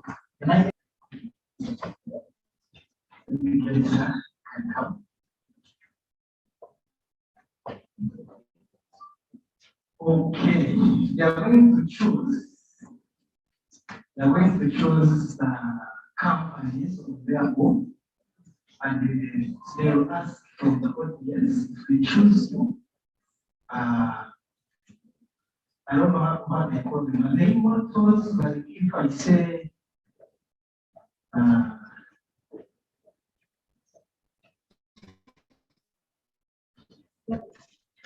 are they slogans? It's slogans. Yes. Which slogan is for the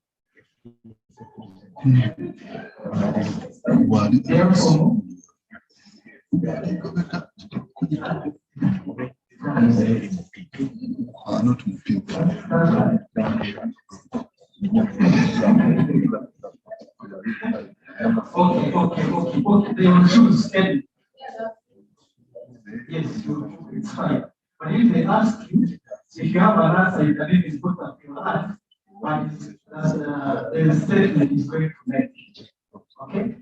If, for example,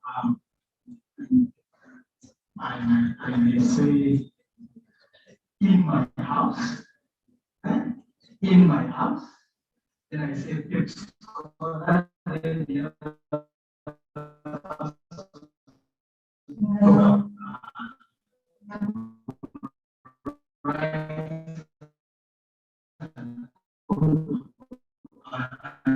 talk about this really slogan. Okay? Maybe if I put on the hands, put the other hand.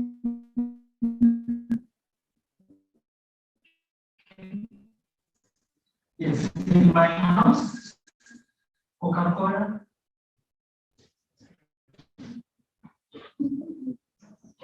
It's not okay.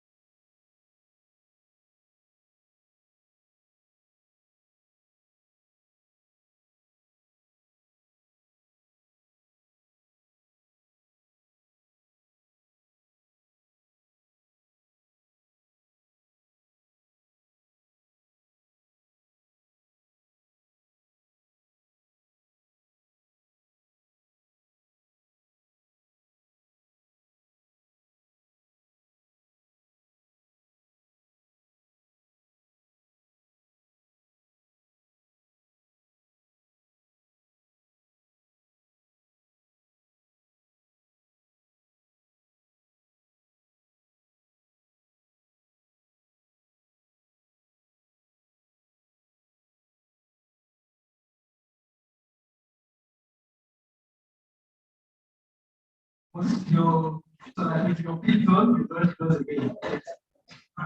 So much.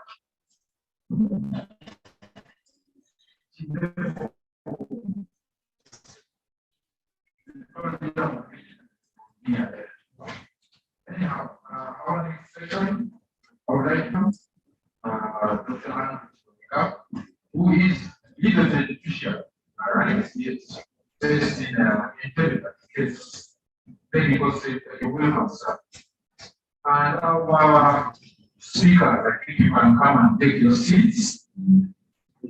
Deborah, Alex, and Baba, you can come and take your seats. Fantastic. I will straight away hand over to the chair. Good afternoon.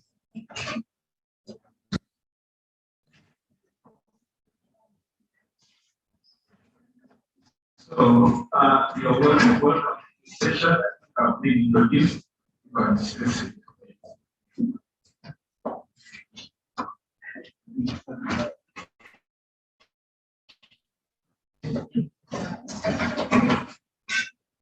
So good afternoon. If I have, and we want to take a photo. I mean, Alex, I want to take a photo. Thank you.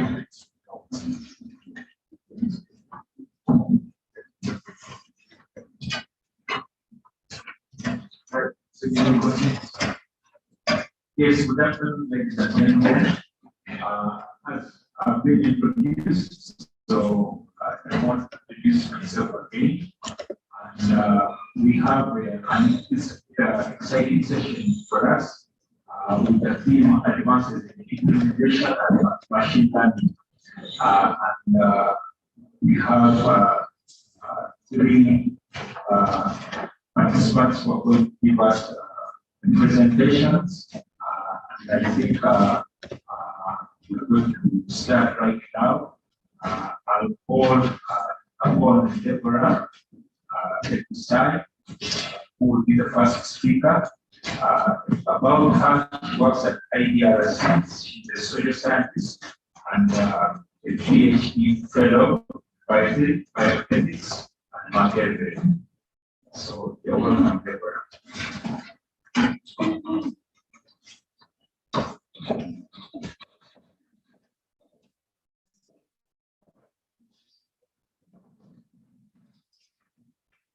Thank you so much. Good afternoon.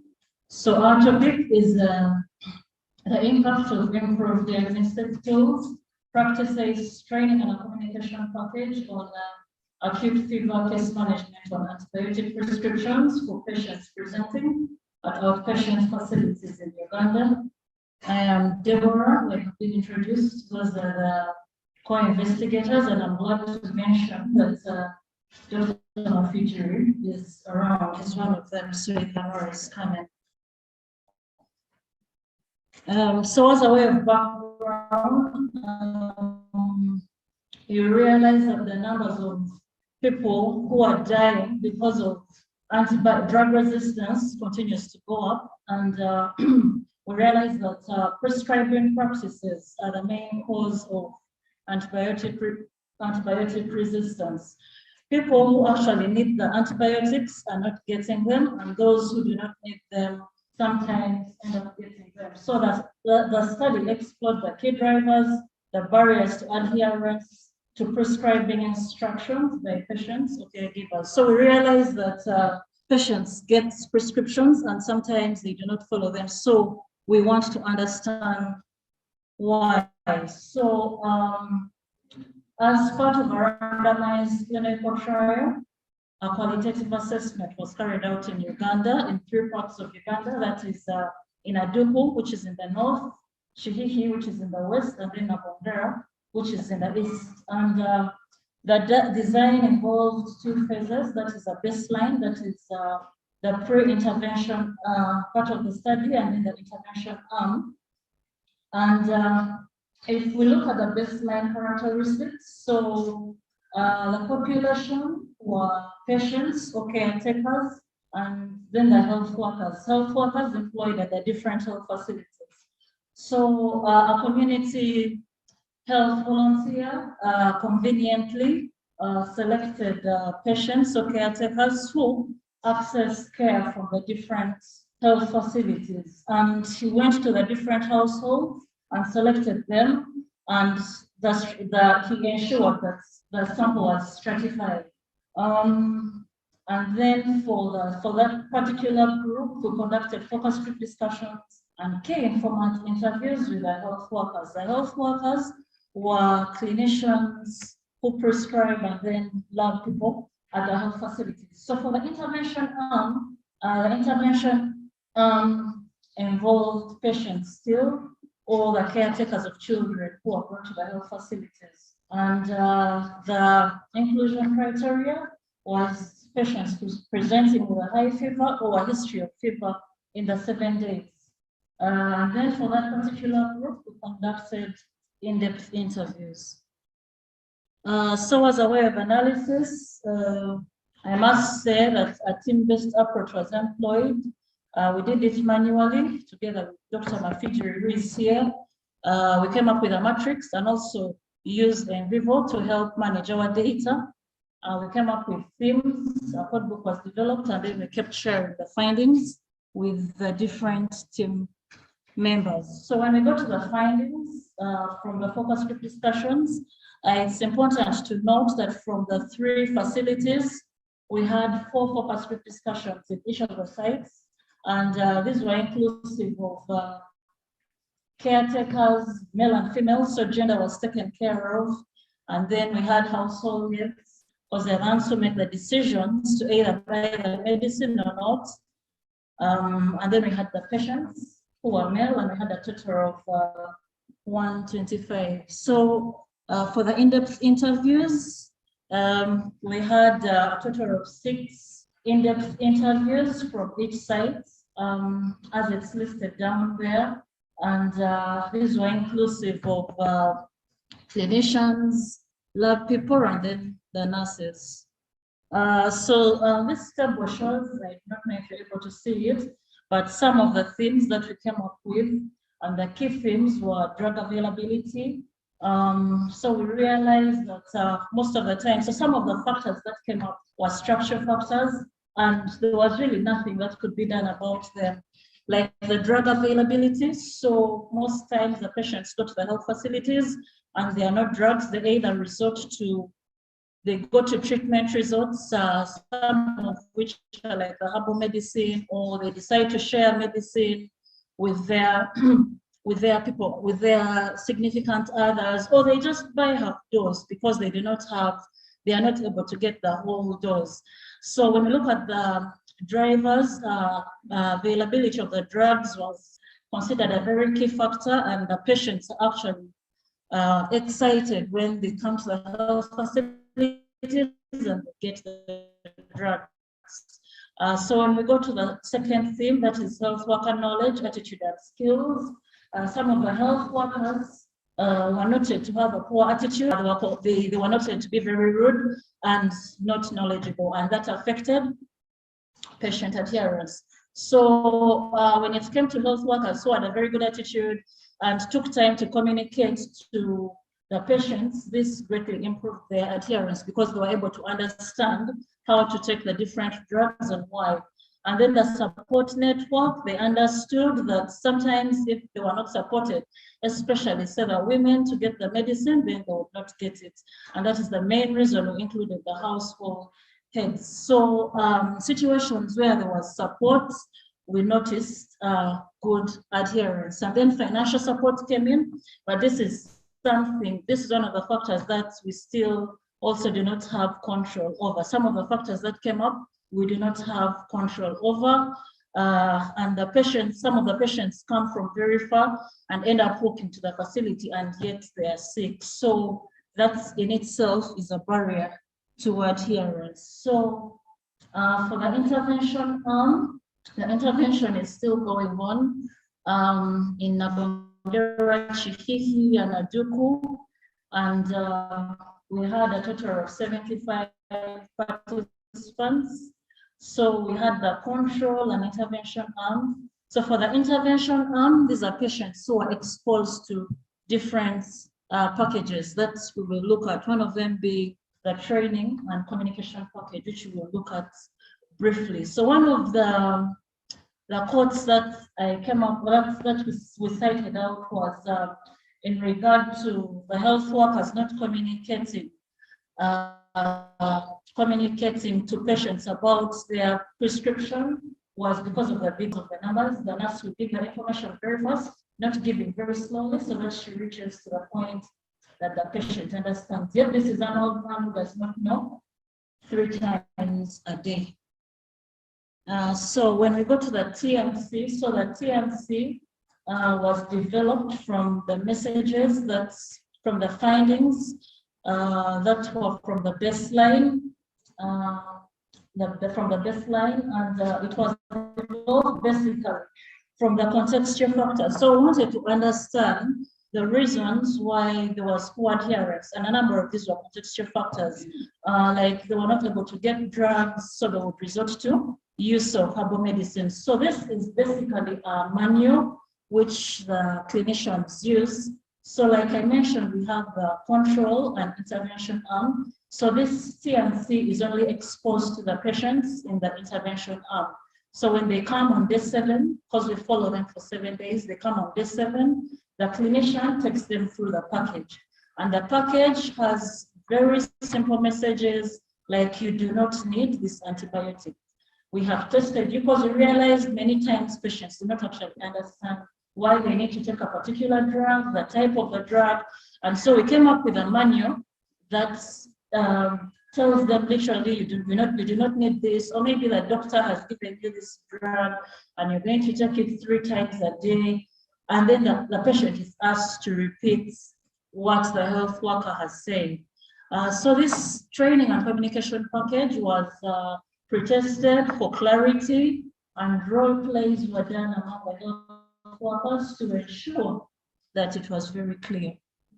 And then the key themes that came up from the intervention interviews, one was awareness of the TNC, because when the intervention patients come back on day 7, they are exposed to the TNC on day 0, and they come back on day 7, and then they are asked about their adherence, why they need to take their adherence, and many of them actually were able to repeat back the messages they had been told by the health workers. They were able to say maybe they understood they did not need an antibiotic, they did not need to take a particular drug or to go buy a drug that was not written for them. And then the strong support system was also very key, because then the people at home will realize that, okay, this medicine is for this patient and they do not need to share it with the others. Then also the patient factors, like their attitude to take the drugs, the health system factors, and we realized that the clinicians who had been speaking to the patients and telling them about the need, or telling them this is Coartem and you should take it 2 times a day, something like that. We noted that the patients are willing to take their drugs better and in time. So these are some of the messages that came out. You may not be able to see it, but like one of the findings was the benefits of communicating about adherence to prescription is key.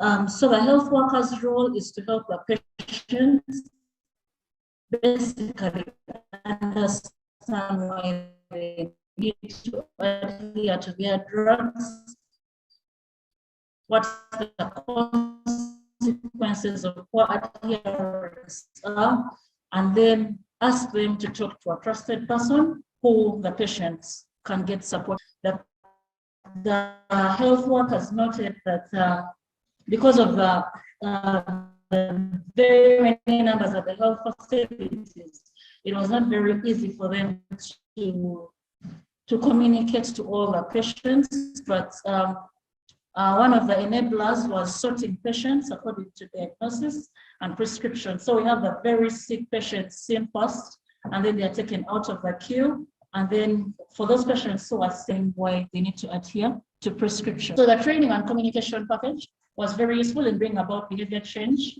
because we realized that it brought about interpersonal skills and cognitive skills, which were very key, especially for the health workers in communicating to the patients. Another recommendation was that training package should be rolled out across all the health facilities for use by all the clinicians. And then the continuous training of health workers is key, still in bringing about behavior change. The left of knowledge, IGRC, the FIND team, all the investigators, the funders, the patients. Thank you so much for.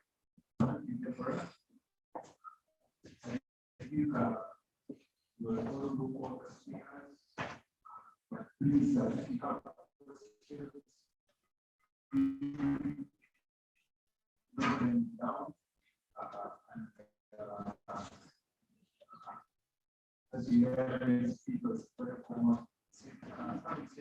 That I'm going for the next speaker, who is Alex, to come and give his presentation.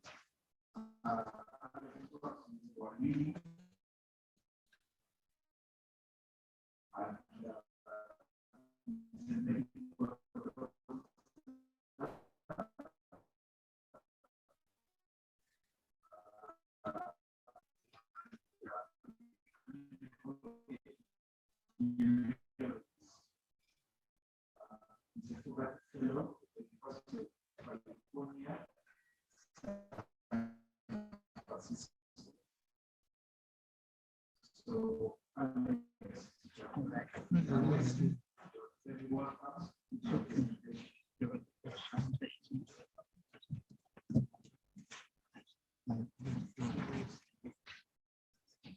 thank you so much. Good afternoon to you all. I'm Alex Chichamuwes, being introduced. I'm a Fogarty Fellow at the University of California, Global Health Institute. As part of my fellowship, I'm here to present the research work I'm doing, investigating the role of cough monitoring in predicting TB medication and HIV. So I'm based at the Infectious Diseases Institute,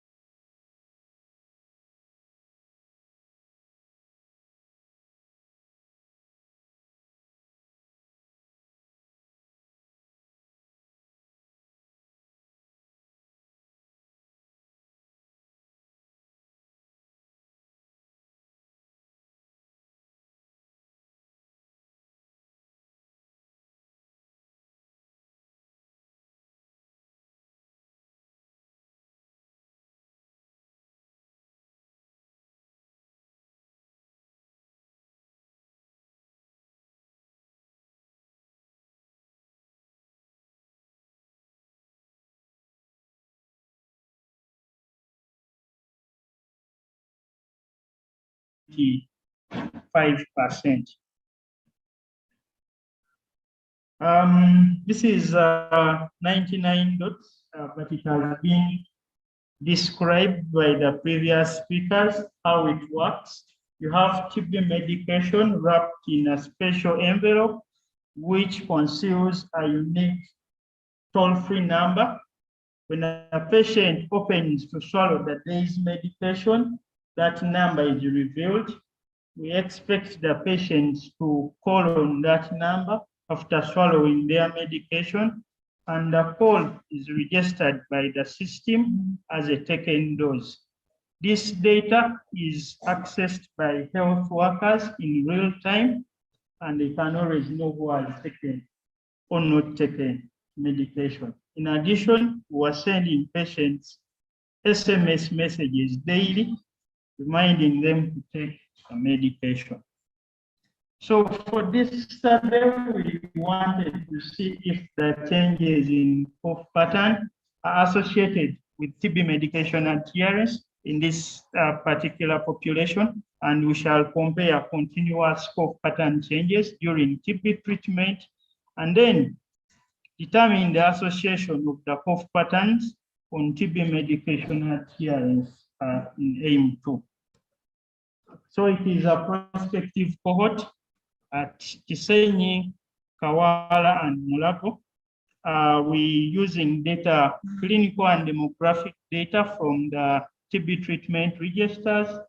And like I mentioned, the adherence data is coming from the 99 dot servers and using the other app, the HiFi app for the cough data.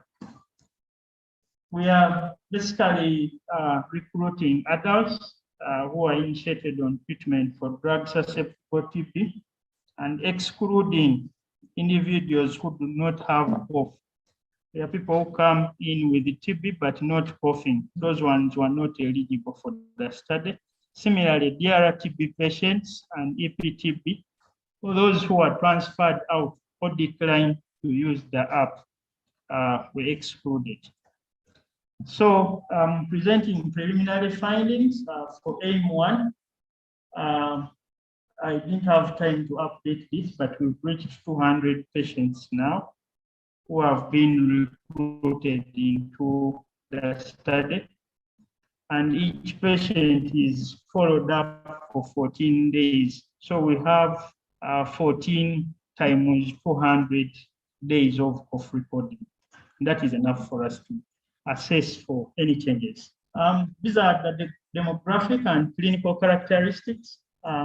We have 37 out of the 86 patients being female, 32 or 41.6% are HIV positive, and the median age is 33, so they are young, lad. When we look at the duration with symptoms by HIV status, we again see that they present with fever of median duration of 14 days, those are 2 weeks, and cough, 28 days for HIV negative and 30 days for HIV positive. I know Dr. Kaziwe is doing a lot of work in TB HIV. Maybe he will tell us why the patients have 30 days. Yet there is integration of TB HIV, and we are saying that the moment a patient reports cough, please evaluate them for TB. Looking at the graphs, cough frequency, the number of cough episodes per hour. Normally, patients start coughing a lot. When you start them on treatment, we expect the cough to reduce over time.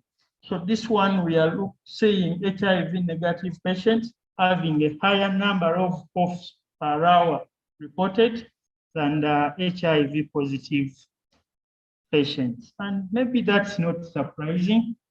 We know that people living with HIV have lower immune response, and probably that is not strong enough to trigger a cough.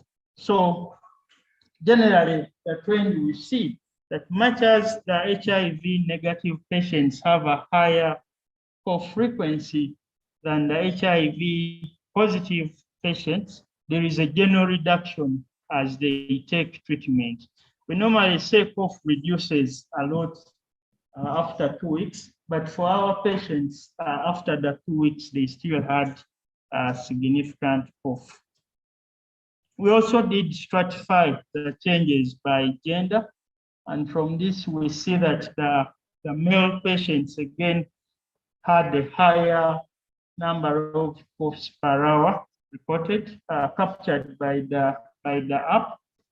However, the trend also is for HIV as they take their treatment, the coughs captured by the app reduce with the time.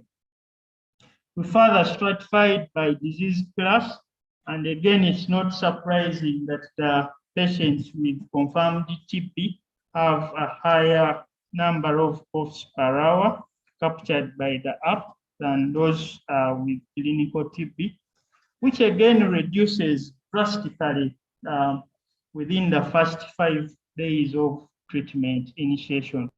Could be that the patients are responding so well to the TB medication once initiated.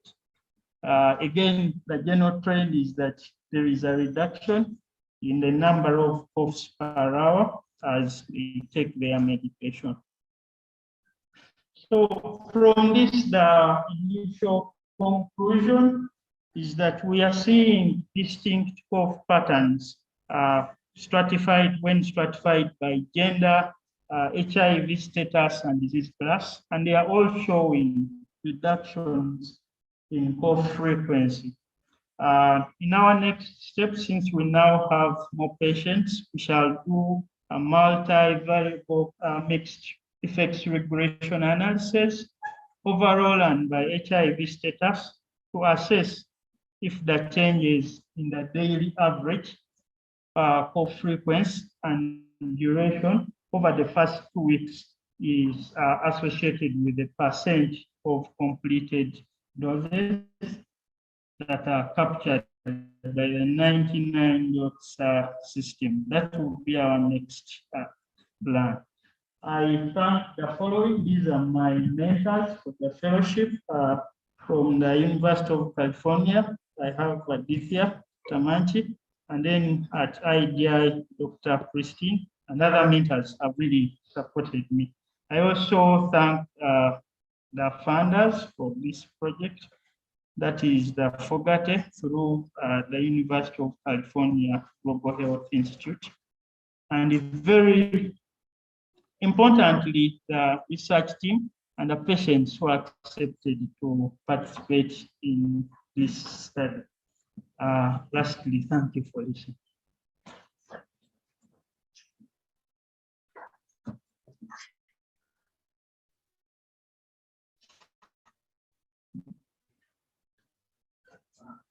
Thank you very much, Alex, for that presentation. For the next and last speaker, we have a message.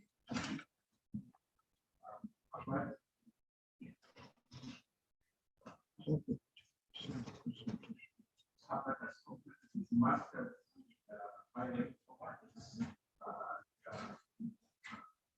the screening group. Center of Excellence idea. So, presentation.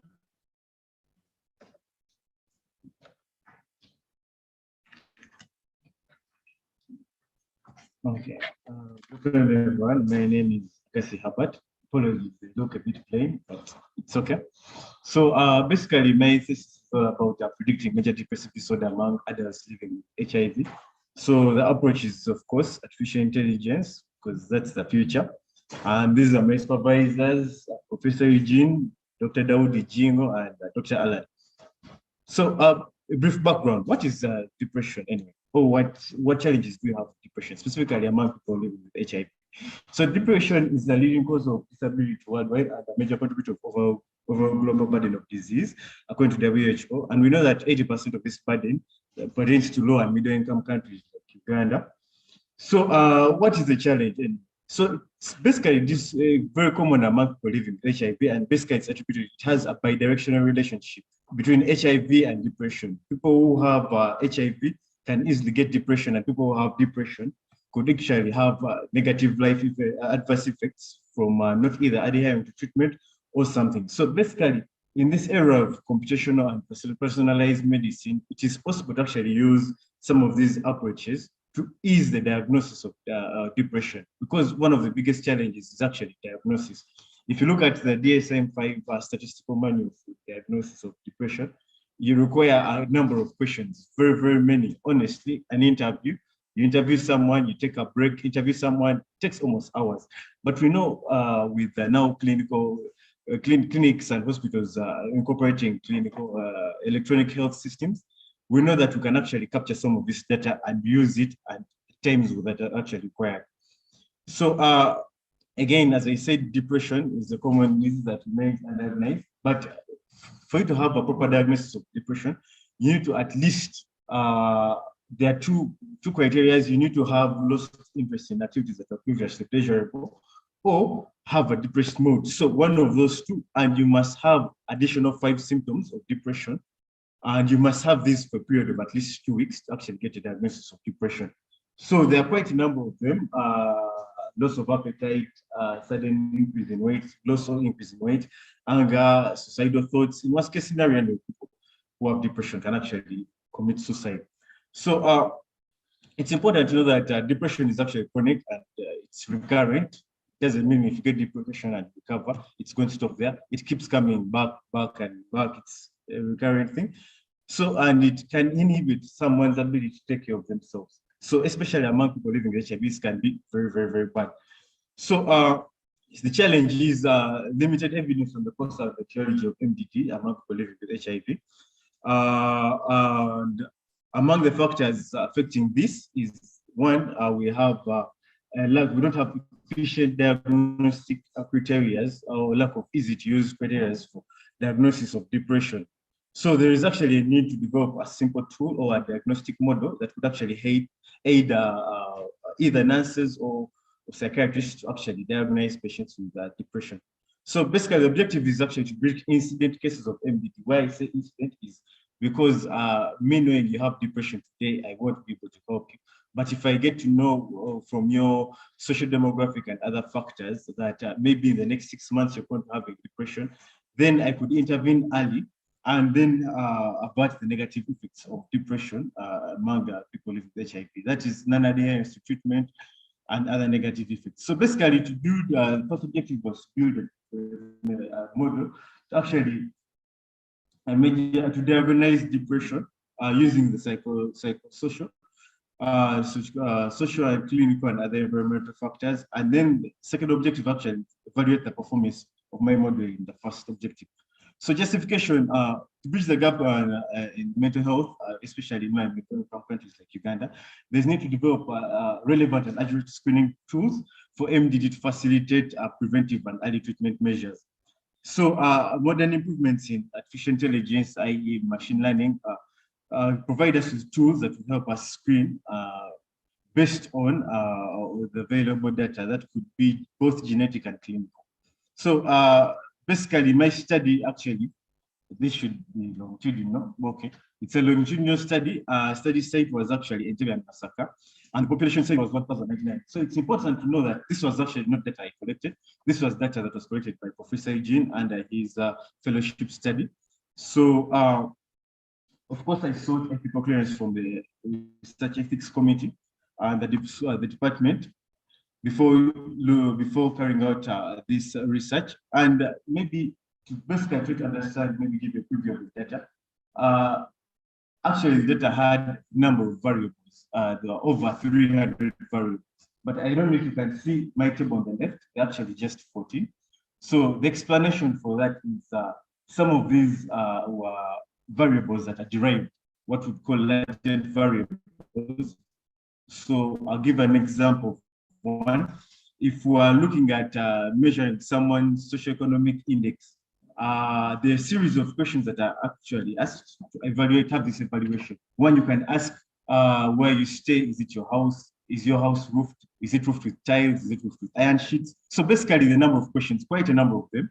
Once we come up with these variables, we come up with what they call latent variable and a custom scale. So besides the social demographics, which are basically standard, sex, gender, male or female, these latent variables are actually very important, and this helps reduce the dimensions of the data to about 14 variables. So then I also talked about incidence. So how did I come up with the diagnostic matrix? I talked about the study being longitudinal. So that was collected at 3 different time points at baseline, 6 months and 12 months. So the diagnostic condition was if a person didn't have major depressive disorder at the baseline time point, the first time they checked in, and then they developed depression in the next 6 months, that was considered an incident case. So you notice the table actually has both incident and negative. So just as a summary. And then you notice, if I give you some of the variables at baseline, some of them kept reducing because there was no need to actually recollect them. That's why the numbers actually reduced, but the records also reduced. Some people actually died within the study. So the numbers actually dropped. So what's the methodology? Okay, I think every time I talk about this, I forget. So I'll just try to break it down and simplify it. I don't know if anyone knows an algorithm, but basically an algorithm is a step of predefined steps that you take to come up with a solution. If I give an example, if I have a group of people and I want to get the tallest person in the group, assuming they are in a straight line, what I do, I start from the back or the last one at the end, and then I ask the person in front, is the person in front of you taller than you? They say yes, then I swap them. Then I do that a number of times. So if there are 10 people, I'll have to do it 9 times to actually come up with 14 variables. And we want to try to predict the incident cases of MDD. So basically, it involves a number of steps. One, the result of data exploration. So basically, what do I mean by data exploration? I'm looking at the data. What does the data say? Is it normally distributed? Does it have missing values? How do I handle them if I have missing values? Are they now, you notice I talked about gender. Machines don't understand male and female. Machines understand 0 and 1s. So it's what they call encoding. You encode the data variables such that you have a 0 and a 1, something a machine can literally understand. So you also talk about feature engineering. So feature engineering, as I talked about, coming up with these variables. You see, I talked about socioeconomic index. It's not a variable, socioeconomic index. It's 1 or 2. But the series of questions through which a scale is formulated, and then a variable is actually derived. So from the data exploration, we do the feature engineering and selection. So feature engineering selection makes, I mean, some of these variables may not be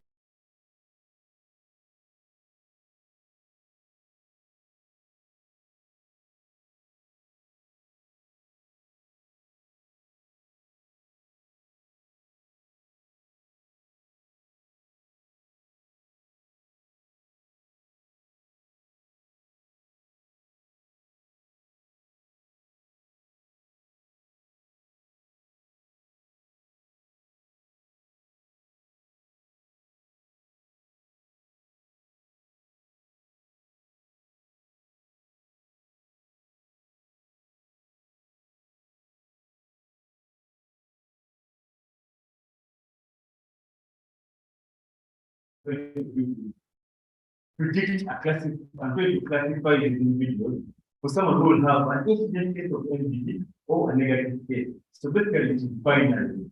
So being binary means I'm going to classify most people actually use classification algorithm. So that means I need to use classification algorithm for me to evaluate my model. So of course the way to evaluate in that classification algorithm which involve classification matrix, area under the curve, a number of things. So basically, I can give the evaluation of the model, and then it's not performing well, and then it's more binary because the model is not performing well, we can have training, do some feature selection, until you come up with a good model, and then you hyperparameter tuning. So hyperparameter tuning is basically you have a series of algorithms. They have basic standard elements. I'll give you an example.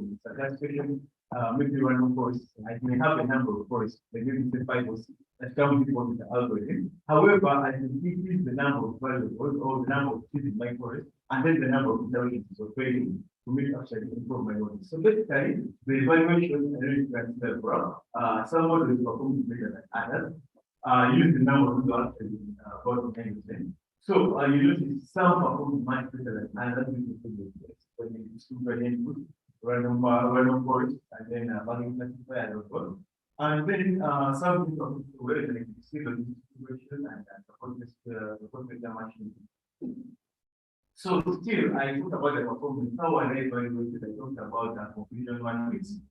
So basically, that's how the conclusion matrix is, and it's basically checks for how basically to check for sensitivity and to positivity to sensitivity. So one thing that I need to talk about is the data was the balance for the intensity of MVP. You notice the number of cases actually fewer than the number of negative cases. So still, machine learning has worked for that, but it's something called smart, which is taking minority oversampling. So you oversample the minority flat, such as you can get a balance, such as you don't bias with it. So basically, from my algorithm, at least from the time last time, for the profile, it's able to identify 25 individuals with possibility of getting depression, at least in the next 6 months or 10 months. And then medical summary, of course, then gender and study state was the most significant critical for MDP, and of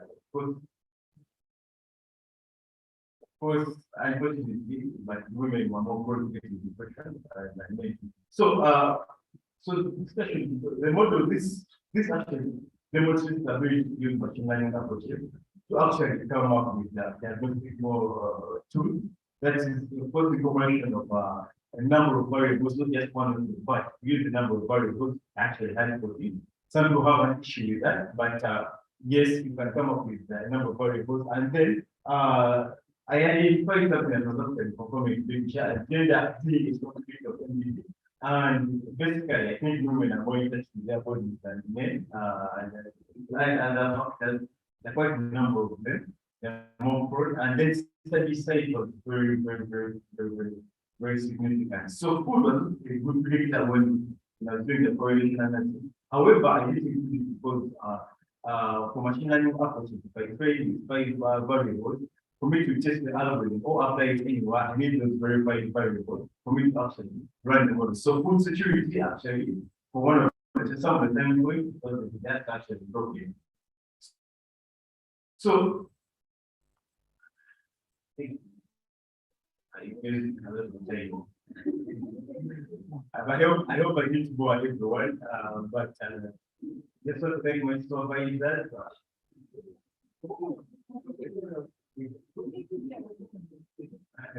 Okay.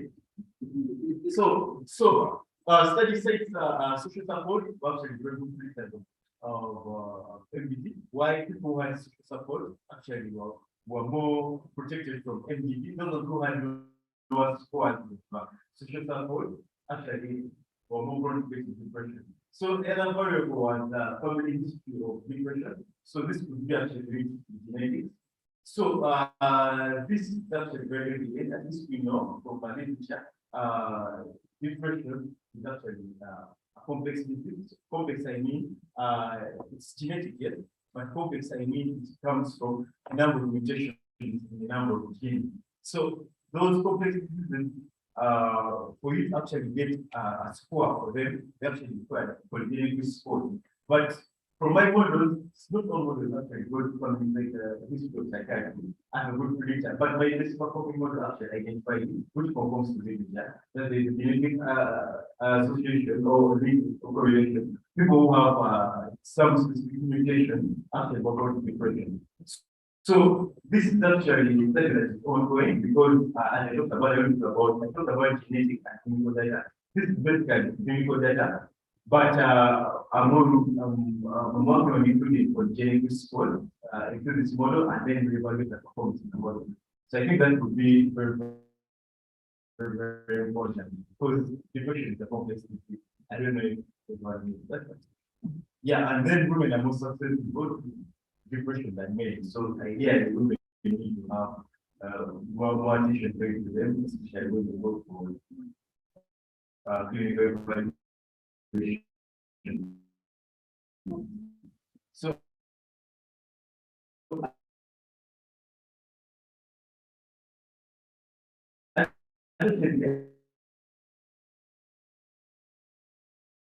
I think the second just cut out from the first one. I think questions, or maybe we will get like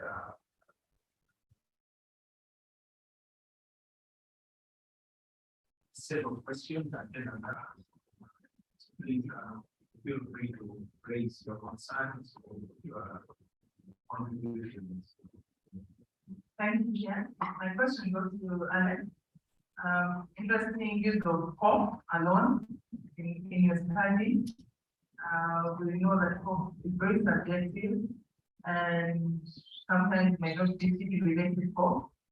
We have instances where we have also sensitive hope, sense of positive, but there's a lot of seasonal flu, there's a lot of allergy, and in TB we worry about as spatula.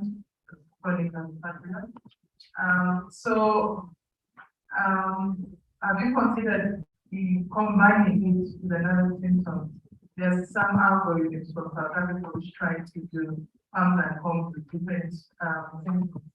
So I don't know if that might help explain this prolonged a cough that is not subsiding.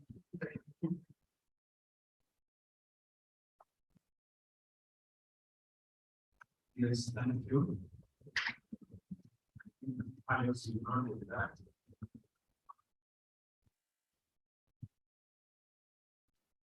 Thank you so much. Still about the call, I don't know what is something, but I would like to know if you are using an app, if these people have, if you even smartphone, everyone have a smartphone, or if how much last time when I don't even have my smartphone for this app to look actually school. How did you go about?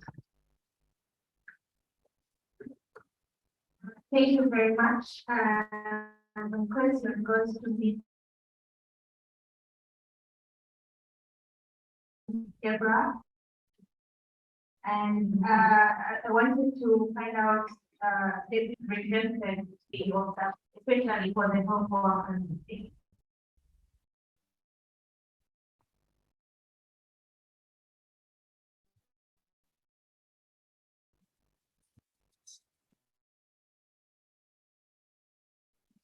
In terms of the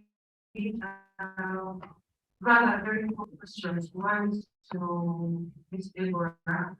I feel like doing this training in the various places and the plans and for scaling up, this training. What potential challenges or limitations are we seeing that such a good initiative from being out there in the field? What have you realized, to make this a success, and any plans on how you're going to mitigate that? And my second, no, the others are coming later about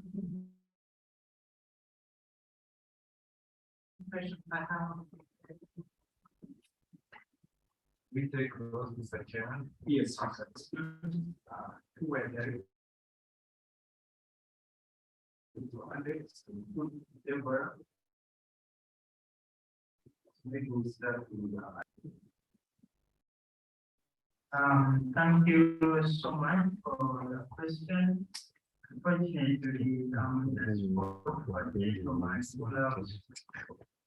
Dr. Jonathan, let me enjoy the questions. The first question about many conditions, respiratory conditions. That is true. There are several conditions that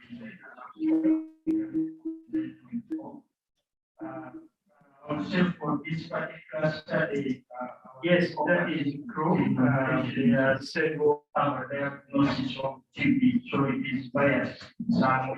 That doesn't stop them from having other conditions that could trigger support. We are also doing other studies on evaluating it as a diagnostic tool. If we capture these four patterns, what is the pattern, say, for patients with the COVID-19? How about those who have just the other respiratory diseases other than TB? Then how about TB patients? How distinct is their for? So there are those studies we are conducting, but not as part of this study. Is it possible to combine this?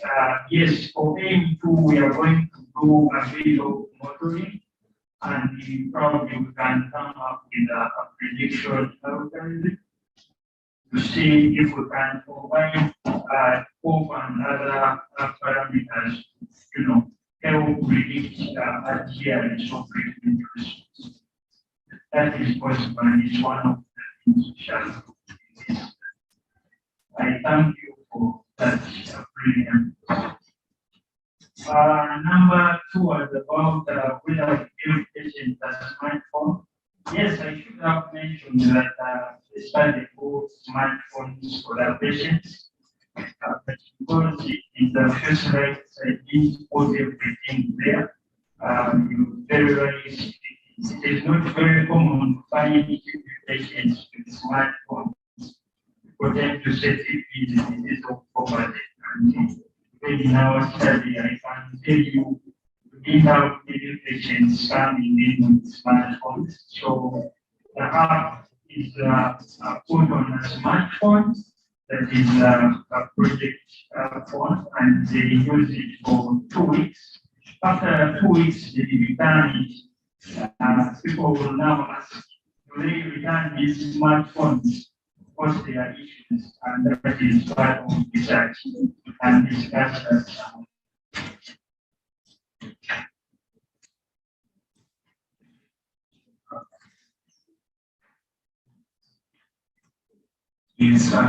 Now we're going to turn to Deborah for some questions that were directed.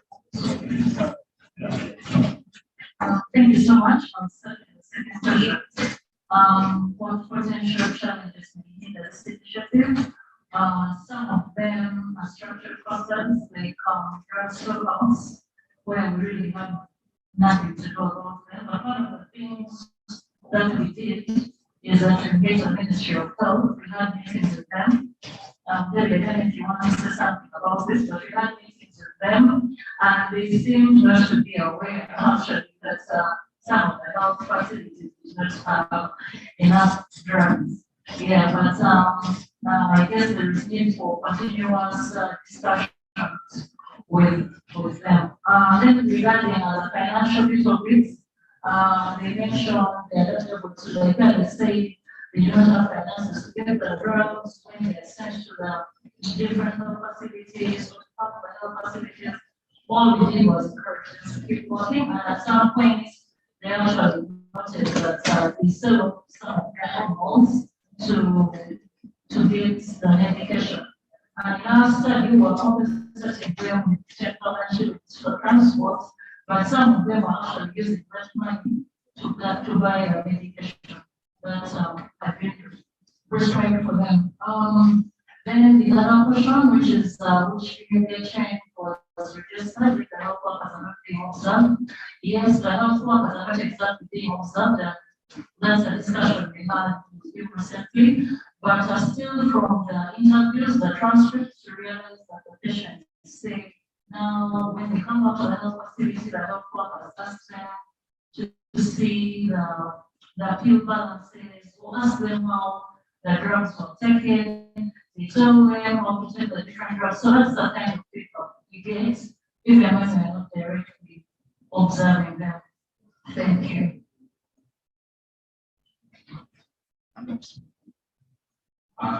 Yeah.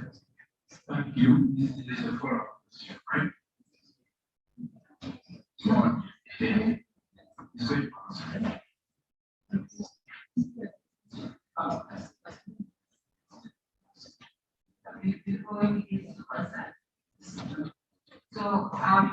my question to Harvard. So some of the variables that you mentioned you found associated with depression and socioeconomic normally poverty. I feel like we already know them, but what I want to understand is how the use of AI, what you think about it as new or is already old information, how do we use it in AI for the detection of depression? Thank you. I think maybe if there's any other, I have one question as well for Deborah. And that is go with the acute fever case management. Just to clarify the issue that case management of fever.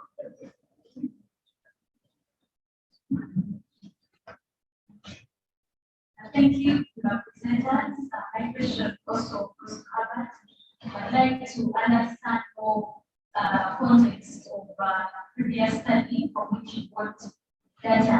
Was this study depression? Was this what was the study about that? I understand where you're coming from.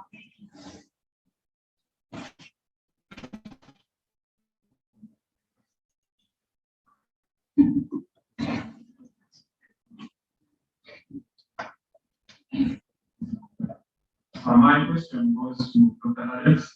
I want to know about how does the app affect the positioning of that phone?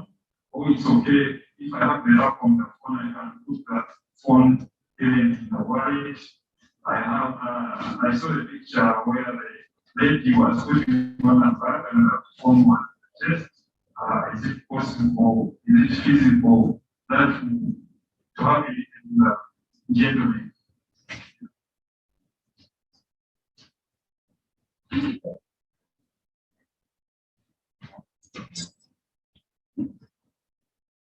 Yes, thank you so much. Also, is the app internet enabled? Does it require internet? And for that case, someone has a smartphone. That one can set up business for payment. Is it an app that, for example, runs over other apps? You say I'm on WhatsApp, I'm doing other things on the phone, and now it's not open. Does it require internet? Does it operate over other apps? Just comment at that.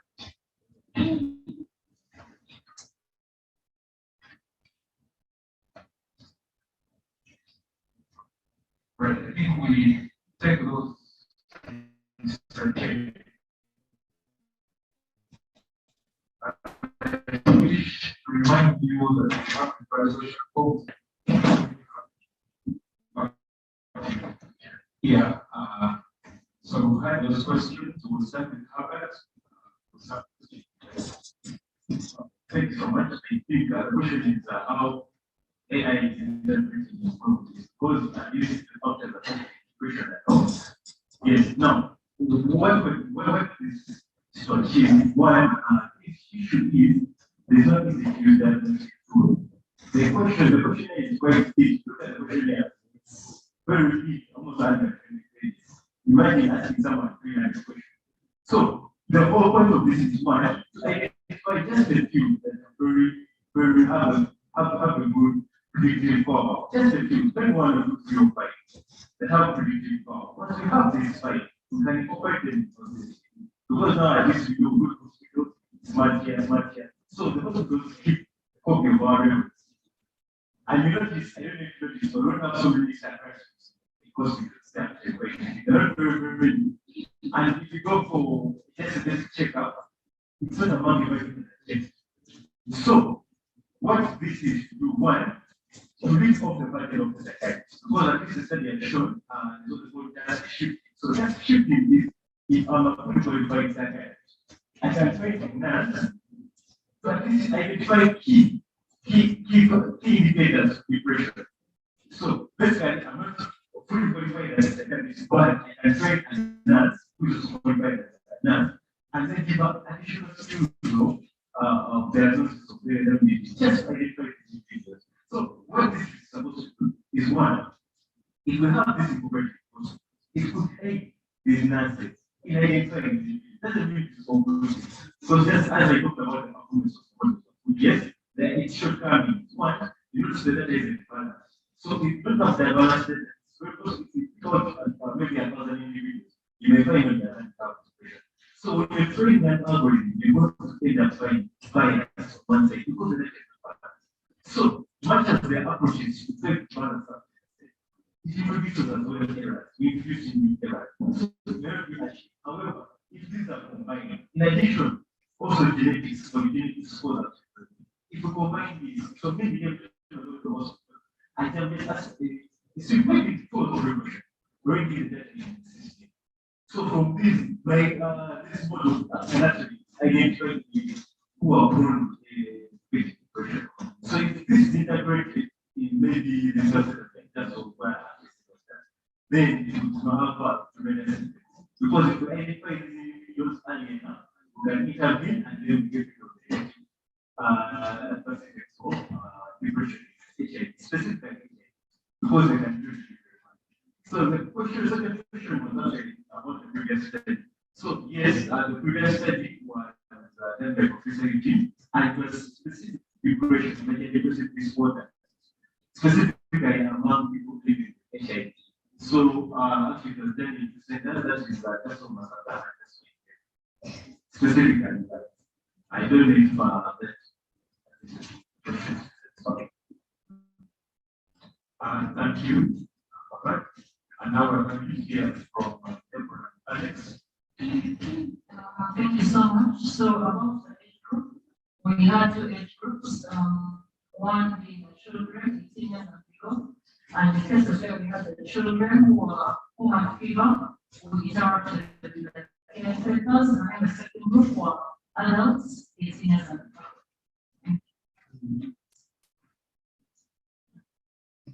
With your permission, let me answer the questions raised by audience. One is the position of the contract matter. Yes, it matters for all parameters. We recommend that the phone is placed at least, it shouldn't be more than a distance of 6 feet from the patient. That is for better capture of frequency and duration. However, for amplitude, when you look at the pulse wave, it has characteristics of amplitude, duration, and then frequency.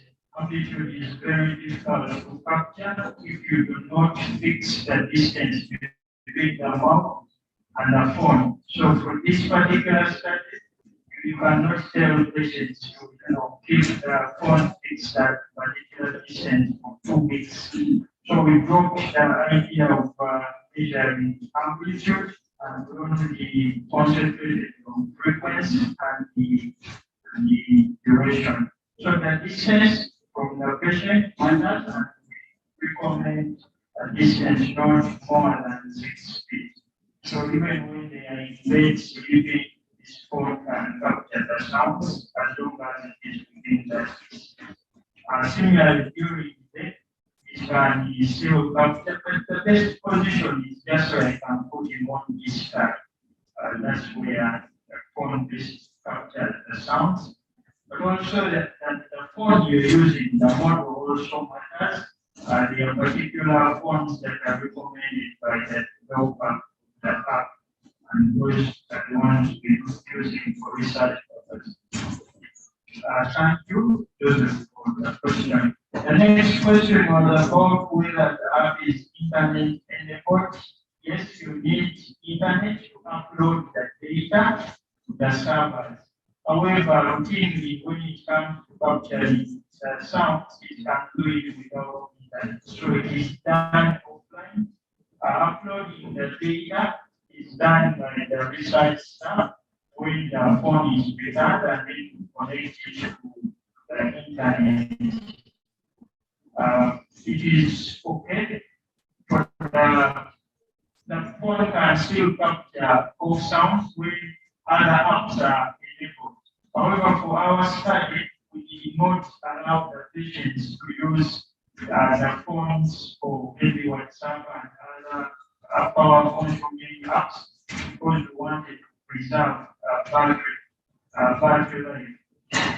We did lock the phones and they were only used to capture off sounds and not any other thing. But ordinarily, if you want to capture your sounds, it is okay to have WhatsApp and other apps where the off sounds are being captured. I don't know if that answers your question. Okay. Substantial where on the screen. So I have one comments.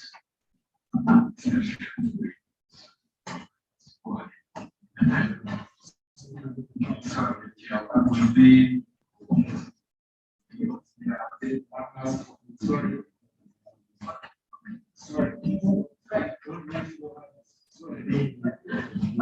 no, for the next session. Session. So I like to make this comment specifically the subject of depression. We're talking about mental health in the session that's tomorrow. But I just wanted to highlight one of the points. So it is very important, like Robert presented, for us to look into depression because it's the commonest mental health condition and which really affects individuals in their functionality, but it can also be fatal because people can actually kill themselves because of the illness. So it is very important for us to identify who is depressed. Now, then now according to the education, away from the presentation. So to diagnose depression, we need 5 symptoms. 2 major ones, I think I don't that all these has happened and presented. The 2 principal ones are that someone needs to have been feeling sad for more than 2 weeks, or they may have lost interest in things that they previously enjoyed doing. Whether it is a mother looking after her children, watching TV, you like soccer very much, or whatever. So if you lose interest in those things, plus any 3 others or more, like those of appetite, like showed you, the little cartoons that you had on this slide. The other thing I wanted to say that I had something like depression is chronic. It's not true. I want to correct that. There's only one type of depression which is chronic. For purposes of people in the room, because it's a very audience, there are different types of depression.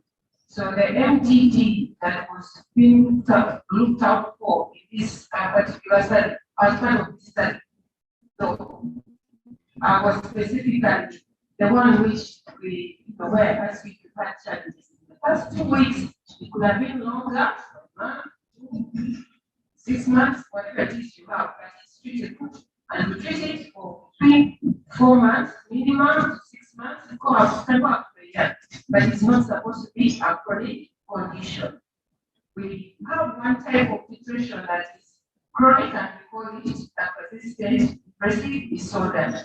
It is not as common as the ADD that was being looked for in this particular study. And then, of course, we have all other types of depression that comes after mothers are given birth, depression that may come in particular situations, particular, places of stay, for example, people who stay in the north, where the north, when I mean north of not Uganda, but north of the world, where there's limited challenges with time, daytime studies. In the winters, we get very depressed because it is always dark and it's not space and natural light, among others. So I hope we've learned something about depression, but I just want you to get the message that depression is treatable and it should not always be perceived as a chronic illness. Those are the real ones. If you are able to get up to it. Thank you. Thank you so much.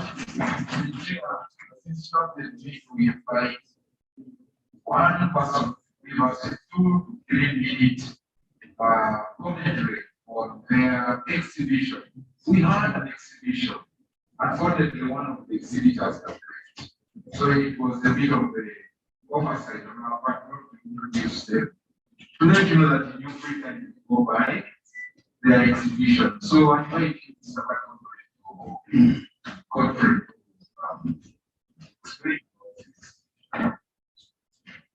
Yes, thank you so much. Good afternoon, everyone. I'm called Godfrey. I'm a pharmacist. They work with wide spectrum enterprises. I want to thank the organizers of this conference for the invitation. And we are proud and privileged to be part of it. Now, wide spectrum, I think some of you have had an audit, but most of you, it's a pharmaceutical company that imports products, mainly from Egypt, but also we work from the UK, USA, Germany, and Cyprus. We have over 80 pharmacists. We have over 400 products, and we have existed for 20 plus years. We are committed, one, to ensure that Uganda get the best medicines at zero or no cost, if possible. And see what Dr. is laughing at that, but it's true. We are trying to do our best to ensure this quality as little or divine. We are also committed, actually, when Dr. Kalisola reached to us, we were very privileged to say that we should actually come and participate. We work hand in hand with different doctors, especially the SHOs, and those that are doing research, where we can. For example, we had a certain doctor who was actually doing a study on a certain drug, and we had the drug. So we actually gave it out for free for this study. So we are committed that if you're out there, so you're doing a study and it involves maybe some of the medicines that we import, to come and collaborate with you so that actually, because this research that is done is not from the Ugandans at the end. Also, where possible, we need finance where we can to help people do the research. Because at the end of the day, we know the research is good for the Ugandans and humans at large. I want to thank you so much for your spectrum. We have some of the products there on display. I think you know some of them already, like Glycerin, Rapidon, Neurotones, to mention about a few. And to encourage you to continue using our products, but also to feel that others are open for those that are doing research. Where we can give our hand and make sure that we benefit humanity and we make the lives of the Ugandans better. Thank you so much for our pleasant evening. Also, we are waiting for you at the corner. You can pass by and see some of our products, but also for future engagements and further communication. Thank you so much. Have a blessed evening. May God bless you. Now,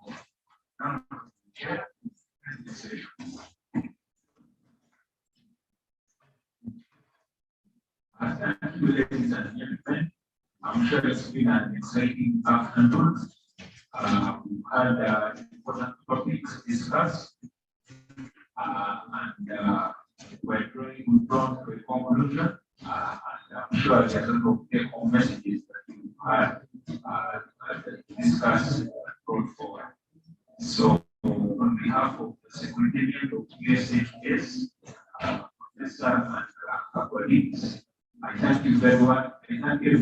for your attendance and for being diligent to the end of this session.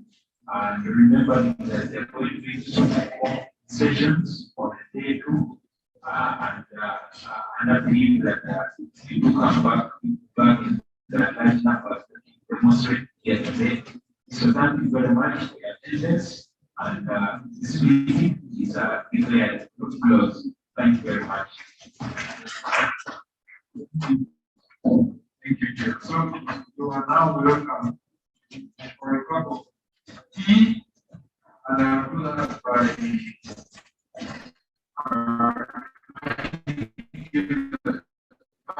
exciting program. So it's tomorrow, but we hope we can still give time to the evaluation form. Please take them to the secretariat. From the home we need to quit time tomorrow because as you've seen, I'm gives 10 minutes of a presentation, which should be so proud of yourself. But to wrap it up, yeah. And a comprehensive looks like program after the meeting, I'm not all of other people.